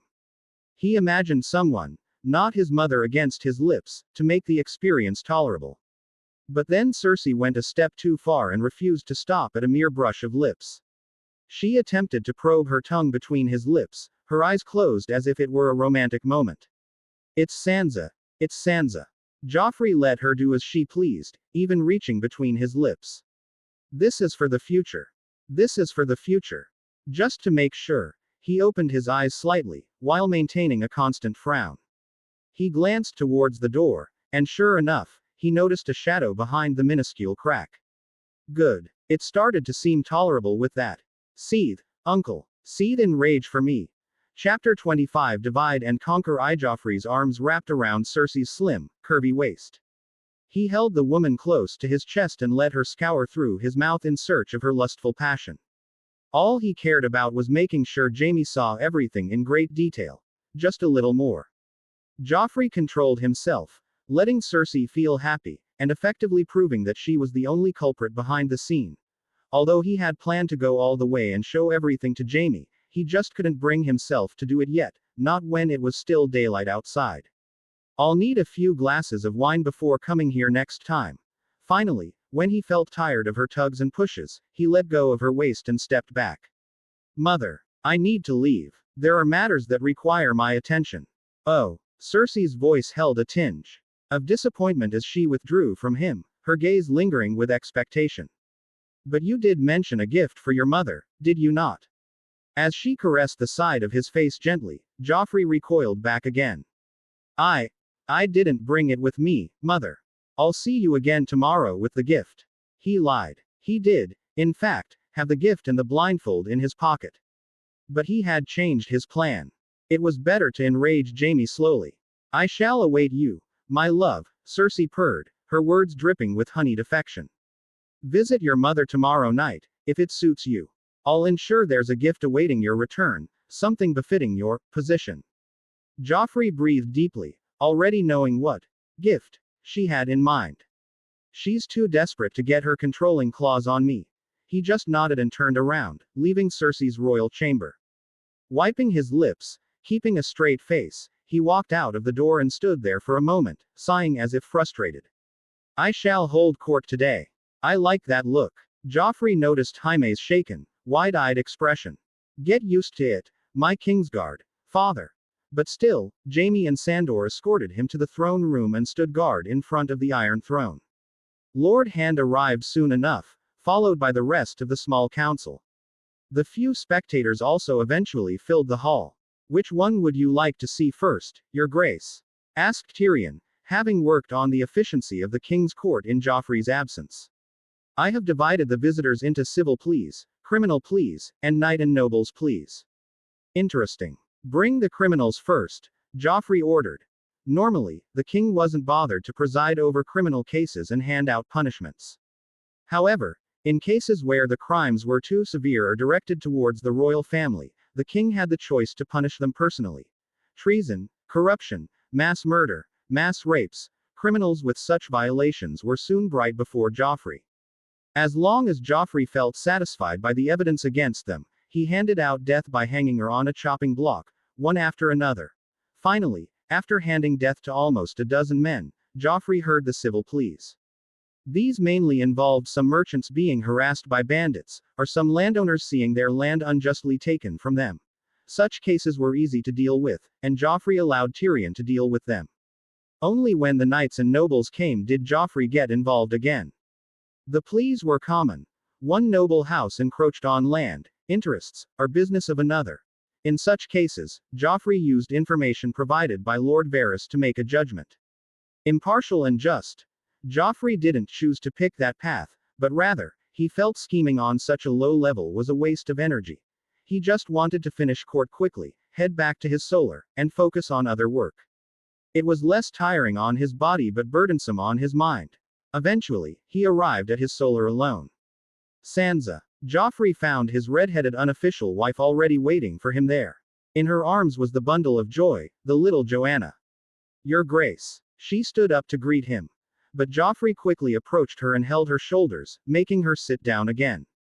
You don't need to be so uptight around me. After all, you're carrying my child. You have every right to loosen up and be informal with me. Her blue eyes immediately turned softer, loving Joffrey's attention and affection. With a smile, she handed over the baby to Joffrey as he gestured. So, what brought you here? He asked, swaying the baby in his arms so she wouldn't cry. He was more attentive to Sansa's looks, however, unashamedly licking his dry lips.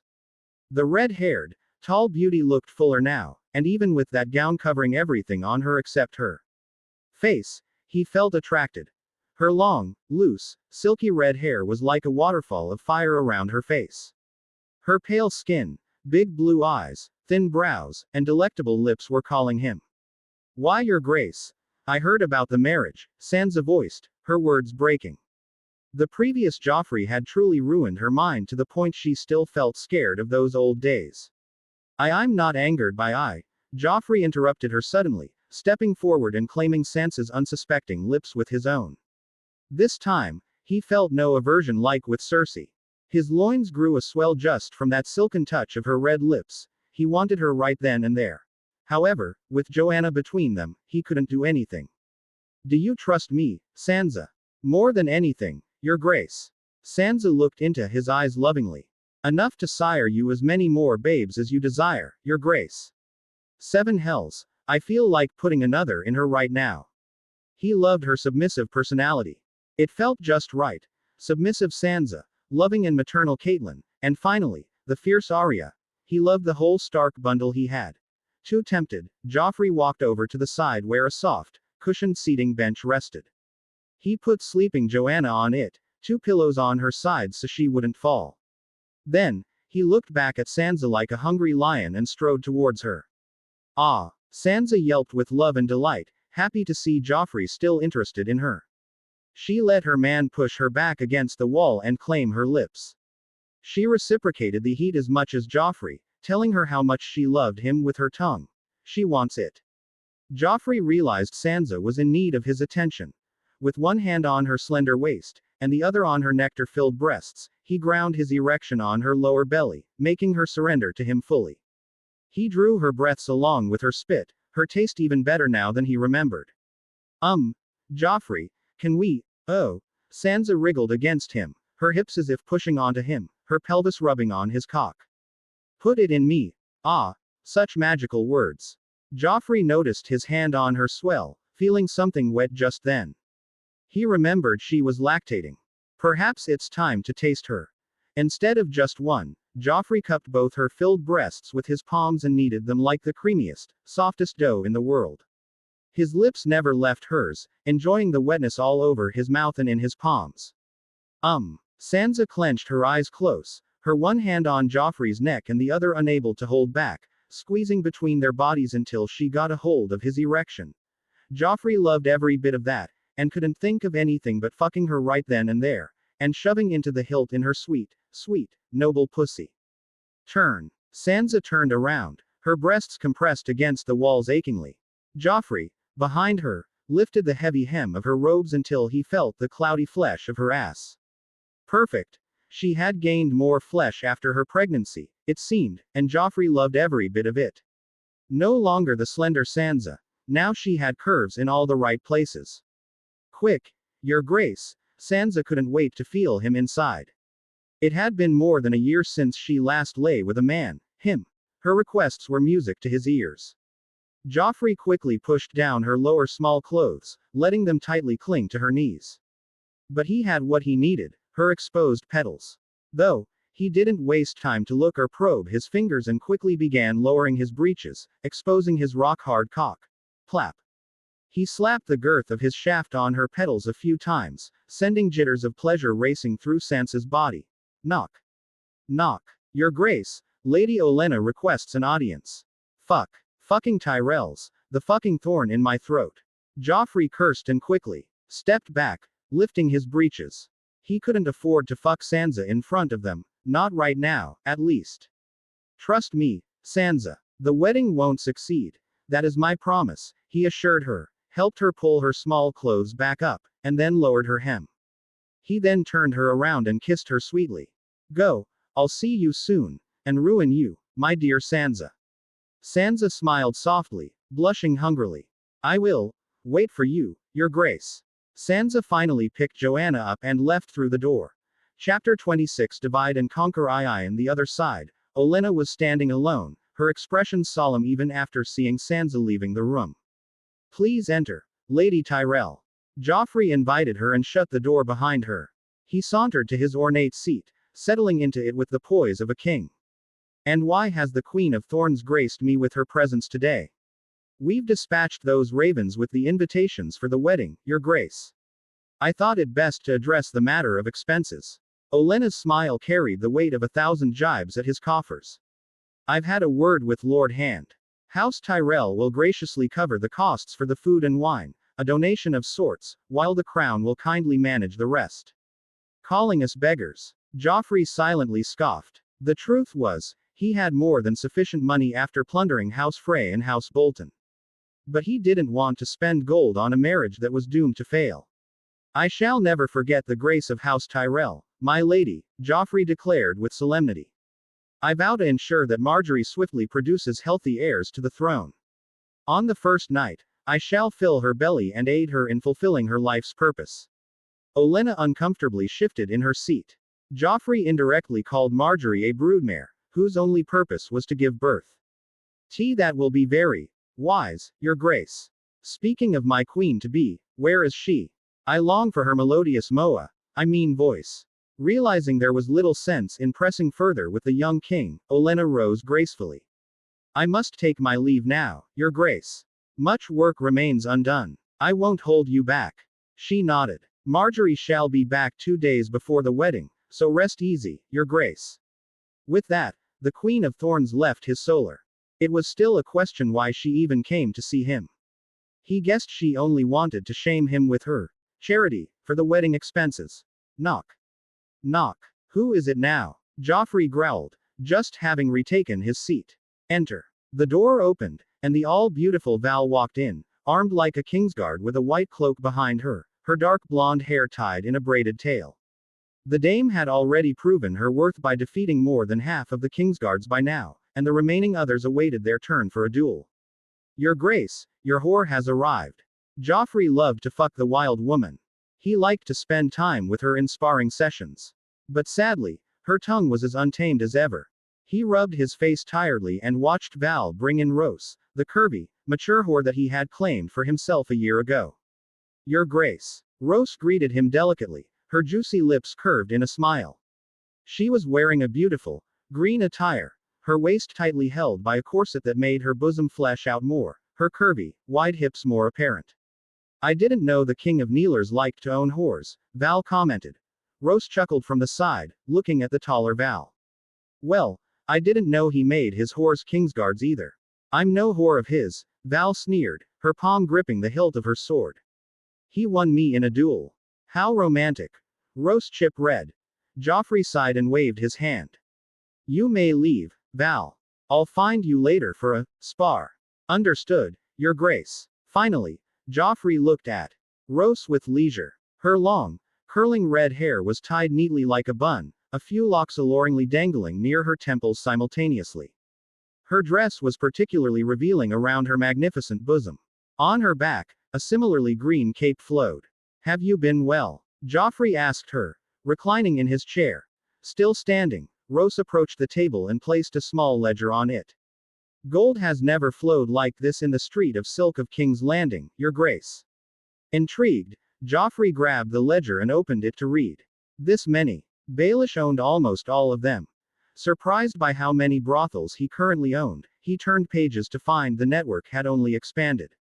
Now, there were almost 20 brothels in King's Landing under his direct control. And the profit generated from it was all for his taking, a full 60,000 gold dragons a month. However, his brows furrowed when he read the deductions. It was at that moment he realized why so many men go broke in brothels. Why do so many winners of tourneys end up losing all their wealth in just a few visits to Chataya's brothel? So the real money is in the wine, not whores. Joffrey noticed the price of even the top-quality whores couldn't be compared to a single bottle of the top-quality wine. The winemakers made far more gold than me. I don't like this. You need to expand. Joffrey just looked up, wanting to instruct her. But he swallowed his words. What are you doing? Rose giggled, turning around so her back was facing Joffrey. Then, she leaned forward, while both her hands raised her dress from the hem, all the way up until her unblemished, glutinous ass came into view, no small clothes in sight. Rose pushed herself to lean even more, while both her feet stood a little spread, revealing the pink cave of wonders, the little back hole of tension. Going further, With her spread palms, she grabbed her ass cheeks and spread them wide, her fingers digging into her flesh. Your Grace, she softly voiced, her plump petals spread, drooling the nectar of lust, sticky strands in view as she gave her best to stretch as far as possible, revealing a dark hole ready to be entered. I have been patiently loyal, Your Grace, to this day, you own me, no man has reached these depths ever since yo. Oh. Roose moaned as Joffrey had left his seat already and stood behind her, both his spread palms resting on her wide, squashy ass cheeks, kneading. Thanks to Sansa, he still hadn't calmed down, so his breeches came down easy this time, his cock harder than rock probed the gaping slick wet heat of her. Ah. I have waited for this for so long. Roose moaned so hard that it almost made Joffrey question if she was a whore. He had just slid his pulsating cockhead between her heated walls. Simply beautiful. Joffrey felt a tickle in his balls and shoved forward, sliding deeper and deeper into the whore's wetness, drawing all the pleasurable moans with each stretch he coerced and each squeeze he felt. He clenched her heavy ass cheeks harshly until burning red marks of his thirst seared. Finally, as he rested deep to the hilt, he stopped moving and stayed there for a moment, relishing in the warmth that her scorching pussy gifted him. Her tight clenches were masterful, the way she stayed leaning forward without the support of a wall or a table showed her prowess in pleasure. Think twice before making claims, my whore, Joffrey coldly voiced, using his hands to untie her long auburn hair and then rolling one palm to grip it firmly. He pulled her back hard, slamming her against his cock. I hate liars the most. Feeling his cock speared deep and resting, she moved her hips on her own, sliding his length out and then taking him in with a clap of her ass against his body. I know my place, Your Grace. Very well. Joffrey accepted her claim and pulled her by the hair, earning her moans of ecstasy. He had no idea how a whore could keep her slit unexplored for a year, but he relished in the knowledge that he owned this one, a lock that only had one key, his. Ah. Yes. Roose moaned so loud that Sandor and Val standing outside had to have heard it. While Sandor was used to hearing that, Val was someone who made those very sounds when with the king. So, it was business as usual. Hugh, you're good, my whore. Joffrey ground each thrust from the tip to the hilt, driving the veteran whore into an insane frenzy of pleasure, while he relished in her tight clenches that gave his girth the perfect raw strokes. Back and forth, he increased the tempo, throwing the woman off balance, but his hand grasping her hair like a tight rope, kept her stable, albeit with a hint of arousing agony. Ooh. Yes. I'm coming, Your Grace. On your cock. On my only master's cock. Ah. Aanh. Roose babbled, moaned, and shuddered, her ass quivering right before his eyes. Her back arched up and down by the intensity. Before long, the intense fountain of her feminine fluids leaked out, turning into a sticky cream against Joffrey's continuous thrusts, dripping down in trickles, some sliding down her ivory legs. Breathing rushed in and out, Joffrey leaned forward over her back, sensing his own release approaching. His cock grounded hard and deep, savoring the convulsions and spasms, the whore's pussy just too good for him. No, a top-quality whore should be more expensive than top-quality wine, Joffrey felt. After all, there was no other addiction greater than the addiction of fine flesh. Fill me up. Yes, Your Grace. Pour yourself deep in me. I want your seed. Joffrey did just that, hitting Roose's deepest wall and stopping there, only grounding his cock with short pumps that aided his virile embalming injection to spray out. Clenches after clenches, thrust after thrust, he spilled it all deep in her until he felt nothing left. Thud. Too tired from standing in that leaning, unsupported position, Roose finally fell down to her knees parted wide, her dress spoiled from the mix of their nectar that spilled on the floor. But she didn't mind and instead turned around to face Joffrey's cock, slowly losing its erect size. Her hot wild breath was still ragged, stroking Joffrey's cock with how close her face was to it. But she had a plan and gripped his soaked length and suckled on his cockhead. Joffrey almost moaned, her mouth so wondrous. It seemed she was truly his now. You've done well, Roose. Tell me, what is it that you desire from your king? Today, thanks to you, I find myself in a rather good mood. Roose swallowed all of his semi-hard cock, rising on her knees and driving her head back and forth as if squeezing out whatever was left in his pipe. But be mindful of your limits, my whore. He also warned her, afraid she'd ask to be made a lady with land. I know my place, yo Grace Tilda, she cooed, lapping all of her sticky saliva that had coated Joffrey's length and balls. While staring up at Joffrey's face, she took a long lick of the underside of his length, from the base to the tip. Here, underneath my king's cock, for the rest of my life. Fucking whore. Joffrey felt a new life awakening in his shaft at those words. Roose was a master of saying the right thing at the right time, he felt. I need you to expand the number of brothels. Not just here, but in the sprawling towns of the north, Riverlands, the Vale, Westerlands, and even the Stormlands, Joffrey demanded, awaiting her to bring him back to erection with her warm mouth. Soon, the Reach and Dorne shall open their doors to us as well. Aim for 100,000 gold dragons in monthly profits. And another thing, scout out breweries and purchase them, we'll serve our own wine in our establishments from this moment forward. She replied while keeping his cock between her lush lips. Arvelous plan. But Joffrey stepped back just then, freeing her mouth. Discard all your clothes, whore. I'll quench your burning fire on this very table. Chapter 27. Divide and Conquer. Eero's eyes sparkled, and she did as her king demanded. With just a few tugs of laces, she let her dress fall from her shoulders and bunch around her feet. Lacking any small clothes below, she removed the one holding her large breasts too, and finally stood bare for the king to feast upon. Lie down on the table at the edge, Joffrey ordered, removing all his clothes too. But first, he locked the door of his solar. Then, as he finally approached his table, he stood there mesmerized by his personal whore.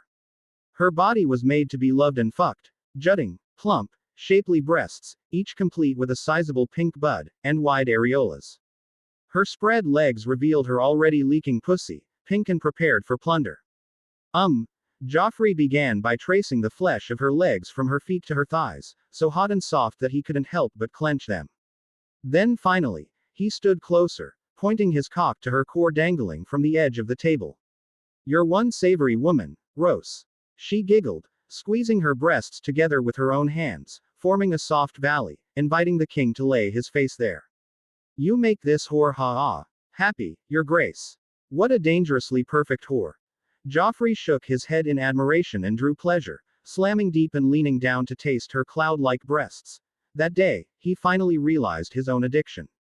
More than wine, more than battles, more than anything, he was addicted to the pleasure of the flesh. And honestly, Joffrey loved every bit of it. For he was certainly better than the fat fuck of his father. Marine, Essos. This has to be an elaborate scheme, my queen, Jorah Mormont said, holding yet another missive from Westeros bearing the seal of King Joffrey. You should not let him trouble your thoughts. Securing Marine is of greatest importance. Sitting on the throne, Daenerys looked at the rolled parchment with keen interest, an intrigued smile resting on her thin lips. I shall make that decision after reading it. Barristan remained silent. He truly had no idea what King Joffrey was doing, and reading the missive was one way to find out. So he waited for Daenerys to finish reading it first. Daenerys unrolled the parchment. But she instantly noticed it had a second, thinner, rolled paper that almost fell from her hand. She unrolled it too and realized it was a portrait. A man with sharp features, blue eyes, hair somewhat between golden and brown. Her brows furrowed. She held the other parchment and read the words under her lips. Do you see this face? Handsome, isn't it? I pondered long and hard about your grand entrance into the realm of Westeros. And then it struck me, you and your scaly dragons have no clue about the splendor of this visage. Thus, I graciously dispatched my portrait to you. So you can teach your 3 children who not to burn. Peef. Daenerys looked back at the portrait and imagined it talking. Joffrey's voice in her mind was not very deep but rather boyish, almost making her laugh. He will do well as my court jester once I take back my throne. Daenerys Stormborn, the mother of dragons, the Khaleesi of the great grass sea, the unburnt, the breaker. There's too many titles for one measly parchment. Forgive me, I'm running out of ink on my table. I've put an end to the mindless war and now I'm focusing on mending up the realm. The small folk need not suffer, die of hunger or sickness anymore. Of course, the Ironborn still remain at large, but I shall have them exterminated soon enough. It is my advice to you that when you return peacefully. I shall leave the Red Keep for your taking, and there needs not be any bloodshed. I hope you make the decision to begin your rule with the majesty of dragons, peaceful heart of the mother, and a loving character of the maiden. My only desire is to keep the realm strong and focus on the real enemies of all that lives. The others, also known as White Walkers, who approach from beyond the wall as you read this. I hope when we meet, we can stand as allies and defeat the evil from the north. For if they win, nothing shall live, me, you, your dragons, and all the ones you have freed. Your greatest friend, Joffrey Baratheon. Daenerys finished reading the missive and stared at Joffrey's portrait. She looked at it with a conflicted heart, unaware if Joffrey was actually a man of his word who ended the war. Or was this an elaborate scheme to make her lower her guard? He actually didn't have the ink. She noticed how the last few lines looked dimmer than the rest. It made her chuckle despite the confusion. He's an intriguing man. They all are, Barristan said. You have to be if you are a ruler. It says he has ended the war. Only the Ironborn remain, Daenerys revealed, giving the missive to Sir Barristan. However, she kept the portrait of Joffrey. Do you believe he's capable of that? No chances. He's a spoiled brat, weak in mind and body, Barristan replied with disdain in his voice. A pawn controlled by his mother. What if some alteration has occurred since your departure? I fear we are oblivious to the events in Westeros. We require spies and informants there as well, Daenerys suggested, unable to believe that these missives were written by anyone but Joffrey himself. I know a few men in Westeros, trustable too, Barristan said, somewhat unsure. But they work for gold only. Daenerys mulled over it for a while before making a decision. Very well, the gold shall be given. As long as we can acquire accurate information about this so-called Golden Lion. Understood, my queen. King's Landing, 50 fire scorpions. Why do you need that many? We have enough for the city defense, Tyrion exclaimed as he spoke with Joffrey in his solar the next day. Joffrey scoffed, that's just the first batch, uncle. In total, I want 200 of them. Complete sets with wildfire jars. For what? Shooting at the stars? Tyrion questioned. This project will burden the coffers more than necessary. Uncle, do you think my victory was a fluke? That it was lucky that I won back control over Westeros? Joffrey seriously asked. Tyrion knew his nephew was very serious and dared not quip. I am one man who'd never doubt your victories, your grace. I saw you at the Battle of Blackwater with my own eyes. Then have faith in me. One day, these 200 scorpions will be the greatest boon to Westeros and our family, Joffrey assured, but didn't reveal all his cards just yet. Walls had ears, after all. Any word on the new master of ships? Lord Paxter has accepted the task himself. He is thankful to King Joffrey for this opportunity, and for showing such trust in him. He is making the journey here as we speak. Horseshit. Joffrey barked. Red ones are traitors. But I still need that man here before my marriage takes place. Tyrion didn't have to guess why Red ones were called traitors. They took the Targaryen side during the rebellion, after all. The invitations have been dispatched.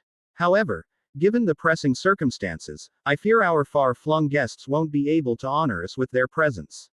No need. We already have all those we consider important, Joffrey snapped, his tone dripping with disdain. He swiftly began writing something down. Uncle, I want you to quietly sniff around that High Septon. If he's swimming in sin, I want him taken care of. And keep your eyes peeled on the small folk, especially the pious lot. If there is any hint of deviation from their usual docile behavior, I want to hear about it. Clear. Tyrion frowned. What is this about? I fear the rise of another faith militia. Just trust me, and probe this silently, Joffrey requested, handing him the written paper. This is my order to mobilize the crown's funds to feed the folks of King's Landing. Empty bellies breed chaos, and chaos breeds rebellion. Keep them fed, keep them obedient, simple as that. At that moment, Tyrion once again felt how different Joffrey had become. Joffrey used to be insane, heartless, and a borderline psychopath. But now, Tyrion felt a strange tension just by being near him, as if he was standing before Tywin. Tyrion nodded and stood up, ready to head out. This is a lot of work. I'll need to start right away. Thank you, Uncle, Joffrey said with an unexpected warmth, a rare genuine smile gracing his face. Grandfather and mother had you all wrong. Without you, I'd have failed as the king. I'm grateful for your service. Despite it just being a boy praising him, Tyrion felt overwhelmed for no reason. He couldn't remember when was the last time someone had ever appreciated him. Thank you, Your Grace. Then, can I receive a crown-funded visit to Chate, sewer cleaning? Ah. Tyrion jolted and quickly left through the door. After all, who didn't know about the most hated job in King's Landing? Done with the day's work, Joffrey finally glanced out of the window behind him, high in the castle, a gentle breeze cooling the room. It was already nighttime, and he couldn't help but take a deep sigh. It's just another part of the job, he told himself, quickly picked a wine bottle from the side cabinet and poured himself a few glasses. What if Jaime blames me instead? He's a blind fool who lusts for his own sister. Joffrey felt slightly worried about it but knew he had to take the risk. This was the only way to earn the undying loyalty of the famed Knight of the Seven Kingdoms. At last, after finishing 3 glasses of wine, he got up. He placed the gift and the blindfold in his pockets and walked out with firm determination. Where is Sir Jaime? Joffrey asked, finding Sandor standing there alone. Said he's sick, Sandor barked, following Joffrey closely. Sick. Not a very believable excuse. Joffrey thought and soon arrived outside Cersei's room. But he needs to see it. Stand guard here. Don't let anyone in, he ordered Sandor and walked inside. Just like the day before, he left the door very slightly open to peek inside. The room was lit up with various candles and lanterns, the fragrances of flowers and more mixed in the air. Chapter 28 Divide and Conquer. Ivhe walked deeper into the chamber and looked towards the bed. As expected, Cersei was lying there sideways, her torso raised on her elbow. Her choice of clothes was peculiar, a single piece of almost see-through red dress that barely hung around her shoulders, so loose over her bosom that nearly everything but the tips were visible. Below, the dress was tight and curvy around her waist, and there was a long cut starting from the hip, exposing one entire leg, Cersei's thighs lying completely exposed there. The whole time, she remained relaxed, sipping on wine, her golden locks free and loose, her green eyes sparkling, like a whore awaiting her customer. Joffrey scoffed at his mother's attire. He could make out the shape of her bosom in that dress so easily. How many other men has she fucked to get her way throughout her life? Come here, my sweet lion, Cersei cooed, her drunk voice so intoxicating. He could see why men were still crazy for the famed beauty, Cersei Lannister. Age had been kind to her. Mother. Joffrey, bringing out an almost naive personality, approached Cersei with a look of worry. Are you well? How much have you drunk? Your mother is sad, Cersei replied, her tone emotional. What happened? He asked, finally relaxing down, sitting on the bed beside Cersei's belly. Who vexed you? I'll have their head on a pie. You. Cersei clamored, locking her gaze with his. You don't love your mother anymore. Again with her theatrics. Joffrey maintained the look of worry and held her free hand.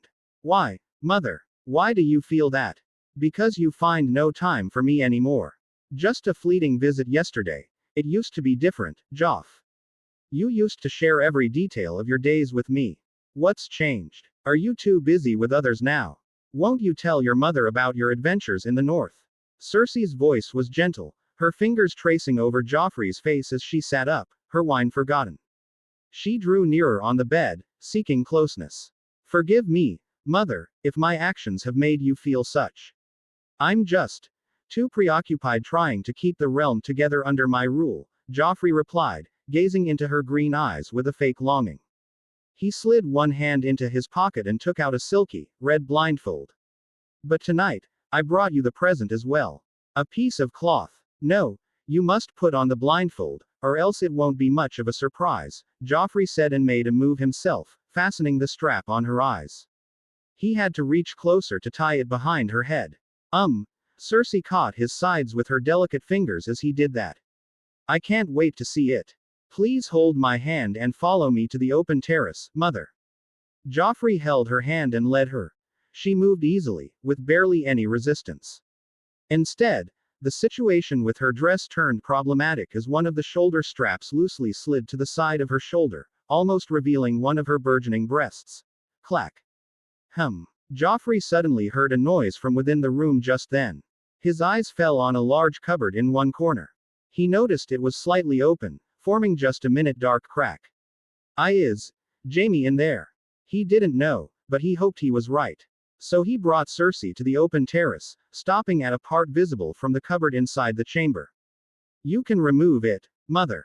Her lips were holding big in a smile as she quickly removed the blindfold and looked with interest.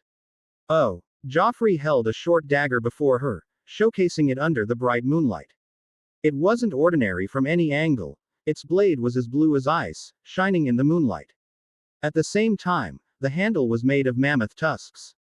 I brought this from beyond the wall, mother. The Wildlings gifted this as a sign of respect and understanding. This is. Cersei stared at the dagger, taking it in her hands. It's beautiful, Joffrey smiled giddily. I'm glad you like it, mother. So you haven't forgotten about your mother, Cersei chirped and suddenly embraced Joffrey with her arms. She grabbed him by his chest, letting him hold her by her shoulders. Her jutting bosom slammed on his front, but she seemed unbothered and placed her ear on his chest. Don't ever leave me, my sweetling. Your mother loves you more than anyone. Joffrey murmured, tensing up his body as he felt Cersei's hand reaching for his heated loins. It was out of his control when her honey-soft breasts rubbed all over his chest. My lion cub. She breathed out words while looking up at his face, her airy breath scenting of wine hitting him. Her fingers on his shaft had already captured his length, making gentle strokes. No more. You are a real lion now, aren't you? My sweetling. Mother. Joffrey whispered back, hugging her shoulders tightly and nestling his face on her neck, hiding his face. I have a surprise for you too, my beautiful king. Cersei suddenly stopped everything and stepped back. However, as you so rightly pointed out, you must adorn yourself with a blindfold, lest the surprise loses its thrill. Joffrey didn't have to. Cersei rose on her toes and put the blindfold on him herself. Though, in doing so, she managed to draw a few dry kisses off his lips. That was indicator enough of where this was going, so Joffrey prepared himself mentally. Now, no matter what happens, you aren't allowed to move or react. Can you do that for your mother? She asked, leaving his touch entirely. I understand, mother. Cersei hummed and, without a warning, pushed her dress, shoulder straps and let it bundle around her feet. Her entire body, lacking any small clothes, stood defenseless, naked, and glistening under the moonlight. Her body was a perfect sculpture of aristocratic beauty. Despite her age, her breasts remained taut and sizable, her skin as smooth as butter. Her waist was slimmer, a hint of belly flesh, then the birthing wide hips, all adorned with her perfect, creamy thighs and the curve of her round bottom. Remember, your mother loves you the most, Cersei repeated and got down on her knees gently. Her fingers moved masterfully and tugged on Joffrey's breeches, untying the knots and loosening them easily. Ah, moth. Shush. Cersei reacted and continued. She pulled down his breeches, followed by his underpants. It's out. Joffrey felt the airy sensation in his loins. Ah, she's warm. Clenching his teeth and his fists, Joffrey stood there unmoving. He soon felt the warm sensation of her palm holding him, her fingers unable to fully circle his girth, which earned a few loud moans from her. Don't move. Ooh. Joffrey couldn't help but wriggle a bit. He felt his entire length submerged in a deep, warm, tight embrace out of nowhere. It was too much. Cersei was too good with her mouth. Moth. Why? Because I love you, Joffrey. Cersei released herself for a moment. Your mother loves every bit of you, GHK. The very next moment, Cersei impaled her throat on her son's sizable cock, lapping all the drizzling nectar forming from that union. She kept stroking his length, pulling back his foreskin, admiring her son's plump, lush purple-pink cock, coating it all with her tongue. UNMMM. Cersei didn't speak whatever she wanted to, but her actions were louder. She licked him everywhere like a prized possession, despite there being a trace of pubes. She licked his balls, dangerously gobbling them up one after another. She lapped from the base to the tip of his shaft with lust oozing in her breath. Joffrey just stood there, eyes closed, showing himself as the casualty, not the instigator. Mother. It's too much. Yes, Tilda. she sang, loosening her face and standing up, never stopping to stroke him, however. My love for you is too much, always has been. She's gone insane. Directed by his cock in her palm, she made Joffrey stand against the high boundary of the terrace, the snoozing waves of the sea visible in the distance under the moonlight. Not for him, sadly. Joffrey let her move him as she pleased. He just felt his back against the wall, nothing else. What are you do? It's time you feel your mother's true love, my beautiful lion. Cersei declared and shoved her entire body against Joffrey. Ah. Another tale fades into the silence. But here, in the fantasy audiobook library, stories never sleep. Subscribe, and return when your heart seeks adventure. We'll be waiting.